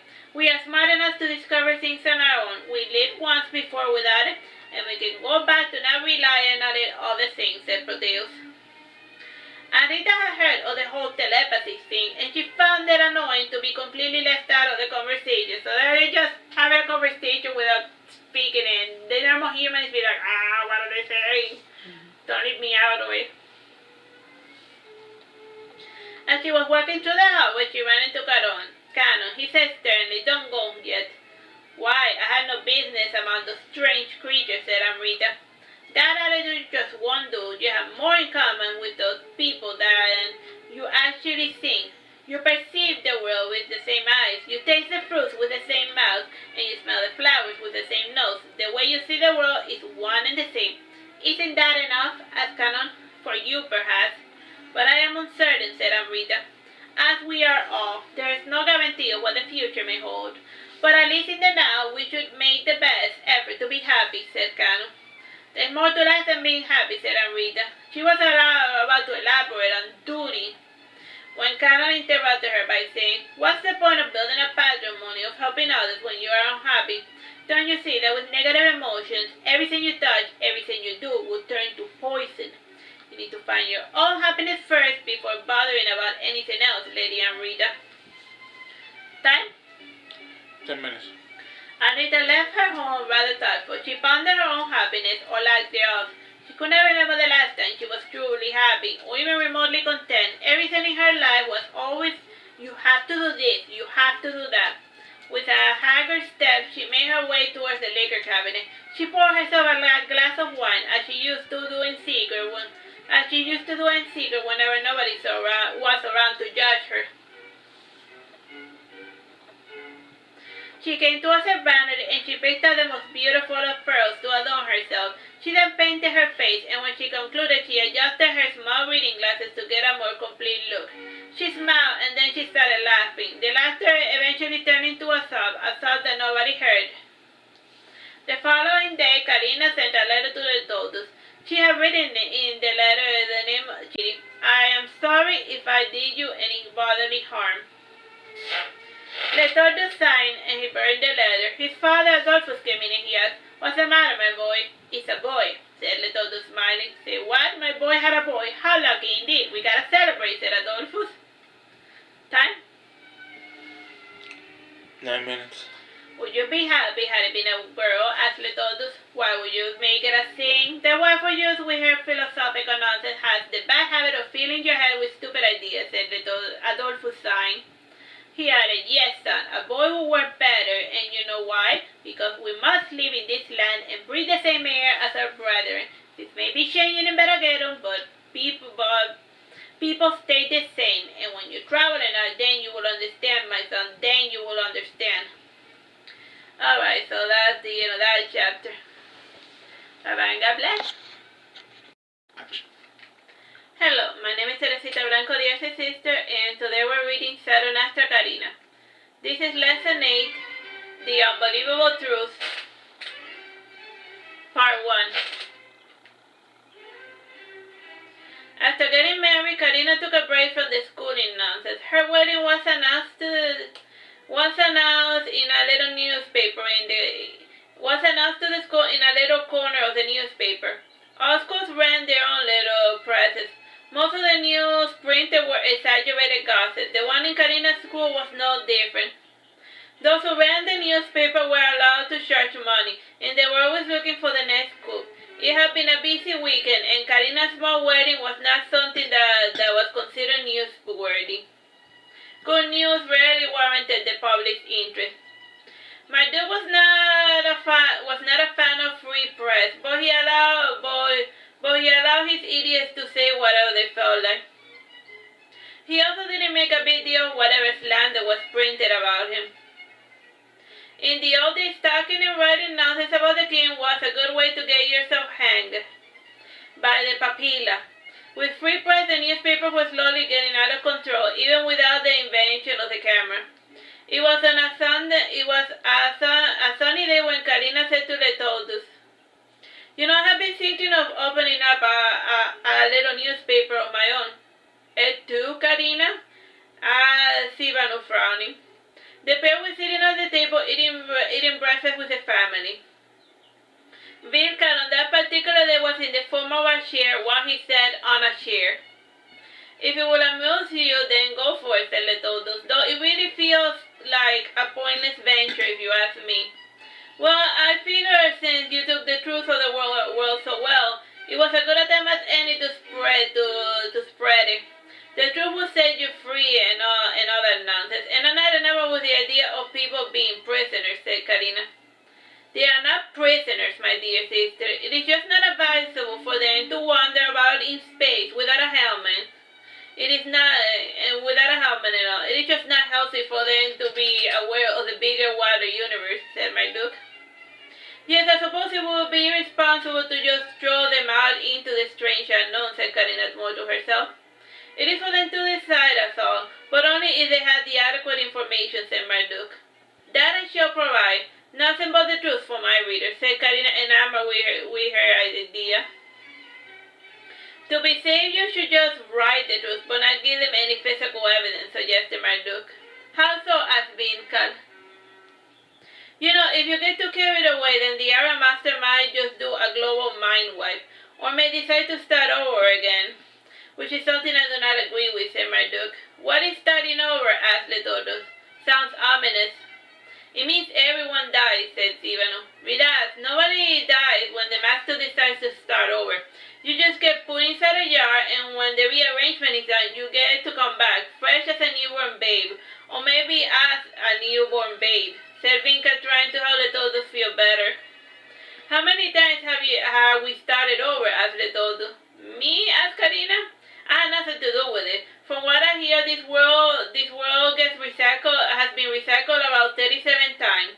The cycling keeps the humanoid from making a mess of everything. It did not affect the lesser creatures." I am sorry to be so unworthy," said Letodus, feeling alluded to. "And how many times have we had this conversation?" "Gosh, you're so gullible," said Karina, laughing. "You were born after the cycling was interrupted. You have Bersame to thank for that. He made the world ever so interesting with his life, and since he was the first determining factor to be born in this world, it made it impossible for the recycling cycle to resume. From here on out, things will move forward, for better or for worse." "Determining factor," said Letodus. "Sounds interesting. So if you are an amazing king who does great things, you become one. You become a determining factor?" "You don't become one. You are either one or you are not. Even a person who lives the most mundane of lives can be important, based on the ripple effect of his actions. So an action as simple as buying a loaf of bread can be crucial in the grand scheme of things, but we are not of it, because most humanoids cannot think fourth-dimensionally, except if they are born blind." Time, bro? 10 minutes. Said Karina, trying to explain this to the todos. After rambling a bit about seeing and the blind mercenary foreigners, Letodus pretended to understand so that Karina could go on with her morning routine. Ever since Letodus married his father had a new appreciation for his son. He no longer had Letodus wearing a sign, wearing a stupid advertisement wherever he went. In a sense, Letodus was finally getting some much needed respect. While Karina watched, she noticed a fellow following her. She turned a corner and walked towards the cafe. She sat down. Eventually, she said with her mind, "If you have something to say, you better get around to it." The person who was following her was Janus. He sat before her and said, "I read the lesson plan for today, and I thought I would speak to you in person instead of before the others." If it would please you, gestured Karina to a cup of black tea that was placed before Janus. Janus sat down, but he refused to drink the tea. Sighing, Karina said, "What a bother." So what I must say is a bother?" asked Janus. "Yes, indeed. I can see it right now as clear as day, and regardless of what I say, I won't be able to prevent the unfolding of today's events," said Karina with her eyes the color of cyan for the color of cyan. Janus had never seen Karina's eye with that unusual color. He had seen the change of color in Marduke, but only once when he was small. And he had heard from his father that Marduke had second sight, but that is not the proper way of calling it. Due to the bizarre quality nature of his father, Marduke's eyes at times were like those of 4D beings, and he was able to perceive time with all its twisting and winding possibility. Those with true foresight were able to tell which of the many paths people were going to walk that day. The rest just fell under the realms of possibility. "He doesn't love you, you know. He's just settling because he doesn't want to live alone, and you just pity him," said Janus. "Pity is a strong word, but as far as it concerns you, it is a stronger feeling than what I am feeling for you at the moment," said Karina with disdain. Janus departed after hearing this. Karina sighed and she sipped her black tea. She rested her chin on her hand as she pondered on how things had become such a bother. Aside from the stupid lessons and occasional pep talks, she had never done or said anything to try to earn the affection of her pupils. Even so, there was the occasional Alba that sent her letters and flowers from time to time. It did not matter how many times she destroyed those gifts, they never seemed to end. This was part of the reason why she married Letodus. He was of a family of influence, and she knew that his father would not allow the bugs to land on the prize his son had supposedly won. The three had worked, and for the last couple of weeks, Karina had experienced some sense of enormity. What she had not counted on was Janus' infatuation turning into a fixation. It was quite vexing. But what could Karina do? In the end, she decided to do as her brother and just let things unfold. If things went sour, she was strong enough to just laugh it off. As for Letodus, he was a big boy, so he could manage. Time? 6 minutes. Still, to be certain, Karina had gifted him a hamadryad dagger. They were typically native to the northern continent, but one had stowed away in Brohilda's bag. And when she was traveling to Veragerung with her father Mildred, she had heard that he had returned to Saturnastra, and she was eager to pester him with her gibberish. Over the surface, the dagger resembled steel, with a nice ornamentation. Still, one needed to hold it to know that it was wood instead of iron, and the fact that it floated also hinted as though its true nature. Letodus had accepted the gift without giving it much thought, and since wearing ornamental daggers was the fashion of the day, he sported the dagger that Karina had gifted him. That day Letodus did not have anything particular to do in the afternoon, and so he decided to attend his wife's class, more out of habit than necessity. He dined with his mother as he did every day, even though he now lived with his wife, and during that visit his mother was chastising him for not taking his wife to live with him. Adolfo did not mind at all, since in his mind a person of lower means should move to the home of a person of a higher status, and based on Karina's baubles, Adolfo wagered she had a hefty fortune, at least in jewelry. Letodus pondered what his mother said as he made his way to class, and when Karina arrived, she was disappointed to know that her little husband hadn't arrived yet.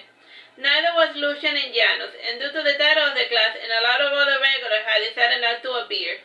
The only people in class though today were Miko, Carmeta, Casimir, and Barisel. There was an unwelcome visitor as well in the form of the pitbull by the name Monarchy.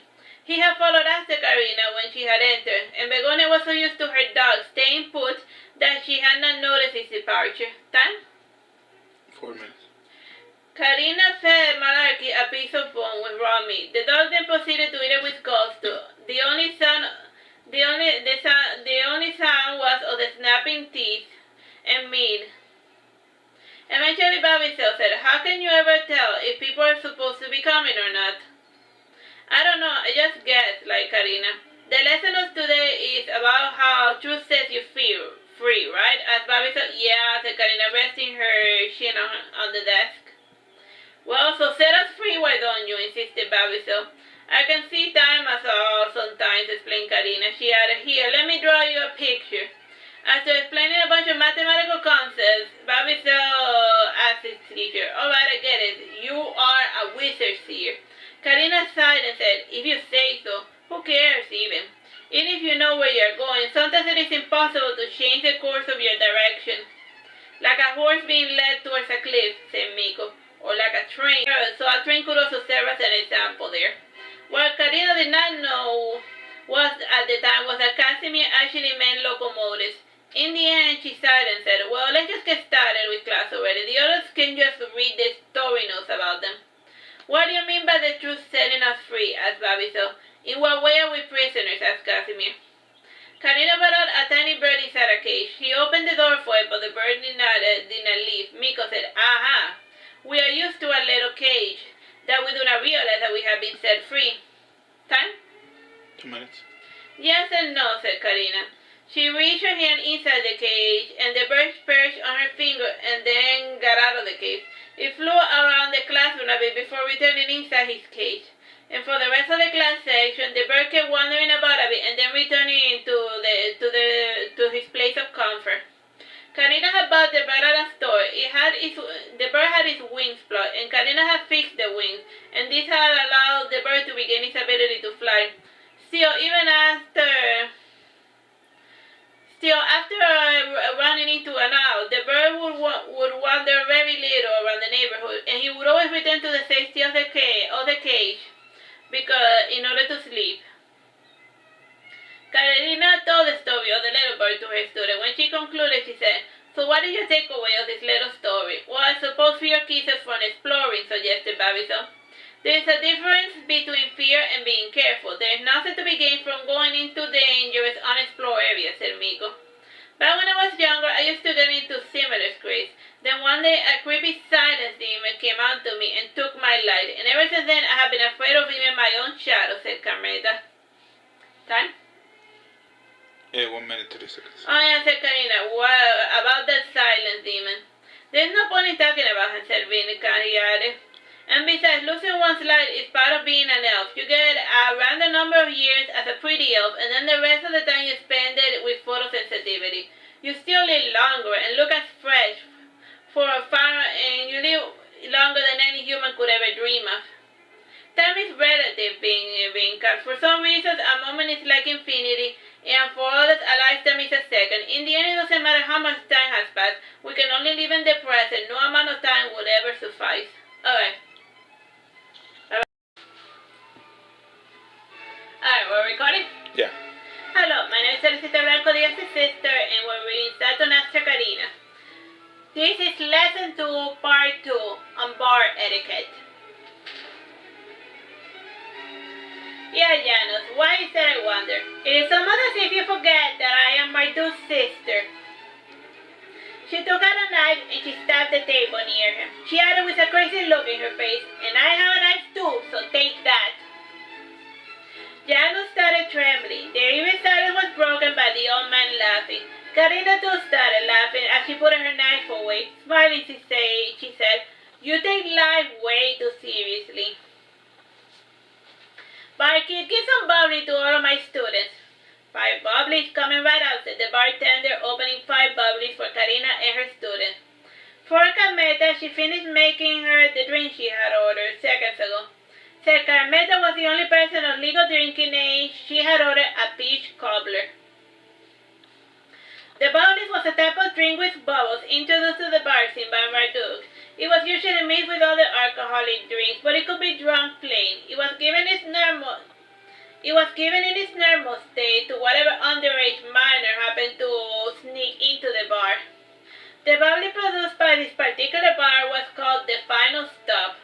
It was a carbonated soft drink flavored with ginger, sugarcane, and green limes.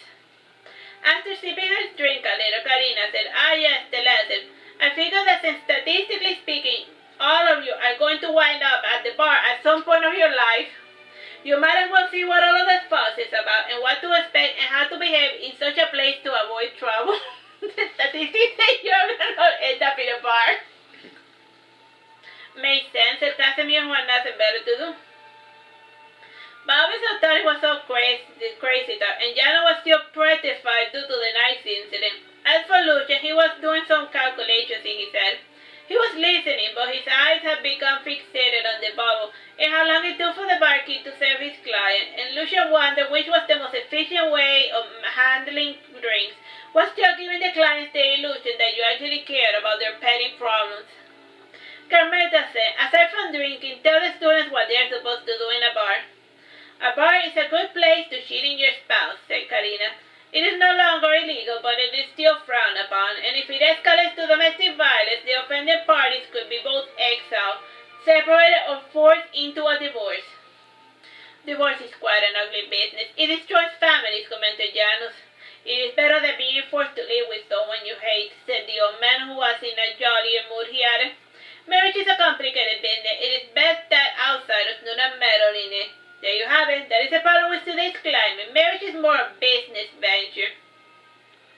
Even so, marriage to love has its own drawbacks, said Karina.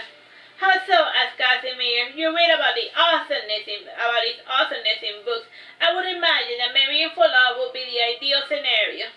Well, you know the old saying as to what happens when poverty comes knocking at your door, said Karina. Like the old saying is that when poverty knocks, love flies out the window. Anyhow, aside from cheating on your spouse, there's the gambling aspect. Although it gives you something to do, and when you're bored at home and you don't have a child or a pet to break the monotony of your routine, more bars tend to offer discounts to ladies. The reason is that the more rich Jews visit and pay for the drinks, they do that when there's a pretty face around. And there's also the music. Real soon there's going to be a live band and some dancing. Dancing is something most people enjoy. Others visit to make friends or just to add the illusion of some companionship. This world is a very lonely place, and even when you're surrounded by people, you cannot help but feel alone. Do you feel lonely sometimes? asked Carmela. Not lonely, but nostalgic, said Karina more to herself. Nostalgic for what? asked Janus. The music started, and Karina rose from the bar stool. Since she was a pretty maiden, the bored nobleman started buzzing around her. She ignored their presence, and she started to dance in a song only she could hear. She danced strangely, so the men started to gravitate away from her. Pretty or not, most humans do not have patience for crazy people. While waiting in the bar, Janus saw Santaria di Artio. She was in the army, and her squad had gone into the bar to unwind. Janus had not seen her for almost 3 years due to the war. She seemed to be the same little girl from before, only that she had put on a lot of muscle and height. Despite the muscle, the maiden was still pretty feminine, with lovely hands and well-toned legs and a pretty childish face, with large green eyes and naturally red lips, and short brown curly hair. Her skin was tanned due to the fact that she spent so much time outdoors doing military exercises. Suntaria was the daughter of the prominent judge called Katiana. Katiana was working on reforming the justice system. Like Marduke, she believed that punishment should fit the severity of the crime. And under the old system, the severity was quite arbitrary, and sometimes a person could have their ears near to the door for selling termite-ridden furniture to people. And Suntaria following her mother's footsteps, so she had enrolled in the army. Only people within the army were allowed to be judges. Suntaria greeted Janus, and the two started talking about old times. Eventually, Janus and Suntaria decided to dance, and the two left their gear behind. Suntaria left her sword, and Janus left his school pack. Since Babison felt a little bit left out, he went to the dance floor to dance by himself. Eventually, he returned along with Karina to the bar to have a drink or two. Carmela said, I'm going home. Yeah, me too. Time? 9 minutes. I think you got the whole bar scene lesson or whatever, said Karina Johnny. Oh, me too, said Lucia. Pay the time, cause I got places to be. Karina waited to get attention of the barkeep. It was just then when Casimir whispered something to Janus, who nodded in response. Janus passed a message to Barbizon, who also nodded. The boys left together to dance to see if they could pick up any maidens that belonged to Suntaria's unit. The boy left behind their packs unattended. They assumed that Karina and the others would look after them. What a douche, said Karina. Yeah, cheap ploy if you ask me, said Carmela. Why must people always try to control others' actions, said Karina. Karina left after paying the tab. Carmela lingered a little and then she decided to go home. Lucian was the last to leave, and he was talking to him, but a little voice in his head that he heard from time to time. In the end, he said to the young man, "You will look after these bags. I am going home." As soon as Lucian left, the old man said, "No more kids, they say these days. One would think they'll have slaves to take care of their luggage." "There are no more slaves," reminded the barkeep. "Ah, yes, I forget. But what about servants?" "They don't look rich enough to afford servants," commented the barkeep. "I am curious to see if they have money," said the old man, reaching out to rummage through their backpacks. After half an hour, the students finally noticed that their teacher was gone, along with Lucian and Carmela. In addition to their absence, their items had been stolen. It was then when they learned what else bars were good for. Alright, we're done with this lesson. Bye-bye and God bless. The bar is a good place to get mugged. Bye. Hello, my name is Teresita Blanco, the Earth's sister, and we're reading Saturnastra, Karina, lesson 4, part 3, and Utopias.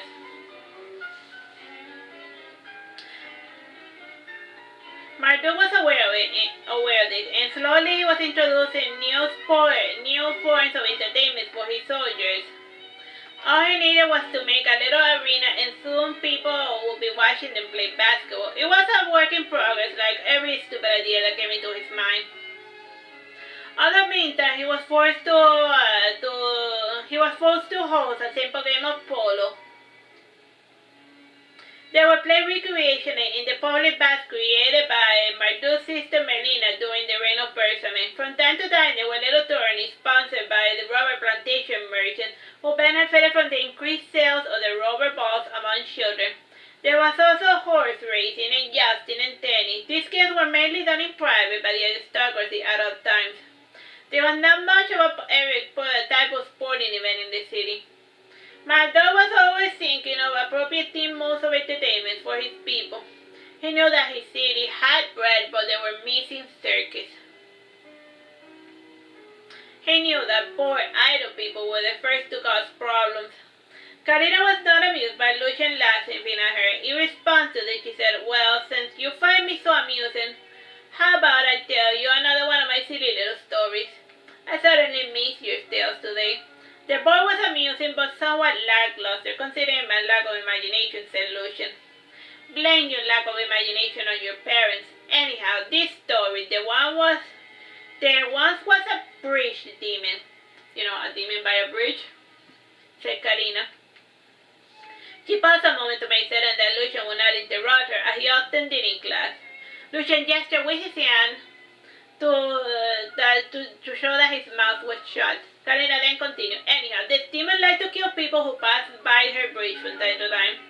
The demon did so to amuse herself because she liked scaring people. Time passed and the people stopped passing by there because they were afraid of her. Time passed and people stopped being scared of her because they discovered new technology and they stopped believing in the gods. Whatever the demons did, it was explained away by an unfortunate accident. One day the bridge demon decided to go see the world beyond her bridge to learn how to scare humans again.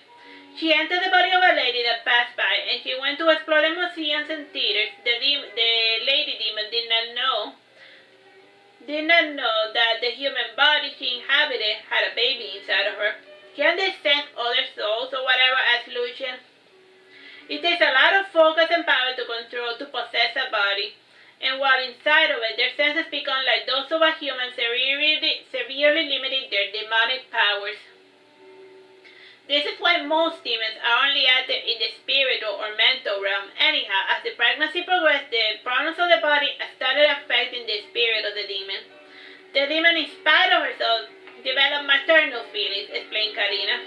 "One day, while visiting the prison with her child—" "Why did you visit a prison?" asked Lucian. "Well, the father of the bride was in prison," explained Karina. "Anyhow, while in the entrance, she saw a large mass of a demon. The demon lady found it out because demons avoided using their physical form. The reason for it is because the physical type of body, they feel pain.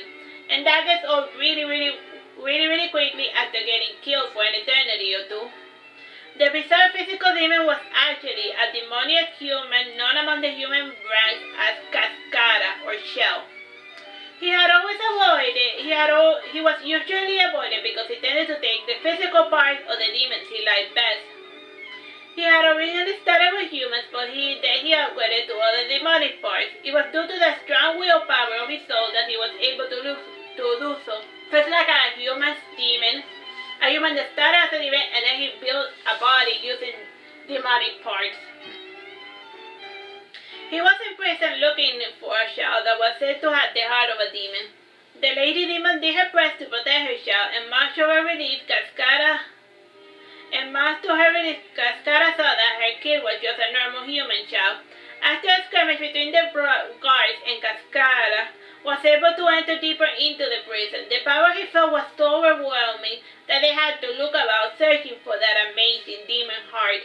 After leaving the lady's demon child alone, he felt a power growing stronger and stronger near a different child in the prison. The child had the demon heart Cascara was looking for. He tried to take it, but even with his demonic power, he was not able to do so. He tried to take the demon heart from the child by force and with his spirit, but he was not able to. And then, asked Lucian, "That's it," said Karina flatly. "So what's the lesson here?" asked Lucian. "Well, it is simple if you think about it. Since I see you are not in a thinking type of mood, I will do my best to elaborate. In life, people think you have two choices. You are either a leader or a follower," said Karina. She added smiling, "But in fact, there's a third choice. You can be your own person, but do not force your fellow man to live as you do. My people are the latter." "Then how does your government system work?" asked Lucian. We have a bit of a Leviathan thing going on, with an all-powerful type of uncorruptible leader getting the ball rolling. Don't worry about it. The other lesson focuses on taking care of your body because it can have a negative effect on your spirit. People think that it is only the inside that counts, but the outside can really mess up your innards as well, concluded Karina. Alright, we're done with that, with lesson 4. Bye-bye and God bless.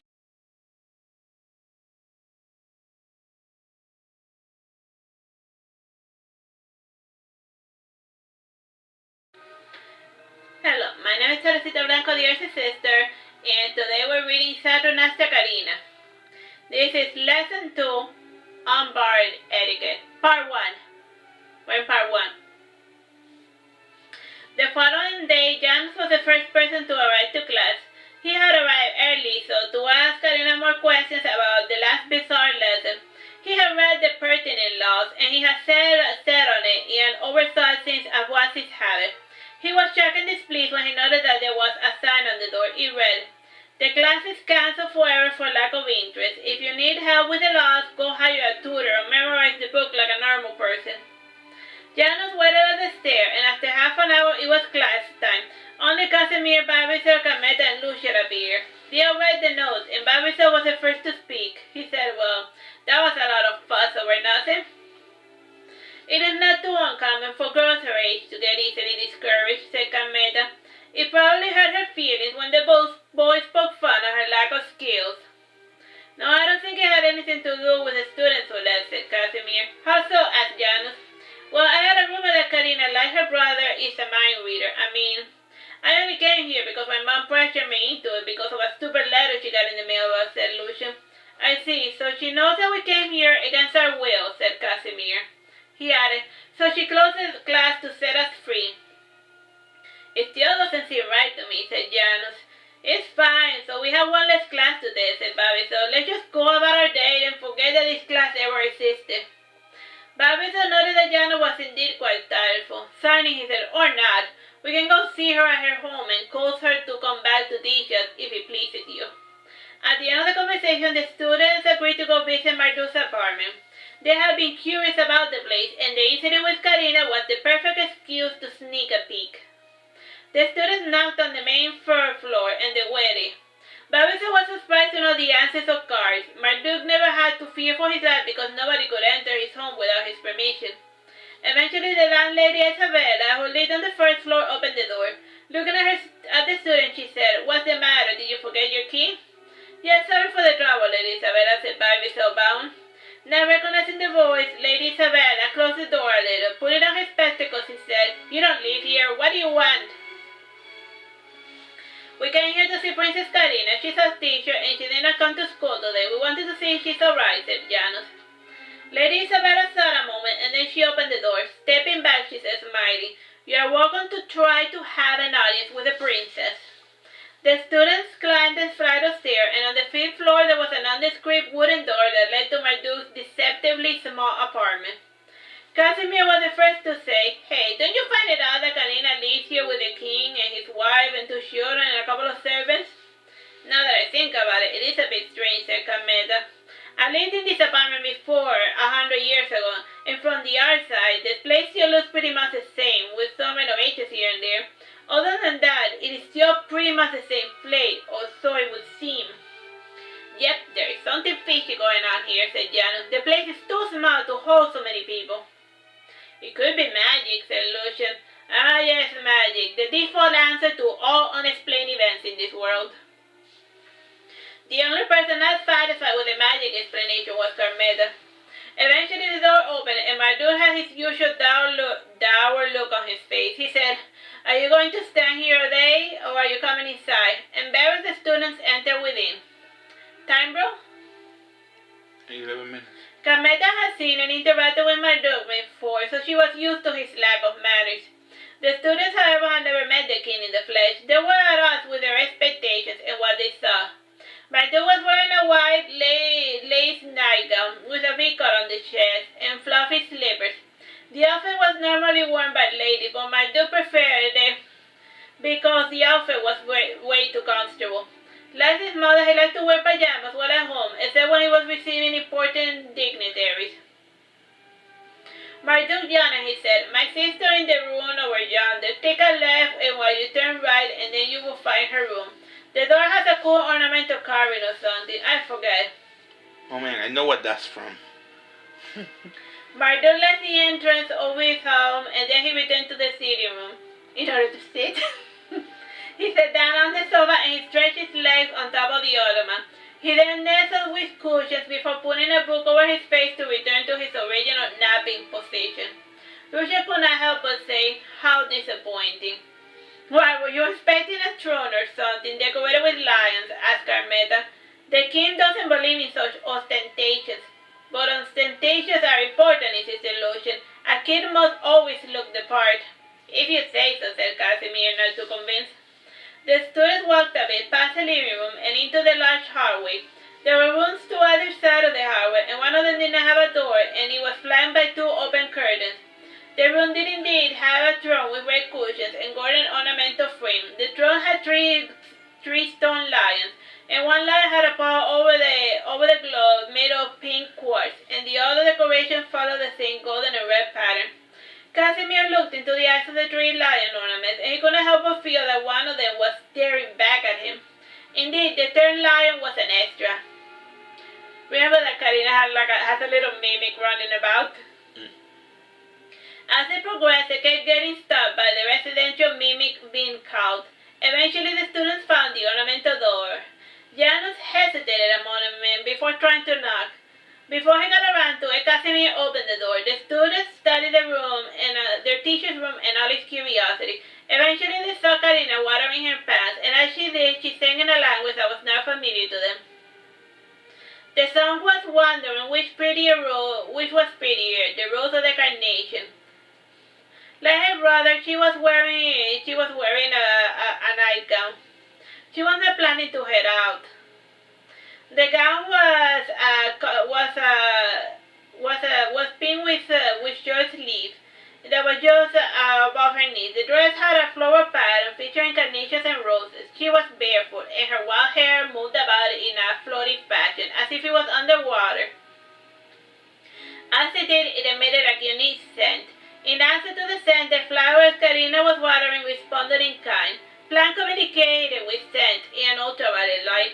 From Karina's hair, they started growing within twisting cardinal climbers, and they followed the same motion. And the movement stopped, and the climbers turned to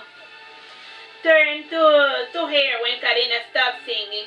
Frowning, she said, "Don't you guys know how to knock?" Time? Yeah, 7 minutes. "The door was open," said Casimir. Turning around, she said, "Just because a door is open doesn't mean you have the right to enter, you know." Barberson interjected, "Wanted to know why you closed down the class." "From lack of interest, I suppose. I don't want to force people to do something that they do not want to. Having the class open was control compelling you to come against your will, so I closed it," said Karina. "That was then and this is now. We all came way out of our way. And I do not speak for everyone when it comes to interest, but I want you to return to teaching us." "Look, I'm going to level with you guys. I was looking for something new to do with my life, and this teaching thing was more of a hobby than a job. For you see, I'm like rich in tricks, and none of you will ever be able to pay me with what you owe me," explained Karina. "Anyhow, I was having fun with a little teaching gig, and then here comes a messenger with a bag of coin as payment, and the amount of it was so pitiful in comparison to my mission salary that it took all the fun out of it. And here I take my time to teach the difference between good and evil, and it's only worth 1,000 coins, and do not insult me." Janus said nothing, and he felt a little bit embarrassed. He was the one who had sent the bag with the messenger. Lucian then said, "If the gold bothers you so much, I'm happy to take it off your hands." "Too late. I already fed it to my pet little brother, so too bad," said Karina. "Well, if you really want me to teach you guys a lesson, then I am more happy to oblige. Other than overwatering my plants, I haven't anything better to do with my time on this world." Overwatering my plants. "We are game if you are, princess," said Babison. Karina placed down the watering can, and her clothing began to glow as they reconfigured into her usual dress. Only this time she chose a pink and gold color combination. Carmeta whistled and said, "Now that is a neat trick, but you are really wearing clothing, or is that outfit just an illusion?" "It is whatever helps you sleep at night," said Karina. "Now get out of my room and let's go already." So Karina pushed the students out of her bedroom. Along the way, she pushed a little too strongly Lucian, who was refusing to depart. The latter was flung out of the room, but was caught by a carpet that morphed into a large cushion. A bit shaken, Lucian said, "Thank you, whatever you are." Karina came to him and said, "Sorry, I sometimes forget that I'm dealing with flimsy little flowers. I would not have shoved you so hard if you would have had the courtesy of leaving my room when I asked." "That's fine," said Lucian, annoyed, and he added, "I'm not a flimsy little flower. You are just not human." "I am as human as you are, my fellow tube baby," said Karina, giving him a queer smile. Lucian did not understand what Karina meant as tube baby. It was only many years when he finally started to develop magic that he understood what she meant by it. Time? 4 minutes. Karina went with her students following behind her. They were still within class time, though Karina only had an hour left to weave something together that resembled a lesson. Since she had given up on the hobby, she had erased from her mind anything having to do with the current and future lessons.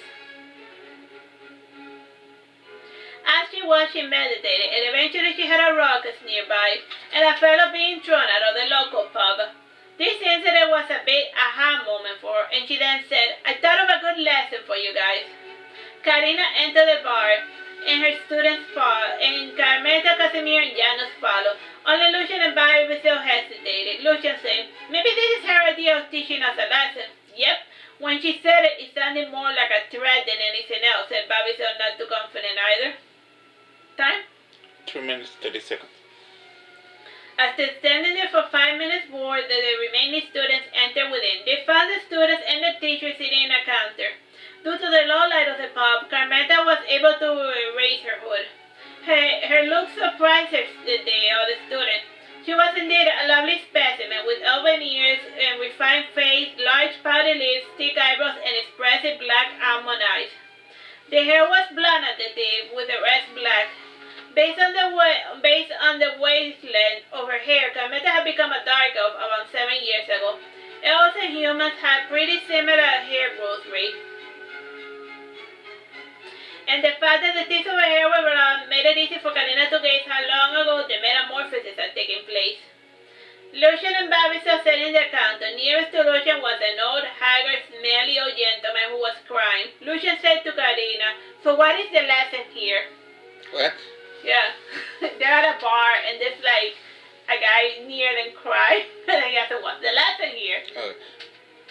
Well, as I was explaining to the others, according to statistics, about 95% of the citizens in Veragerung have visited a pub or a tavern at least once in their lifetime. Of that number, 87% make regular visits at least once a month. There are a lot of drunk people. Others, like my friend Jerry over here, practically live at the bar. Cerca, Jessica Karina pointed to the sobbing old man. "Why is he crying?" asked Janus. The bartender said, "Well, I would like to see you lose all your children. Well, I would like to see how you lose all your children in the Great War and still maintain a happy disposition." Like, the guy's crying because he lost everything. Because he lost his entire lineage. "So it's Marduke's fault," said Janus, frowning. "Me," said Karina, shrugging her shoulders. The crying old man said, "Oh, Roger, Roger. You were the best dog a man could ever have. How I miss you." It was then when Babison noticed that the dog collar the old man had in his free hand. Casimir then said to the barkeeper, "Not funny." Like, he lied about him losing all of his children. The guy wasn't crying for his life children, he was crying because his dog died. Yeah? Yeah. "You are no fun," said the bartender. "Though I am a little bit disappointed by how quickly you assumed that our most esteemed and grandiose ruler was the bad guy in this little story." Time? Hey, less than a minute. "Yeah, Janus, why is that, I wonder," said Karina, invading Janus' personal space. "It's almost as if you forget that I am Marduke's sister." Alright, we'll leave it at that. Bye-bye and God bless. Alright, we're good. Okay, it's 4 by hand, but it's part 3 in this one, right? Yeah. Oh wait, are you recording already? Yes. Hello, my name is Teresita, Blanco, Diaz's sister, and we're reading Saturnastra, Karina. This is lesson 7, part 3. The bite was not part of the script, rather it was a reminder for Cimarron to get with the program. In other past skirmishes, Nanua was always the undisputed champion, and since Cimarron was not a fan of losing in public, Nanua gave the youngling this public victory. With this done, the death of the dragon show could continue. The following show was a series of dances dedicated to Erua, the jellyfish goddess of salt water. The dancer was the Asura. She was doing her famous jellyfish dance with some of her apprentices. Among them was the bizarre humanoid sponge, Lucier. She had the shape of a person, but no hands or feet. Just pointy little knobs at the end. You know, it's like this. Like a stick figure. A living stick figure. Okay. On top of her featureless head, she had 2 antennas with round, clear bubbles. Her back had 4 pairs of wing-like appendages. What kind of Cthulhian horror is that? Each with strings with a round pearl at the end of it. To add to the entire aquatic scene, the little pudgy dragons also joined in the show. Since the wars ended, the dragons had a lot of idle time in their hands, and so they had gotten into the arts like the rest of their shell-shock riders and handlers. "Let's all do John on this," he said to Karina. "I had to take care of some private business. I will be right back." "You should have gone before you left," nagged Karina. "You sound just like my mother," said Letoldo, smiling. Karina, in response, gave him a peck on the cheek. Letoldo's blushing, started pushing his way through the crowd of the people complaining. More than once, he nearly fell off the stairs. He came to find a corner and he tried to evacuate. He had just unbuttoned his pants when a deep voice behind him said, "What do you think you're doing?"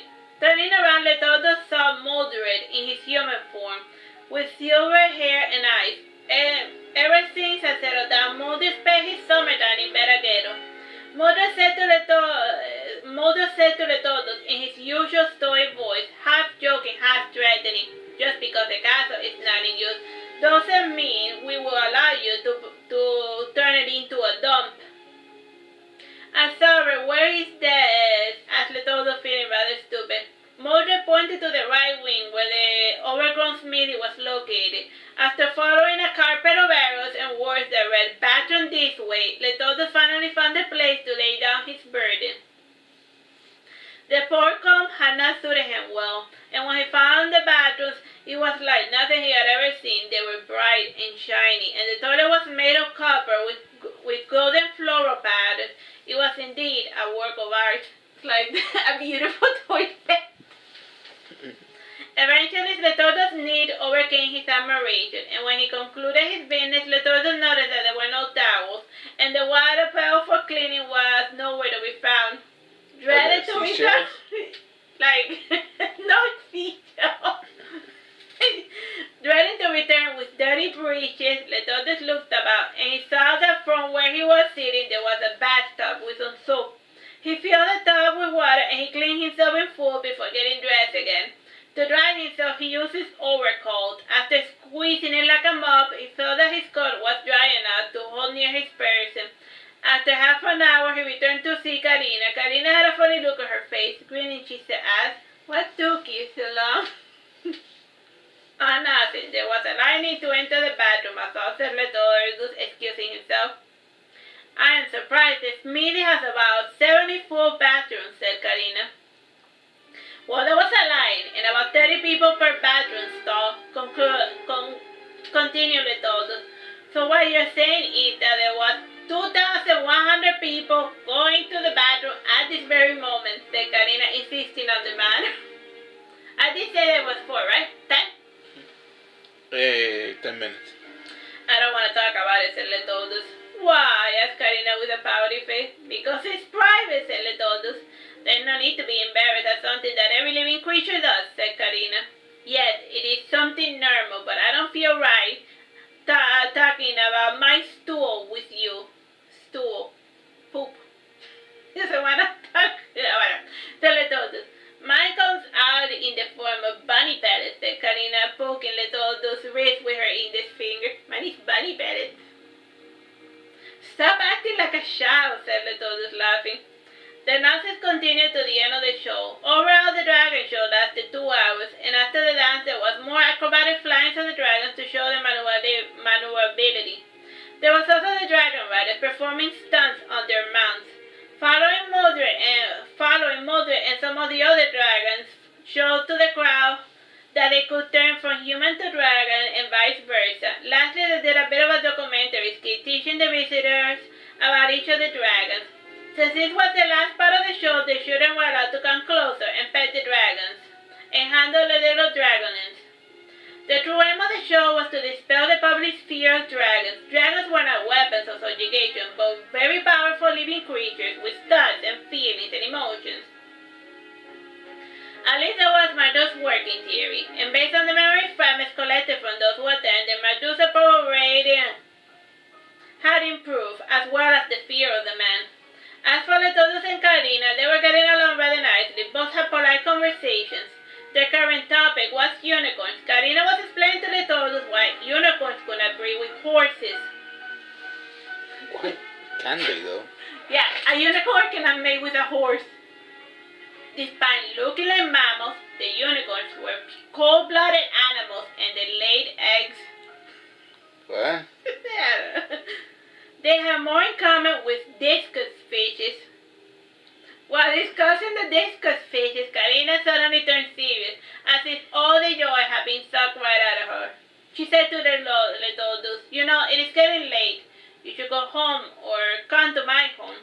"You could stay in mine. Mom wouldn't mind," said Letodos. "If you say so, but your cousins will mind, and your father has returned already," said Karina.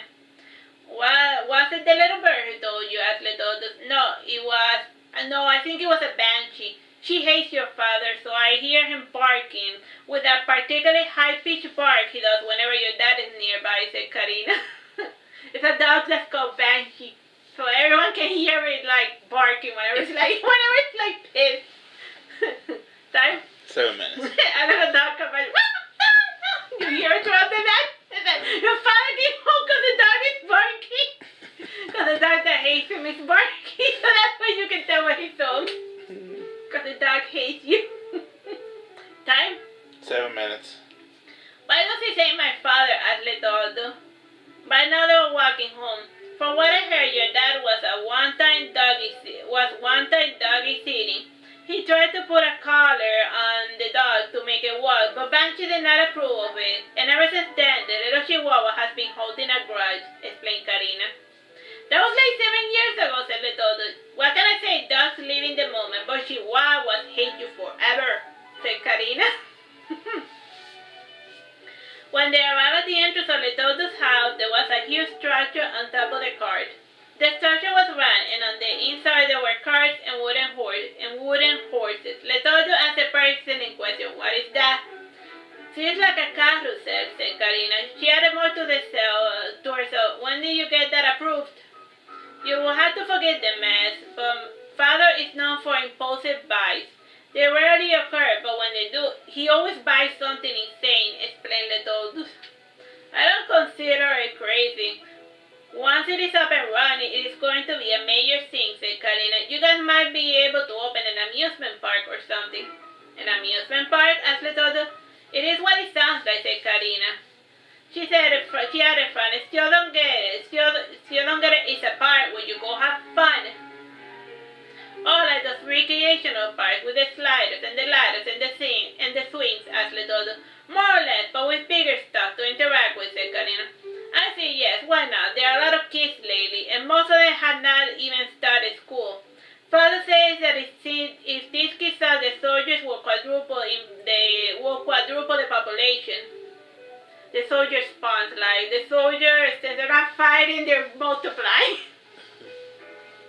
Said Letodo. "It is a fun way to spend the time. I don't see anything wrong with population growth," said Karina. "What if we run out of resources or something?" asked Letodo. "Every day there are new advancements in agriculture and architecture. With both things progressing, we can feed everyone and house everyone. And the meat, well, we can make buildings dedicated to fish farms or something. So you see, instead of looking at problems and whining about it, you should be solution-oriented. And the solution should not involve turning people into food or killing newborns." Letodo frowned at what Karina had said. To end the conversation, he said, "Well, I should be headed inside. See you in the class tomorrow." "See ya," said Karina, kissing him on the cheek. Letodo made a turn to try to get the kiss in his mouth, but Karina turned his head, like she went to kiss him on the cheek, and they were, no, you're not getting a mouth kiss. This annoyed him a little, but he took the show of affection without any complaint. As soon as he entered the house, he found his entire family and some of the poor merchants assembled. They were there, along with Letodo's father, to start their interrogation. The following day came, and with it another life lesson from Karina. She found all her dear pupils assembled at the last floor of the library. There was also a couple of new faces here and there, but none that would become recurring characters, or even interesting ones. The first was a girl named Regina. She had been staying temporarily in Veragerung with her family, who came with a traveling merchant band, and she was dressed like a little doll with pink dress, bonnet, and black shoes. The other fellow was a lad named Quentin, and his brother Severin, Dukes of Society and Martisor. They had brought the title of Martisor recently, and they even had a plaque and a shield handcrafted, and a design to make it official. Like you could buy titles, like how like you could buy your way into nobility. It was enough money. The grace from the mountains gave them out whenever they had contact with petite nobles visiting and looking for a way the title did not provide any actual power, just the entrance to the castle to speak with the sage king of Dogai. Still, being able to enter palaces and mingle with high nobility was something that most people in the kingdom aspired to do, as if it would bring in some sort of benefit. As with most things, as of lately, the nobles and merchants had grown reserved, and now they only dealt with familiar faces. Time? 2 minutes 30 seconds. Marduke had not said much of the nobility and title, for his skill and purchasing power was the only thing that mattered. The time that Marduke spent in the castle as a little lord in his youth was enough to bore him to tears. And indeed, the little Lord Marduke did cry often out of boredom. This was part of the reason why he had moved to a seemingly smaller apartment instead of inhabiting the castle of Bersamin. Like, he had a lot of bad memories associated with the castle, of being bored to tears with, like, the corona and, like, uptight ways.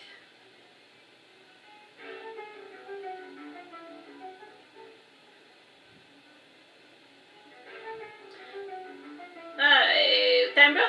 1 minute, 30 seconds. Let's just leave it here. Bye-bye and God bless.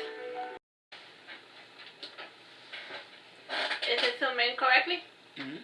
Hello, my name is Teresita Blanco, the artist's sister, and today we're reading Saturnastra Karina by me.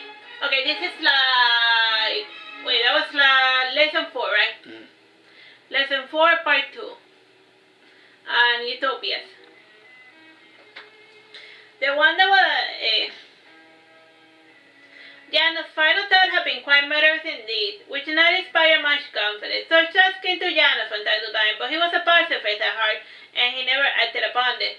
Miko had been thinking about germs, so his board consisted of microbes, only seen through his microscope. Suntaria had been thinking about a maiden playing the violin, and while a younger boy was sitting on her head doing the same thing. Lucian's board showed a mouth, hands, and feet. The one that was more surprising was Casimir's board. It was blank, which gave everyone in the classroom plenty to think about. Still, the one that gave everyone much to talk about was Karina's board. It showed lots of squid tentacles coming out of a coffer. Is that the shapeshift? It seems pretty obvious if you ask me, commented Babiso. It is certainly not boring, said Lucian. By and by, I want to speak to you at the end of class. Sure, it isn't as if I had anything better to do with my time on this world, said Karina. Oh no, on this Earth, said Karina. Earth? Oh, you mean your home world, said Casimir. Yeah, I heard about it from the other soldiers who work with Marduke, said Suntaria. Are the tentacle changes the monsters coming in your home world, asked Lucia. Yes, but they're not monsters. We used to call them cuttlefishes. Brinkel is a sole survivor. He is immortal till he finds himself a mate. After the union, he will die like Karina. The board belonging to Camille showed a representation of a cuttlefish and how they could shapeshift. Suntaria then said, this is all well and fun, but what does that have to do with anything? Or the board for that matter. How is learning about other people's thoughts going to make us better people? It is a little something called empathy or wearing other people's shoes. People lately spend too much time trying to make others think the way they do that they do not bother to understand them. And the real importance of the board is that thoughts are fun enough. But most people do rarely think things through or act on their thoughts because they are ephemeral and random, said Karina. Yes, mother, the concept of empathy, it is all well and good, but a person who wasps can never wear the shoes of somebody without legs, retorted Suntaria. Well said, my little owl. I had thought enough of this nonsense for today. Classes will take place again eventually, and I will post a letter, and I will send a summary of the events discussed in the previous classes, said Karina. Why bother? If they cannot seem to show up to class, why make their information available to them? It just seems unfair to those who came. Give it a rest already, said Suntaria, said Janus, grabbing her by the elbow. He did not put any force in his touch, rather it was just a light pat. It's like... Suntaria elbowed his arm away. Janus was on... Karina walked past Suntaria, and the maiden tried to address Karina again, but she looked past her, completely ignoring her voice and her presence. Lucian followed behind her, and the other students as well. Before Janus and Suntaria realized they had been left completely alone in the classroom. Miko had seen them squabble hundreds of times, and he had grown rather weary of watching their lovers quarrel. Whenever he saw Janus and Suntaria together, he knew that they were eventually going to end up arguing. Just as everyone had expected, Janus and Suntaria spent an hour arguing. Their yelling was eventually stopped by the librarian, who had grown weary of the noise that they were creating. When Suntaria started raising her voice, Janus was forced to follow in suit, and as such, in the meantime, Karina and Lucia were engaged in pleasant conversation about the language of flowers and why people should eat more meat. As I was saying, it doesn't make much sense to me to love nature and yet value one species over another. Plants feel pain too. Eating them over animals doesn't make you a better person, said Karina. Even so, I can't stand the sound of animals being killed, said Lucian, shuddering. One of his father's early business ventures had been a butcher's shop. More than once, Lucian had to help in the preparation of the meat. The scent of meat alone was enough to make him sick to his stomach. Don't feel too bad about it. As long as it was a clean kill, nothing else mattered. There's nothing worse than a slow, painful death, said Karina. And besides, the animals in this world were put for you to live with and occasionally eat. I have been wondering about that, said Lucian. The train of thought was interrupted when they saw a kid escorted by the guards. The child was covered in slime, feathers, and confetti. Karina laughed as they took the kid away. Blanco apparently had succeeded in capturing the thief. Lucian saw the guards drawing near, so he asked, "Do you have my watch?" "Here you go, Lucian. Thank you for your service," said the guard. "Nothing to it," said Lucian. "Who was the kid?" asked Karina. She had no information on the fellow because there were so many people in the city. "The kid is Regin, son of Odrute Yelnarson," said Lucian. "Son of Odru... Oh, that Ort," said Karina, remembering. "Yes, that Ort," said nodded Lucian. Orton was a minor dwarven lord in the court of Veragerung. He was quite wealthy, and during the change of leadership, he did not pick a side. Rather, he left the city, and then he returned when everything had finally settled down. As of lately, he went to pester Marduke about his living arrangements and about not being taken serious. He was hoping to make himself indispensable to the new administration. So far, he was not being too successful, but he kept trying at it to see what stuck. Regis was his youngest son, of a brood of 28 children. There were 17 boys, 10 daughters, and 1 intersex child. Intersex was more common in dwarves than in humans. Regis suffered from androgen insensitive syndrome and thus had the body of a female despite being a male. None of it mattered, and it did not affect his life. And did not affect the life of Regis, who acted in accordance with his true nature despite the visual signs of being a lady. Since he had 1 female ova, he did not have fertility problems. When Regis saw Karina and Lucian, she whined and said, "It was them. They set me up. Why would I steal? I am filthy rich. I actually live in a castle, unlike Mr. King Poverty." "Enough. You're only sinking yourself deeper, Regis," said the guard. "That is Sir Regin to do, and if I had my dagger on you, keep complaining, little Regin." Regin has been a star pupil in the army, but had been discharged for his klepto habits. Apparently, she had not outgrown them. She no longer stole items, but she still picked the locks and handled the items a bit before putting them back. The first lock she had picked was to enter her alien mother's room, and when her mother died, Regin almost joined her due to the infectious nature of the virus. Marduke arrived on time to heal her, but he had not arrived soon enough to help Regin's mother. Ever since then, Regin picked locks and stole items in order to cope with stress. It was close to final, and naturally, she was feeling a little klepto. Time? 8 minutes. Lucian and Karina saw Regin being taken away. Lucian gave her a pitiful look because she didn't have a mother.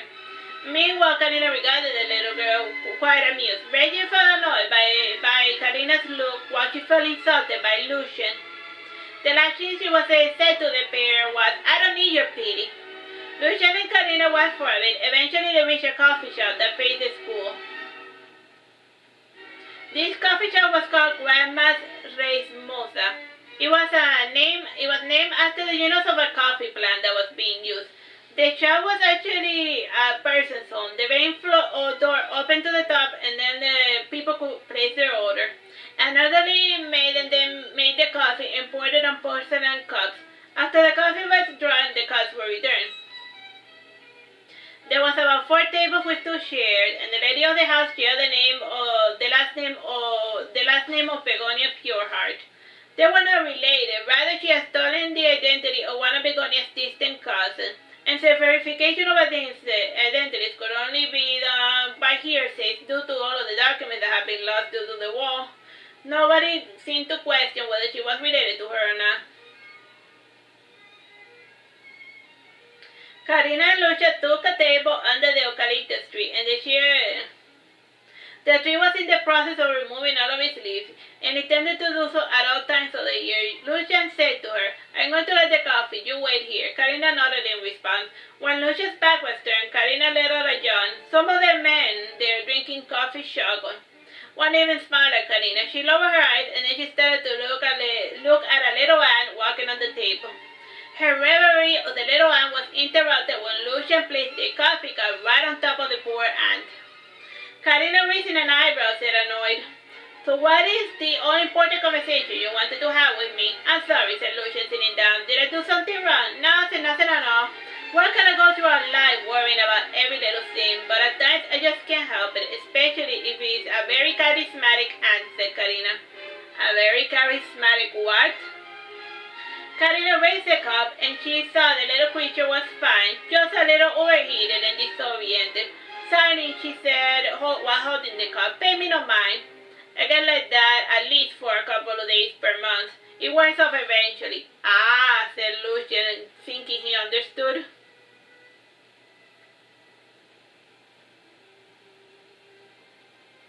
Seeing as though Karina was not talking, Lucian said, drawing closer, "Well, I have been hearing from some of the other customers and nobles some worrisome complaints and ideas." Karina leaned back on her chair to regain her personal space. Lucian drew his chair even closer and he whispered, "The merchants have been complaining about how crowded the city has gotten, and that the soldiers have no money because they rarely buy anything, and that the city might fall into poverty if we do not regain the tributes of the rogue territories." "Those territories are not rogue, they are free, which is not the same as being rogue," said Karina. "We will play nice with it and do a little commerce, and it might do the merchants some good to get out of the city every once in a while." "Not every merchant has can afford to travel," said Lucian. "Nothing venture, nothing gain, and it's not as if the soldiers are dirt poor. In fact, most of them have gotten pay raise because my brother believes in paying a person what they owe. The soldiers are just going through an austerity period. Since we're normalized, once brother starts going out into public and starts buying random things." "I see, but why are they so spooked? Were they ordered to save up? Oh yeah, the time? 2 minutes, 27 seconds. "Well, when you see someone in power doing something, you imagine that they know something that you don't. And you don't know the real reason behind it, but you do it nonetheless," explained Karina. After taking a sip of her hot coffee, Lucian said, "Huh," before raising an eyebrow. He then said, "So they are acting rather foolish. So they seem that they're acting rather foolishly indeed. Because, they're imitating the king because the king is living in austerity, so they think that the country has no money, so then they are saving up money." To put it in layman's terms, yes. Aside from following his rules, Marduke never asked anyone to imitate him. "I suppose," said Lucia, staring at the cup. He looked up suddenly as soon as he remembered me. And then he said, "Ah yes, my cousin and some of the boys are probably going to be pestering you in the future. You should keep an eye out for that." "Time, bro?" 1 minute, 30 seconds. "Let me guess," said Karina, resting her head on one of her hands. "Their parents guessed that I might be rich because of the jewelry I wear, and they thought it might be preferable for me to marry into a royal bloodline." "Yes, something like that." "It is as if that's the only way they can think," said Lucian with disgust in his eye. "Some things cannot be helped, little Lucian. If you live with fishes and you look and act as a fish, you can be expected that other people might start looking you in quite a fishy way," said Karina. Lucian laughed, not getting it. He only bothered to come to Karina's classes because he found them amusing, but he rarely learned anything.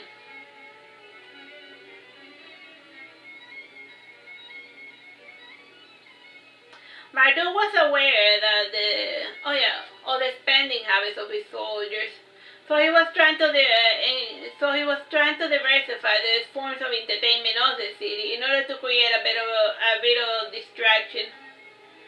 Time, bro? 20 seconds. Alright, let's just end it here. Bye bye, God bless. Hello, My name is Teresita Blanco, your sister, and today we're reading Saturnastra, Karina. This is lesson 10, part 2. Here's the story. There once was a fellow named Cassius. He was both strong and honest. He was always trying to help out people because he had a superhero complex. Anyhow, one day during a battle against the bandits, the people left him there to croak. After barely escaping with his hide, he was offered shelter by a person he had just met. The person had a bit of an attraction for Cassius, and so he decided to offer the fellow a hand. The moral of the story is timeless. Just because you help out people doesn't mean that your aid will ever be reciprocated. And sometimes strangers treat you better than people you have known your entire life. Tell me about it, said Bobby. So just the other day, I needed to fetch some milk, and I asked a hag to keep an eye on Periwinkle, and you know what the thankless bastard did to me? She said she wasn't no babysitter, and to think of all the times I got her groceries and opened the door for her, and I even fixed her leaky roof once. Some people just expect to get things from others without offering anything in return. In her defense, everyone's born like that, but eventually life finds a way of showing you the truth. Or you die before you learn your lesson, said Karina. Well, she certainly died for certain, because the last time I said I was going to fix her roof, I did go to fix it, but I did a half-baked job at it, and by nighttime it was leaking again. And so it happened that she goes to the loo, and then she trips on a puddle, and that was the end of her story, said Bobby. So, you don't feel guilty about causing her death? Asked Janus. I did not cause it, she did. You burn enough friends, and then when life throws you a curveball, and then you finally get your just desserts, said Bobby so sternly. When the lecture was concluded, Karina said, it's going to be a bit, and before you see me again in Veragerung.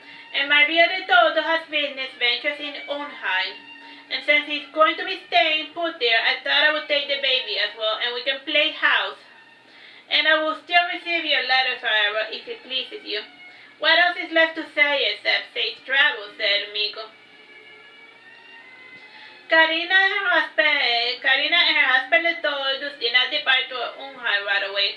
As with most moves, it took half a year. Part of the delay was due to the sudden price hikes in property. Unheim was by now an independent principality, no longer in control of Veragerung. And with independence came shiftiness, and the local merchants of Unheim did not feel like they had to follow the old rules of commerce. If they saw an opportunity, they were going to squeeze it for all it was worth. And a couple of years of this change of pace was enough to create poverty. The new Duke of Unheim apparently was unaware of this or did not care. He had a little peasant rebellion on the tip of his nose, and the current Duke was called Reggie, and he was a nephew of the original Duke, and he had recently succeeded him who had died under strange circumstances. Reggie may have been the face of the crown of Unheim, but his mother held the scepter. And like an obedient little boy, the 47-year-old man did as his mother always told him.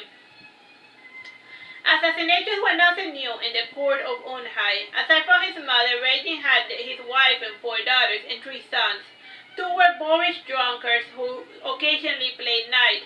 The other was a toddler, and the youngest, he was always running around the castle with 4 ladies in waiting behind him, ready to kiss his boo-boos.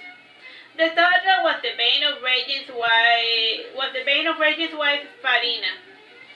She hated him because he had been born to another woman, a gypsy girl who one day turned up at the castle with the farcical tale that the kid was Unheim.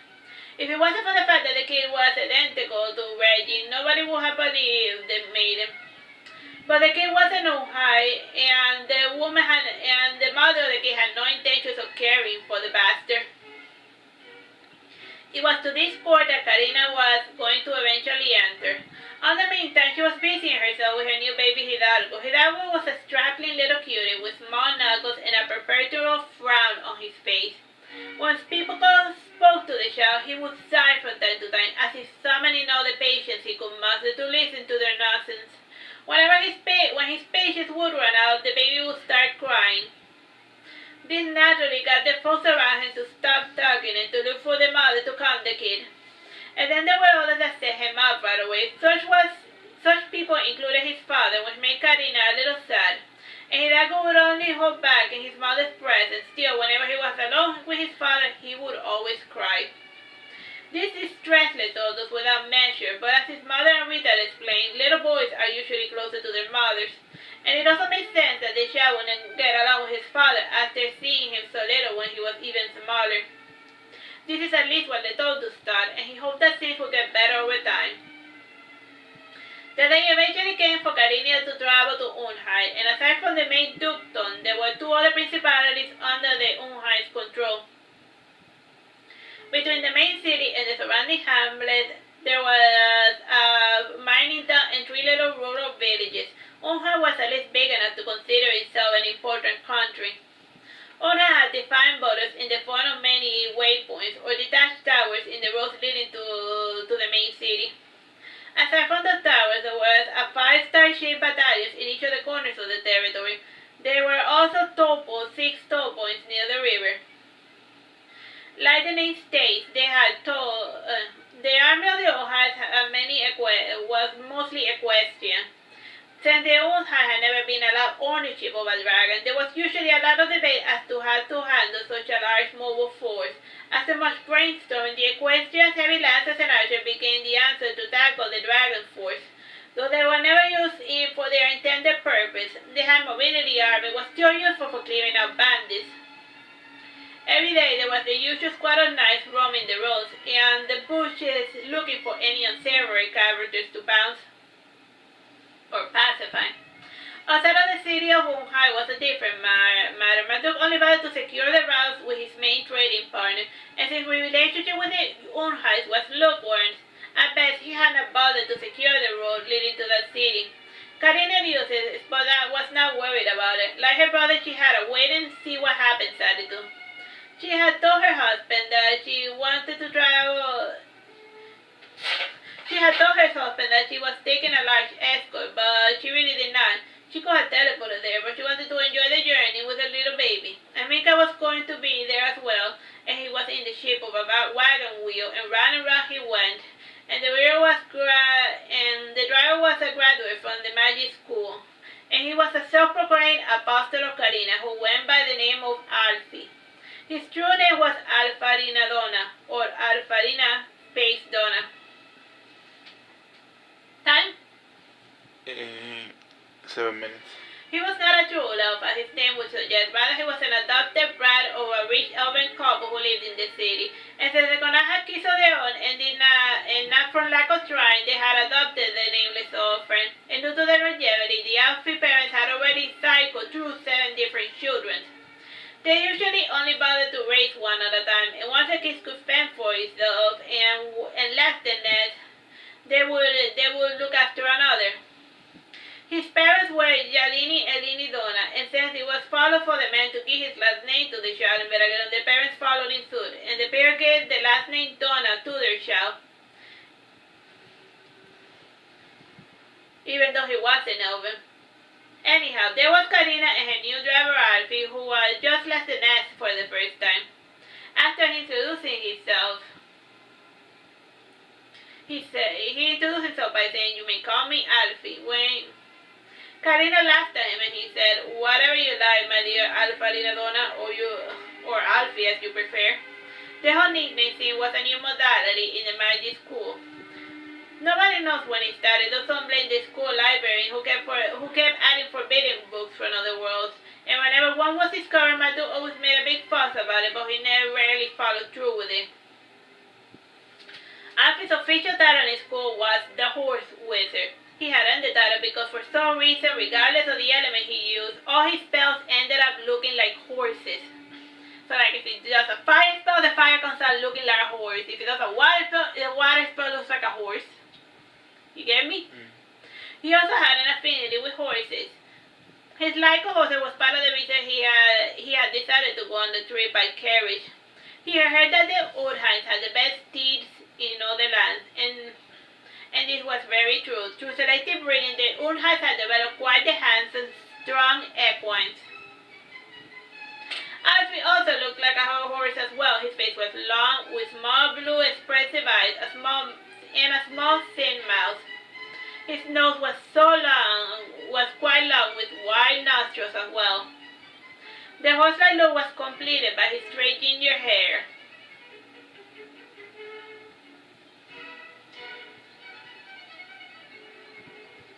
He was always doing push-ups while looking at his spellbook, which was encoded. If an outsider were to look at the book, they would have read a bunch of interesting observations about bees. Anyhow, Alfie was driving the car while Karina was asleep with her baby, while her baby Hidalgo was awake and musing. Hidalgo was often fond of quiet time, and the rocking of the carriage was quite pleasant indeed. The carriage took a sudden turn, and the horses started whining. The door was thrown open, and then some man with mags shook Karina, yelling, "Your money or your life." Karina yawned and said, "What's the fuss? Just look around and take whatever you like and just let me sleep for 5 more minutes." She then proceeded to make herself comfortable again. For this incident, the robber punched her in the face. This made Hidalgo laugh. Taking the baby basket, the bandit said, "Now that I have your attention, bitch, where's your money? I'm not playing with you." With a faint, distressed voice, Karina begged, "Oh, please, miss, I'm ever so sorry. Take the carriage and the horses, but please don't hurt my baby." The bandit and his mate laughed, and the man held the knife closer to Hidalgo's face. He was going to continue with his evil routine, but his head exploded, and so did the head of all of the would-be robbers.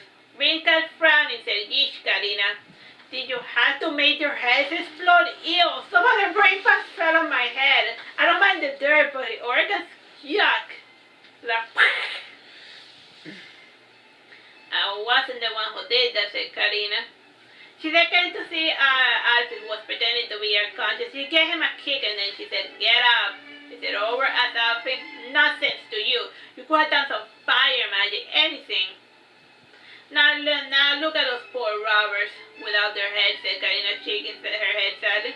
"I was going to help, but the surprise made me lose my concentration," said Alfie, making excuses. "Oh, Alfie, it's great in practice, but useless in the field," remarked Karina. "Well, there are some things that cannot be helped. Let's clean Vilka and the carriage, and let's continue on our journey." Time? 2 minutes, 30 seconds. "We could put the headless corpses on," started saying Alfie. He stopped when he saw Karina glaring at him. While he cleaned the horses and the carriage, Karina summoned a harpy to clean up the bones.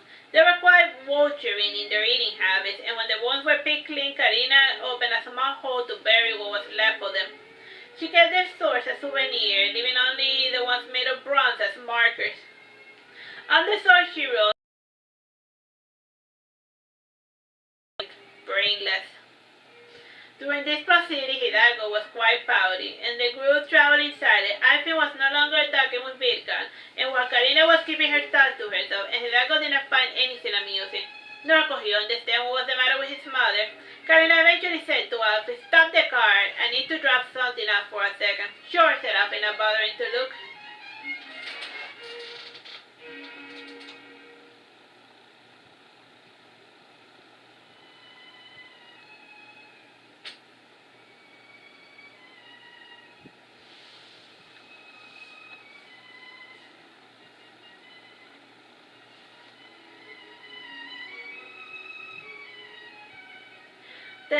The family continued with their journey uneventfully.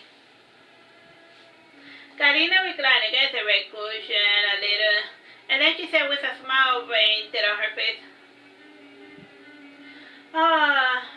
I'm not asking people to be saints. You are allowed to be petty from time to time. Just the other day, I got a teacher fired for being annoying. He was just using his position to bully the students. And by bully, I mean put up with his nonsense. You can't help a fellow with one hand and mistreat them with another." Less than a minute. I think I understand. Karina said nothing, but she smiled benevolently. Alfie was confused, but he decided that it was pointless to continue the conversation that he didn't understand. Alright, we'll finish this book soon. Bye-bye, God bless. Hello, my name is Teresita, Blanco, the Artist Sister, and today we're reading Saturnastra Karina. This is Lesson 10, Part 1. The Dangers of Duality. It was the night before the last day of class, and Karina's husband had finally returned home, and they were playing with their cute little baby. It was a standard game that adults played with small kids. The kid would wake up for half an hour and look about bored. In the meantime, the parents would speak gibberish and make stupid faces at the child to see if they could make it smile or laugh. In this respect, Karina and Letodus were one and the same.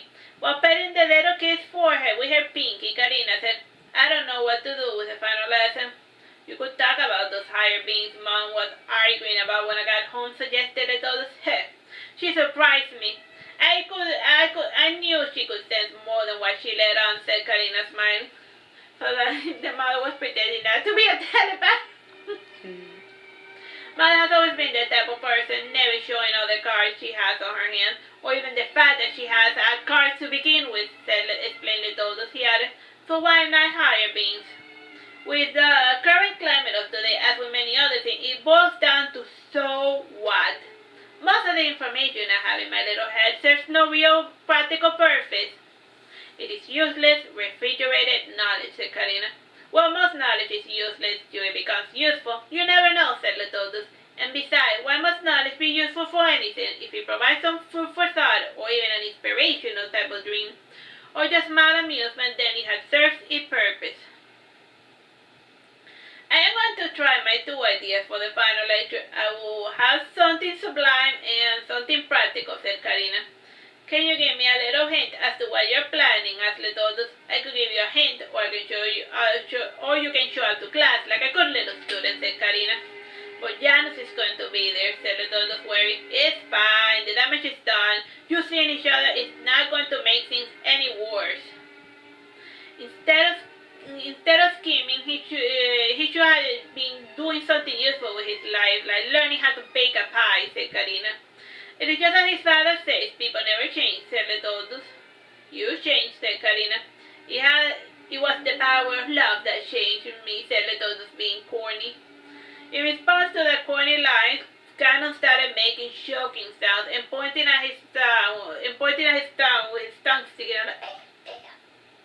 His cheer was met with a vase to the face thrown by Karina. Canon started laughing as blood flowed from his forehead. Karina too joined in the mirth as did baby Hidalgo. The only person who was not laughing and who didn't get the reference was Letodus. With the incident concluded, Karina started making her way to class. Hidalgo was still too small to be let out of the house. It was tradition in those days not to take the newborns out into the city till they hit the 2 months mark. People had a lot of germs and the babies had to be kept safe from them. Still, under Marduke's rule, the babies still had to get a bit of sunlight for 5 minutes every 2 hours. It was the bare minimum to maintain their health. Still, parents had to be careful not to overexpose their child to the sun. While Karina and Letodus went to school, and Rita was left to keep an eye on this kid, she was still uncertain about Hidalgo's true nature. She was looking for any signs of abnormality. Inanna was by now ambulatory, and the little vixen was always running about the house, causing a ruckus. As a result, Marcos was no longer roaming Marduke's residence. The poor creature was looking for a less noisy apartment to hang out. He eventually found it inside a garden gnome's house. With the greenery projects in Veragerung, the city had become pleasant enough for gnomes to move into. For now, they populated the public parks and the gardens of the homes of lonely old ladies. The gnomes were quasi-divine beings, descendants of the Priapus and a bored great alien. They were conceived through the technological means. This is at least what those little aliens claim. Since the gnomes now live in Saturnastra, their divine powers had quite diluted. Their only power only appeared in the form of the green sun, and wherever they live, plants seemed to grow faster. They also spoke the language of the flower. If humans paid attention, they would be able to tell if the gnomes were in a good mood based on the scent that they emanated. But if they couldn't make their desires known through scent, they also spoke English. As soon as Karina arrived in school, there was a gathering of the little gnomes, and they appeared with their silly red hats and beards and cute little outfits. They did not normally dress like that. They only wore that when walking among humans. Still, the clothing was a kiss from Nalini, so they wore their classical gnome earthly attires. The garden in the school seemed disturbed, and the slab that had sealed the entrance to the sleeper catacomb was cracked, and there was scolds later about as if something had gotten out. Frowning, Karina said, "What a bother. Sorry for the mess," said a stranger. Karina looked at the fellow with a perplexed look, then also started staring at the creature that was manifesting in the form of a man. After thinking a little, the light of understanding came upon her. "Oh, you have finally awakened, sleeper Casimir," said Karina, smiling. "Yes, with the abundance returning to normal, there's no need for me to keep sleeping to hide from them," said Casimir. "Returning to normal?" asked Karina, perplexed. "Yes, you don't need to worry your treaty little head about it. By and by, I heard from your father that the summoning ritual for the Father of Creation was concluded. Those who wish to live within it stay, while the rest return from whence they came," said Casimir. "Returning to normal," repeated Karina. "Why does that not inspire me much confidence?" "You worry a lot. A lot of us are going to be seeing those day lots. Or should I say, most of us are not going to notice much of a difference with the time dimension correction and all that weird nonsense." What a bother," said Karina. "I ask for your forgiveness," said Casimir, bowing. "Don't worry about it. Let's just focus on living in the now and forgetting about abandons and all that nonsense that never occurred in the first place," said Karina. "Yes," said Casimir, sighing. "You're going to face up our roof, are you not?" asked one of the gnome fellows. "Sorry, I will get on it right away," said Casimir. Casimir walked a little, but after class ended, Casimir walked a little way with Karina, and before entering the classroom, she said, "Here's a picture of Casimir. Try changing your shadow to get that look just right." "Will do," said Casimir. For those unfamiliar with dimensions, they would imagine that they function like parallel universe, and people tend to get both things confused. Dimensions are just the name of states. They are length, width, height. And once you get to the fourth dimension, you start to perceive time. You see all the possibilities of the past and present branching out. This is how the future side of Proteus and his children works. One of his eyes can see the fourth dimension, which is time. As for Casimir, he was a dormant 4D being who had awoke. His power for keeping the abandons in their monster forms, and they were transformed in order to weaken them. In their monster form, they were no longer a threat to higher beings because their time had compressed to zero. Still, they were strong enough to be a bother to lower individuals. Time though? 7 minutes, 10 seconds. When the abandon transformation was sealed away, the former abandons returned to normal, or they suffered a natural death. So they came back as ghosts, or they reincarnated, and so there was no need to dream anymore, Casimir, or work. And like most higher being sleepers, their dreams could affect the third dimension. Think of it as a solid dream, and now that he was awake, he needed to decide if he wanted to stay in the real world, or if he wanted to return to dreaming about sweet nonsense. Casimir, as his own Strahler era, reacquired his dream-like form.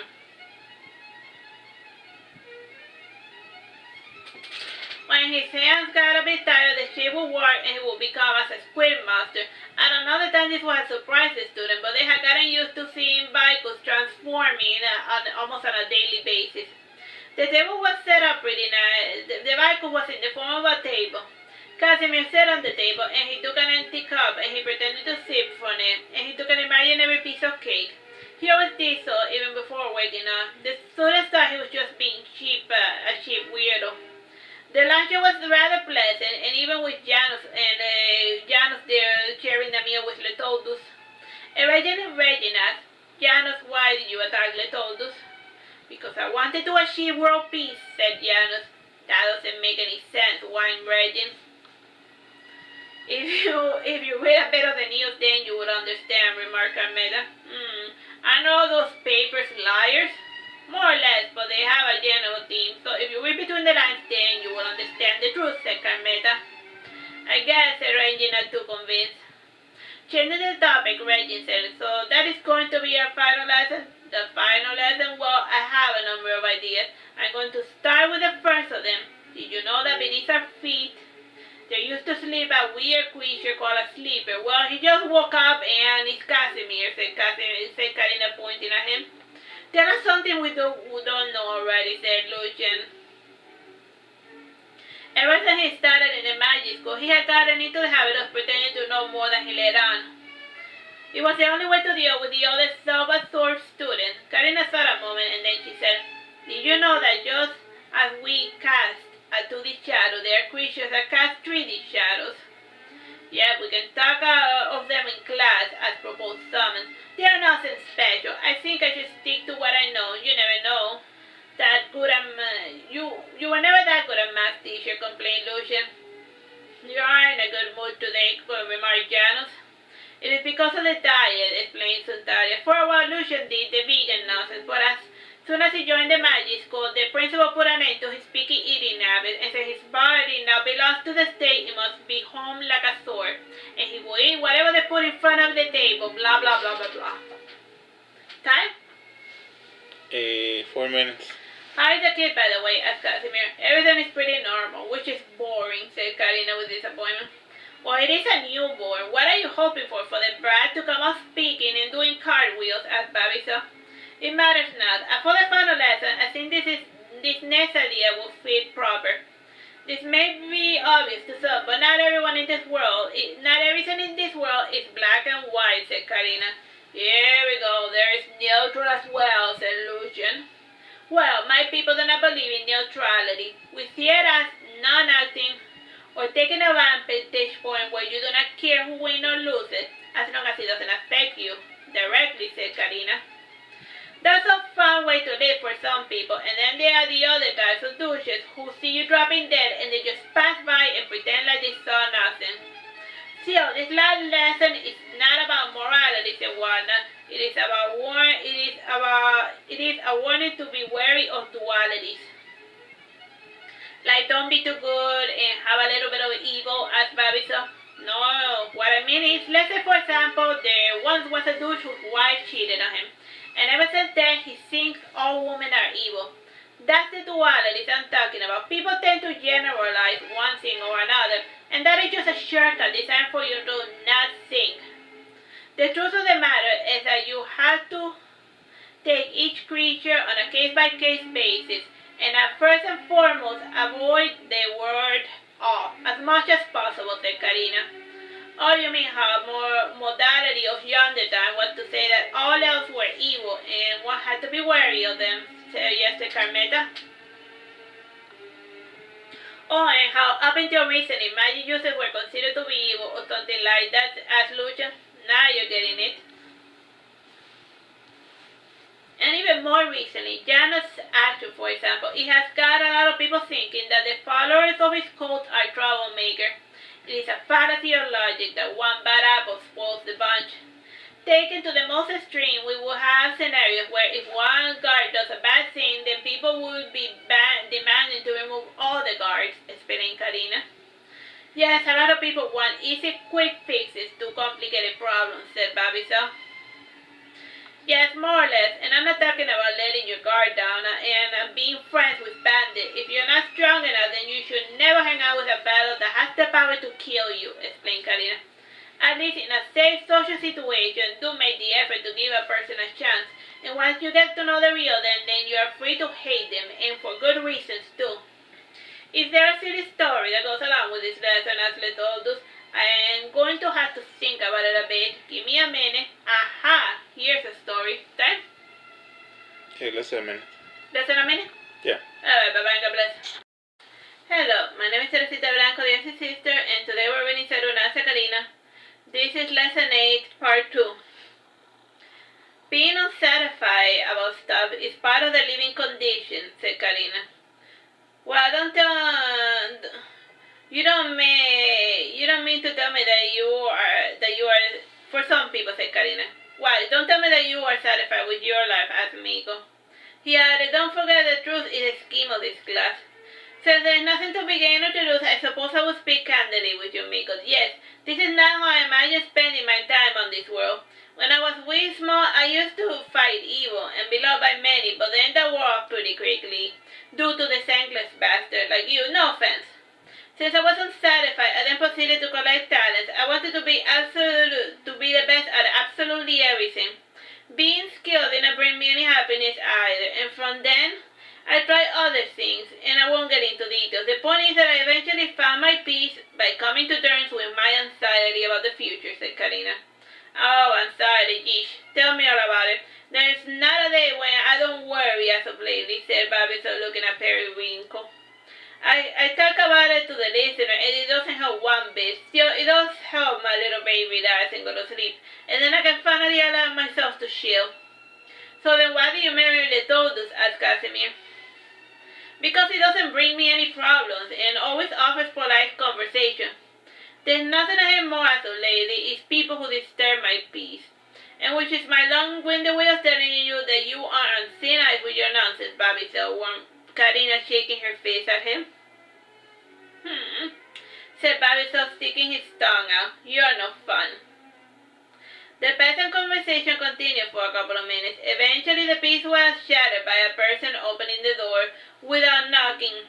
The unexpected visitor caused Karina's heart to jump. It was her brother Rimaro. There was a gleam in his eye and a slight smirk on his face. He said, "Your placing killed one of your students." "Oh, bother," said Karina, sighing with disappointment. "I was hoping that the silly dagger would keep him out of trouble. And instead I had gonna make him into a murderer." "Well, sometimes people don't act the way that they're supposed to when they're put in a stressful situation," said Rimaro, smiling. He added with a look of sadness, "Oh wait, the healer was able to revive him. Nothing like 700 bolts to kickstart the heart." "What happened?" asked Babito. "Who got aided? Was it Jano's solution?" "What about them?" asked Carneta. "Yes, I'm not up to date on the town's gossip," said Miko. "Well, you know that both have a thing for Karina," started saying Babito when he was interrupted. Primo the Dean said, "It was not so much of a thing as a type of fixation. Humans are prone to those types of nonsense. Lucia was cured of his monotony by getting an exorcism. And he seems to have forgotten altogether out of his Karina. He seems to have gotten over his Karina fixation when he heard until he had heard about the wedding.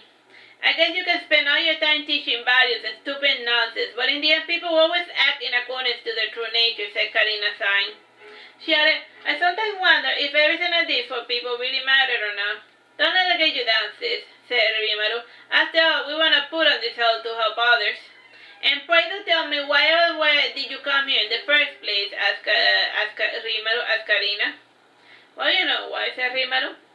"To be a bother, perhaps. A plague even," said Karina, echoing Rimaru's thoughts. An eerie silence entered the classroom and sat down among them. Karina silently sighed and she waited for Vicus to go on his way. Vicus in a departure, Rimaru left the classroom. In many respects, Vicus did not have to say or even gesticulate to let his desires be known. With Rimaru gone, Karina said, "Well, I better see what is left of Janus." "Yeah, you do that," said Vilka, getting up and leaving the classroom. It was kind of loud for him to do so because he did not bother to change his current form, which was that of a very metallic wagon wheel. The way he rolled downstairs caused a lot of noise, which was punished by Vicus wrapping himself around Vilka for him to be more quiet about his proceeding. When the darkness around him subsided, Vilka was in the form of a very quiet-looking mouse. Time? 10 minutes. Vilka sighed and he chirped, and then he left to look for the books to see if there was anything that could be considered new. With a big enough database of information, one eventually reaches a problem that everything starts to resemble everything, and Vilka had always dreamed of running into an original thought or idea. It was while browsing the library that he found it. It was a little doodle drawn on the page of one of the math books. It had been partially erased as it was drawn with pencil. The drawing was crude, but it at least was something new. Meanwhile, Karina was making her way towards her house. Her husband was there in addition to Flamen, the father of Janus. She could just picture her brother making excuses or throwing Letodus under a bus. When she opened the door, everyone had a somber look. Flamen got up and he came to Karina. Taking her, he said, "Oh, Karina, you must forgive myself. I do not know what came over him. I'm the one who is sorry. I should have just stayed home and not interact with anyone," said Karina, sighing. "Don't speak nonsense, girl. Jano has been a little odd for a couple of days, always mumbling to himself. And he kept saying that he recognized someone and that he finally saw the truth of the matter and the gods and what else," said Flamen. "So if Jano is crazy, then why are you here?" asked Kano, entering the room. He added, "Get him to a listener, a healer. Take him home and hope for the best." Well, our king's healing abilities are said to be stronger than the average healer, so please, my lord, help my son, begged Flamen. He would have kneeled, but then it would have been too hard for him to get up. The poor man had aged decades over a couple of hours. Such is the nature of sudden grief. Karina and her brother came to Flamen's house.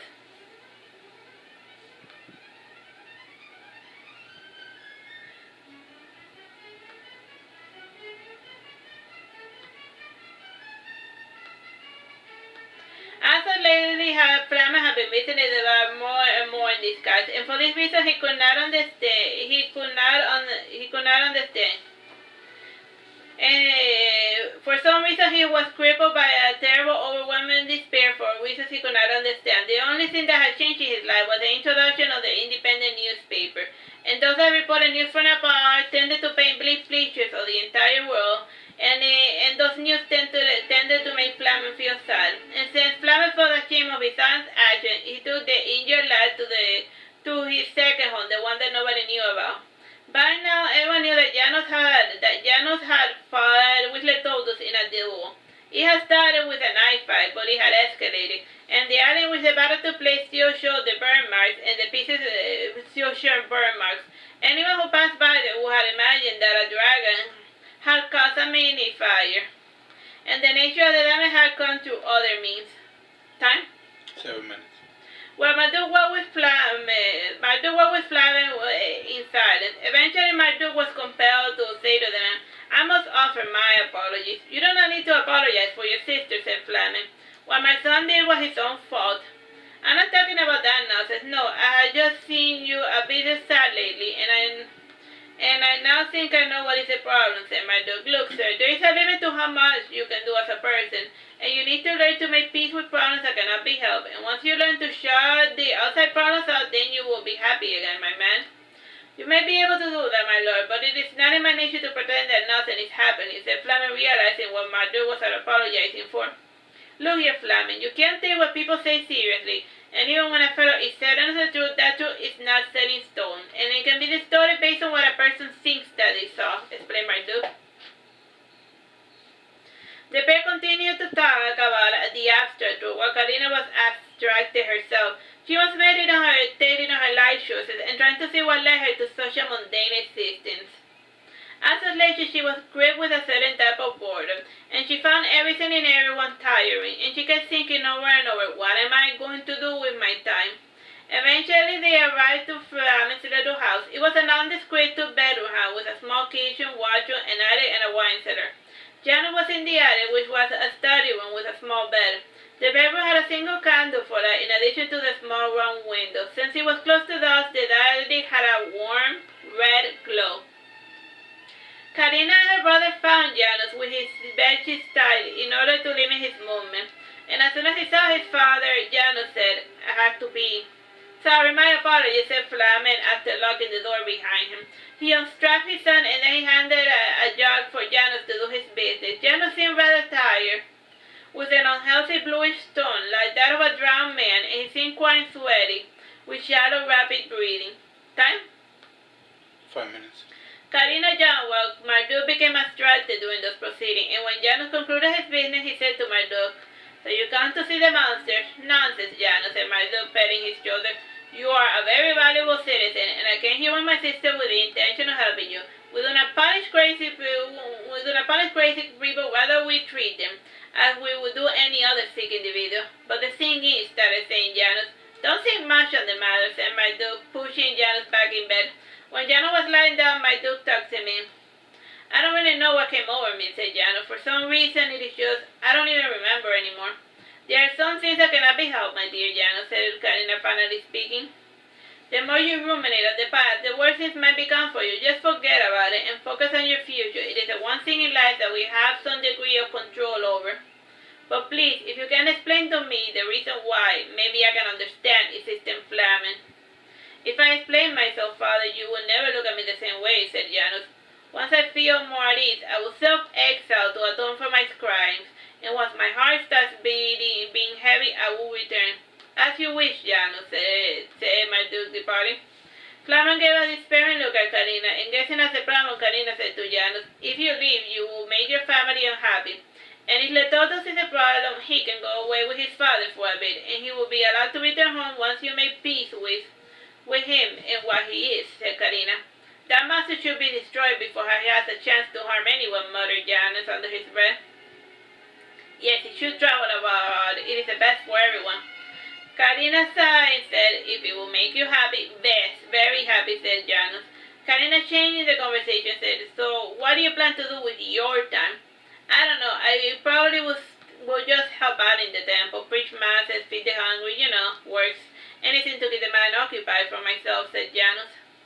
Yes, helping others is a good way to shut out the little voices inside your head, said Karina. They paid nonsense until Janus eventually fell asleep. During the conversation, Famine did not leave the room. While Janus was snoozing, Karina left the attic to follow after Flamen. He said to Karina, my apologies for being a terrible host. Would you like some tea? Sure, why not? I haven't seen better to do with my time as of lately, said Karina, sitting down. Flamen started mixing the leaves and then they brewed them. And then he served the tea. He asked, milk? Sure, 2 scoops of sugar, please, said Karina. Flamen poured the milk and he added the sugar before sitting down to face her. He took the teacup to his mouth, but he did not drink. He stopped a moment short because he heard the pacing in the attic. Sighing, he said, that boy is going to be the death of me. Only if you let it bother you, said Karina. I'm not like you people. I can't rip out a piece of my heart like it is a toenail or a tuft of hair, said Flamen. You're only saying that because I agreed to exile Letodus for your son's peace of mind, said Karina. She said, I know what I'm doing. Give it a couple of years and it will be Janus who will beg Letodus to return to Veragerung. But can you really wait that long? And what of Letodus' poor mother? Have you thought of her? She will be devastated without her boy, he added. And what would they say about me? They would say that the king is playing favorites, and we cannot have a return to those days when the victim was punished and the perpetrator was allowed to roam free. Time? 1 minute 30 seconds. Relax, Letodo was also at fault. He should have not agreed to duel in the first place, but I did not wed him for his ability to make good decisions under pressure, said Karina. I could go on, but it is mean to speak ill of a person who is not there to defend himself. In any case, Letodo has been suffering from a bit of a wanderlust, and this incident could be a good excuse for him to finally travel with his father, as he always wanted. As for Rita, I suppose I could give her a grandson to preoccupy herself with. You're a monster, said Flamen flatly. So I have been told, said Karina, sipping her tea, but this is a family of monsters that have given your little kingdom peace and stability, so don't forget it. After saying this, Karina departed. Time? Less than a minute. Alright, let's just stop it. Bye-bye and God bless. Hello, my name is Teresita, Blanco, dear sister, and today we're reading Saturnastra, Karina. This is lesson 5, part 2, on petit males and fustilarians.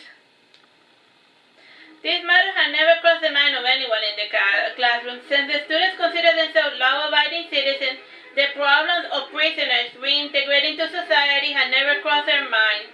As with most problems, the students only bother with evils that affected them directly. See, those people who take it upon themselves to continue to punish others are also a type of fustilarian, said Karina. She then opened the window and yelled, Mortimer, come unto me. Mortimer's true name was a growl consisting of the M, R, and T sounds. As was the habit among dragons, Mortimer answered to a humanoid name when dealing with creatures that could not speak as the dragons do.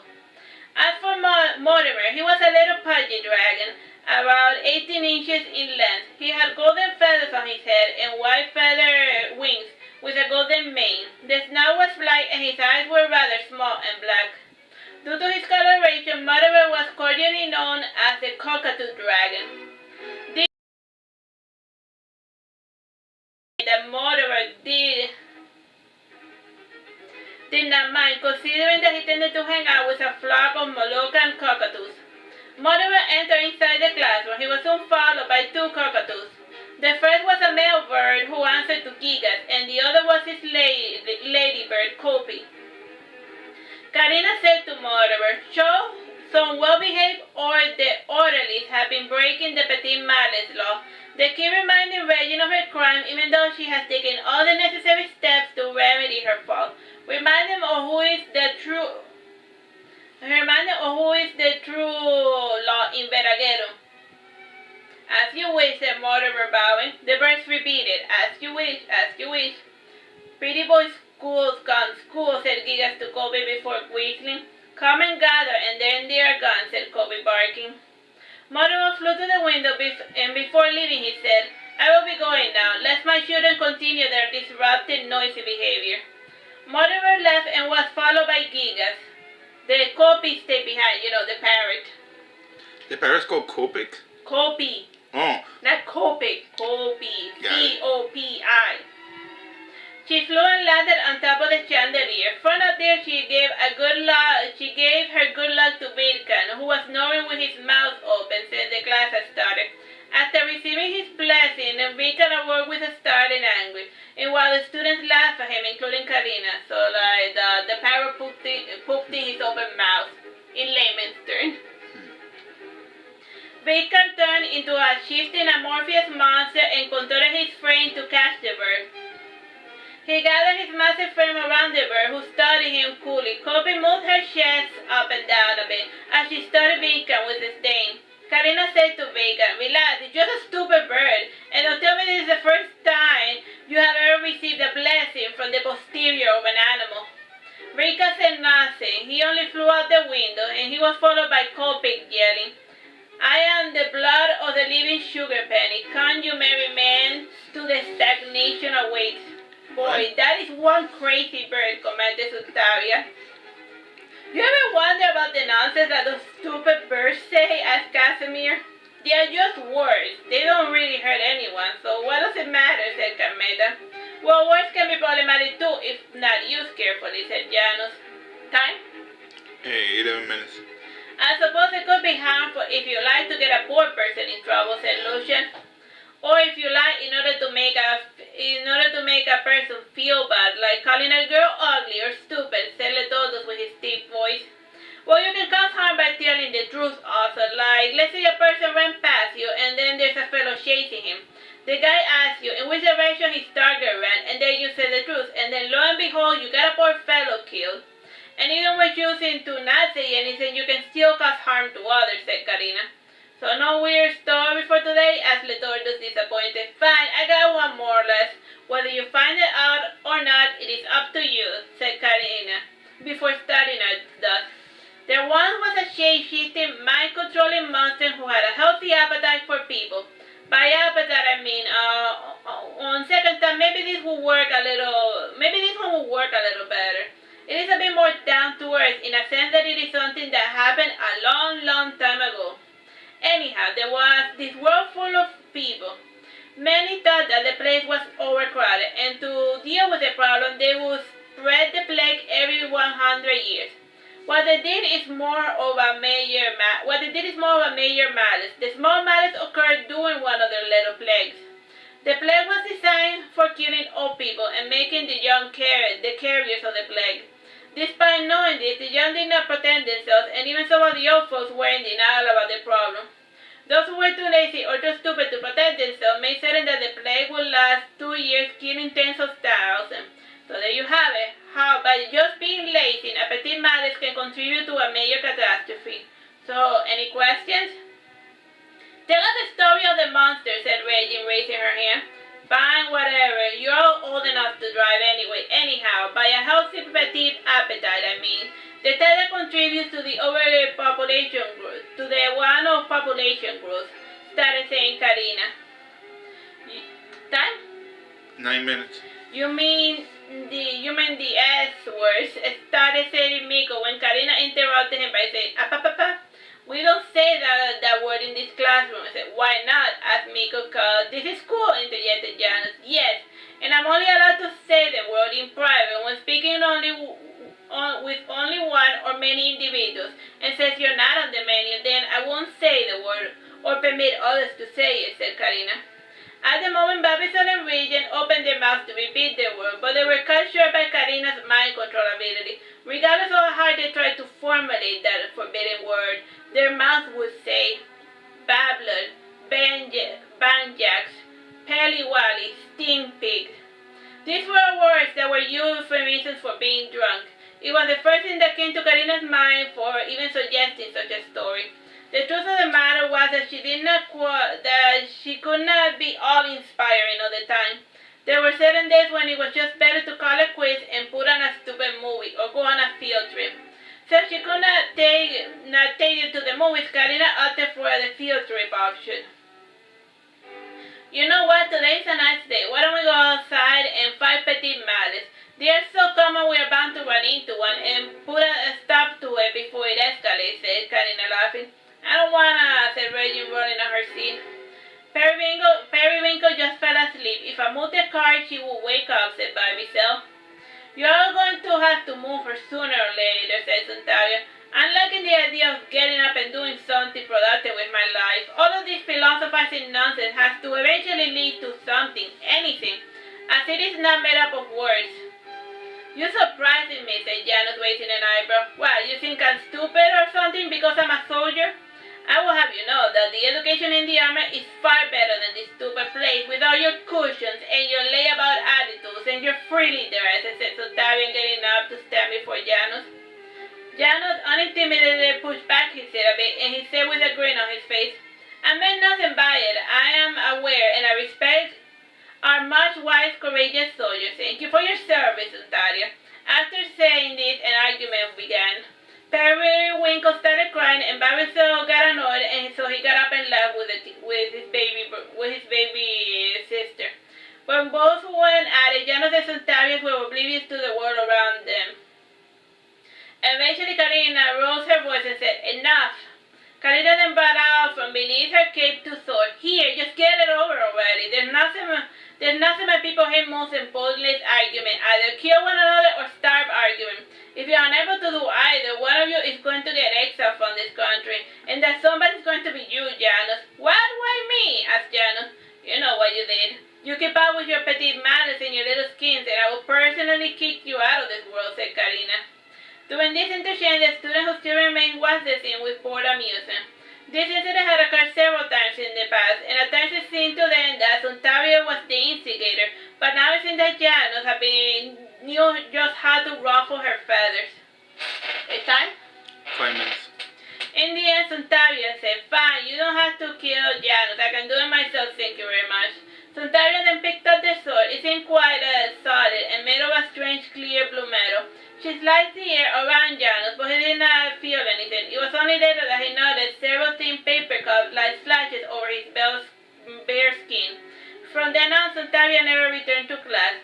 Karina felt the gift she had received from Janus to a heat. There was a silver lining to the entire incident. Now everyone understood the concept of petite malice. When class was concluded, Lucia said to Karina, Can you tell me the weird story, the one about the shape-shifting monster? Is it about Vilcla? Vilcla is not that type of creep, said Karina. But he is a creep, insisted Lucia. You said it, not me, said Karina, grinning. Come with me and have dinner at my place. I can tell you more on that nonsense there.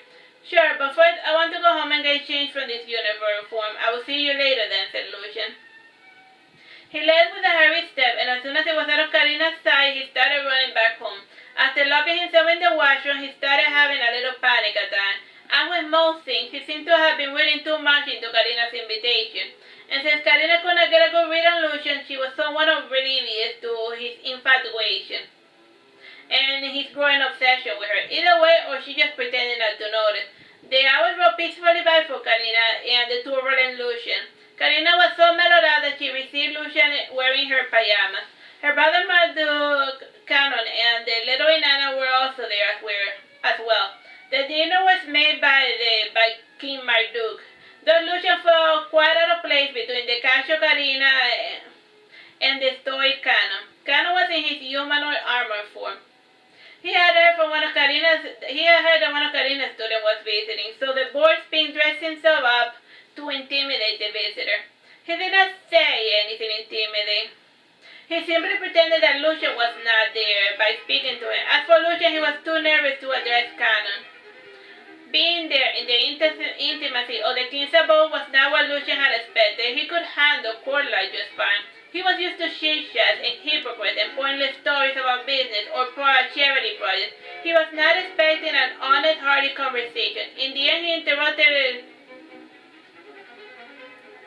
interrupted Kano's conversation. The story. Time, bro? 2 minutes, 30 seconds. Kano annoyed is about him being interrupted. Said, if you want a story, go to the library and pick up a book or something. Don't be mean, said Karina. This was followed by the baby slamming the spoon on the desk on the desk of her baby chair as she said, Fine, if you insist, said Karina. But the baby said gibberish. Karina looked into Lodero and Anna's eye and suddenly the child started laughing. Kano, pretending to be on the joke, started laughing as well. Lucius sat back on his chair and he folded his arms. Karina, smiling benevolently, said, Come on, don't pout. I will tell you the story as well. After straining her memory of it, Karina said, yes, the monster. The monster was like the beautiful moth. It thought that it's a partner, but if it was consensual, then everything was fine. I mean, why have mental powers if you're not going to use them? It was then when one day the curse began. A curse is born from a mass of injustices, and eventually the curse gains flesh and blood, and it attaches itself to the source. The curse may take some time to find you, and even if you think you did nothing wrong, the spirit always knows the truth.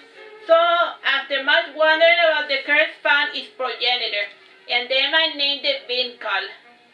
I still don't get what you're saying, said Lucian, confused. Give it some thought. It will come to you, said Karina. Nobody's perfect after all, said Kano. Time? 1 minute, 30 seconds. No, let's just leave it here for now.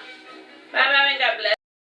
Hello, my name is Teresita Blanco, the Archie's sister, and today we're reading Saturnastra Karina. This is lesson 5, part 1, Petite Malice.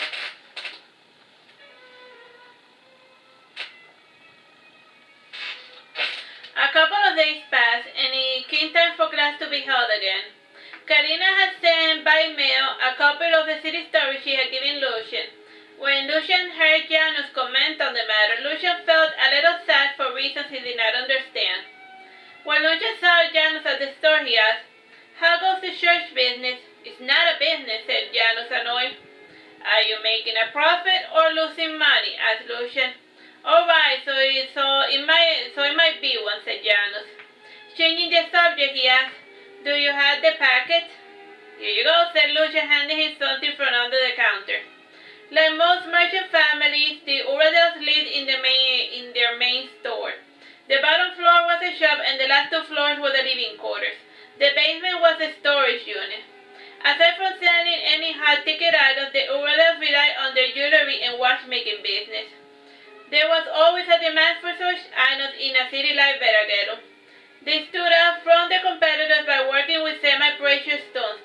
This made the jewelry cheaper and more accessible to the upper middle class. They also got a little gimmicky with the shapes of their medals, so much so that it was almost impossible for the competing jewelers to replicate some of their masterpieces. The crowning achievement was the development of ornamental masks. Lucian's father, Lucius, had found an ornamental mask while digging a well.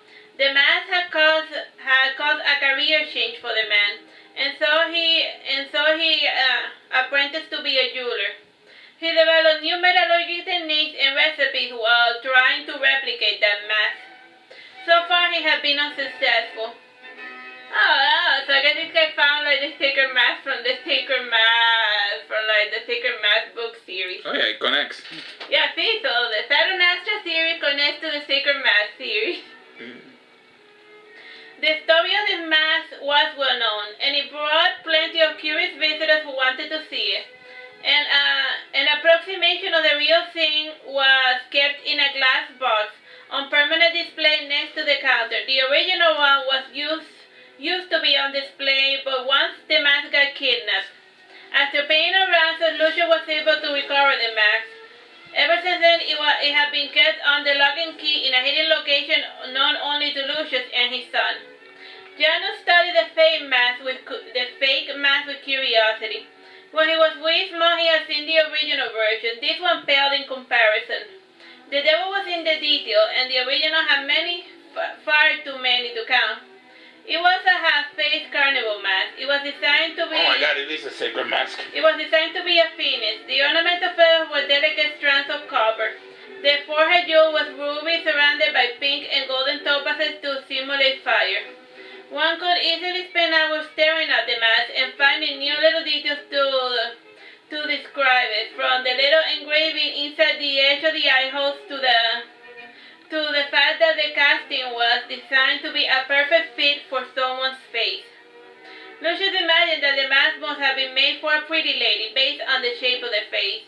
When he was younger, he would have his little girlfriends try on the mask to see if it was a perfect fit. The one who got closest to the fit became mother to Lucian. As with most marriages based on fancies, it was a lackluster affair. Lucian was familiar with the story, and at times he even imagined that his parents were in love. The time, bro? Yes, give me 1 minute. This was nothing further from the truth, but there is no worse type of blind person than a man who refuses to see. Karim then remembers of the story, and Lucian was compelled to ask, who is the pendant for? Suntaria? No, somebody new. I decided to go look for someone else because Suntaria was driving me crazy. Nag, nag, nag, nag, nag. As if she was my mother, said Janus, rubbing his temple. Just hearing her name was enough to give him a headache, this thing. Who are you going to give it to then? I'm curious, insisted Lucian. Janus opened the case, and then he said to Lucian, holding the pendant with the necklace up, do you think Artesia is going to like this? Are you really that desperate? She's older than you know, said Lucian, turning serious. The smile had vanished from his face. I don't see anything wrong. She's possibly 10 or maybe 20 years tops older than me, and that is adding more years than she appears to have. She couldn't be part elfin. Nobody frowns when a 1,000-year-old elf marries a 20-year-old human. So I don't really see why age should be a factor in this relationship, said Janus, smiling. She's your teacher, and it's against the law for teachers to seduce their students, said Lucian. You want her to get in trouble? The law says nothing about students engaging in courtship, and there is a statutory limitation on the law to allow for such marriages to occur. As long as the students completed the class more than 2 years ago, they are good to go, but only if they are older than 18. And the teacher has not had any romantic entanglements with the party in question, said Janus, smiling. Boy, you have been researching that stupid fancy of yours for quite a while, haven't you? Commented Lucian dryly. Since the first day she dropped the letter in my mailbox, to be exact, said Janus, smiling happily.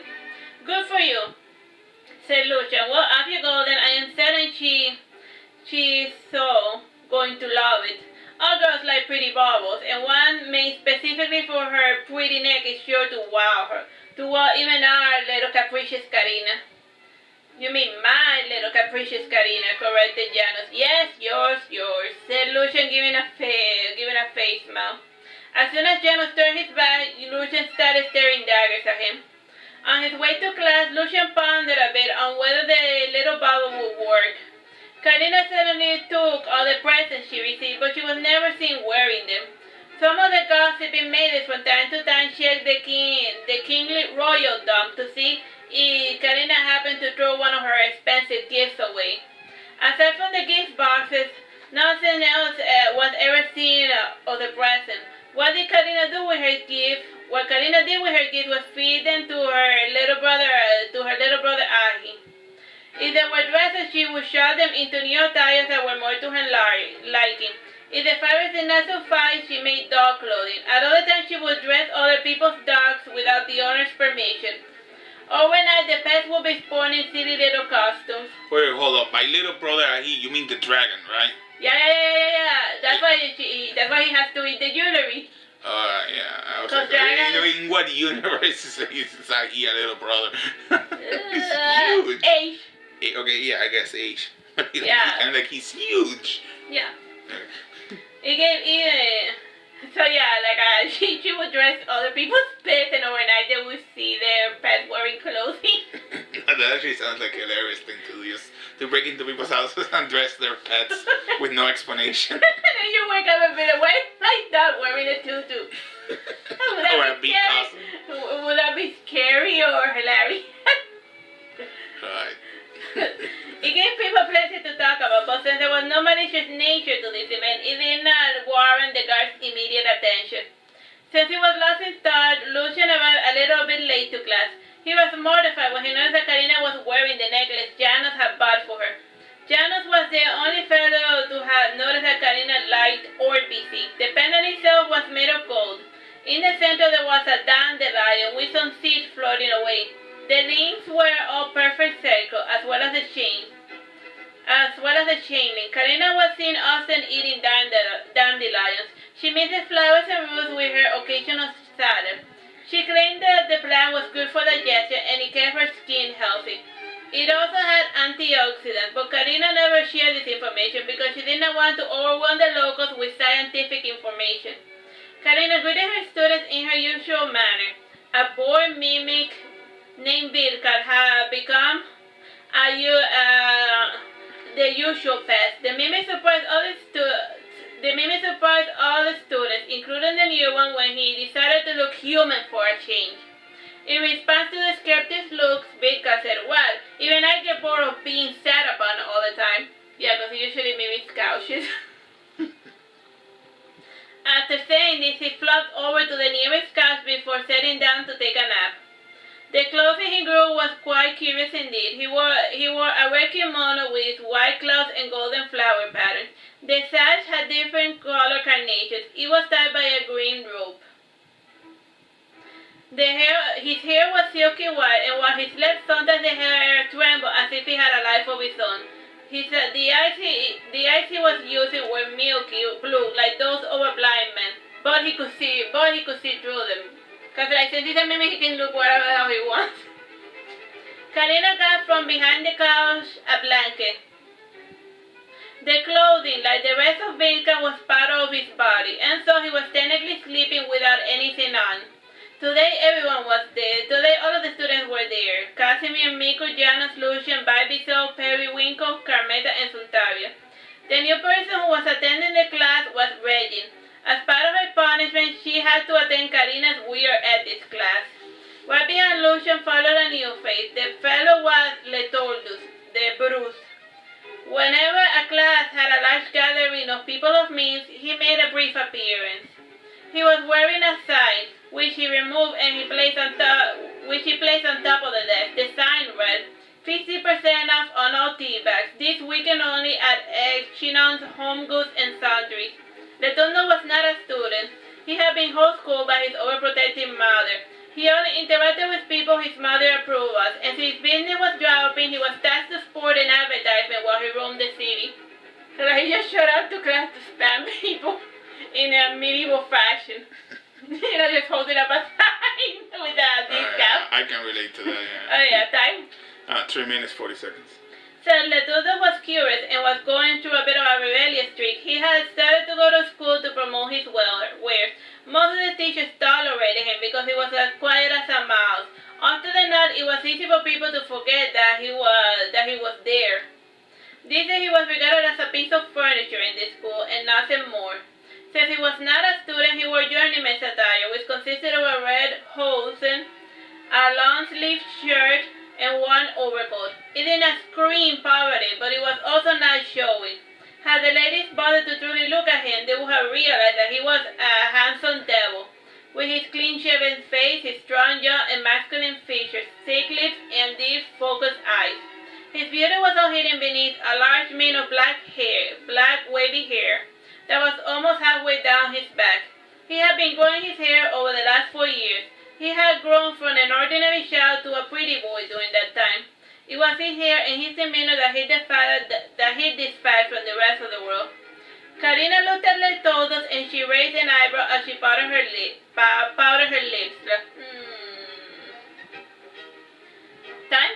2 minutes, 30 seconds. Bro? 2 minutes, 30 seconds. She then started as thus.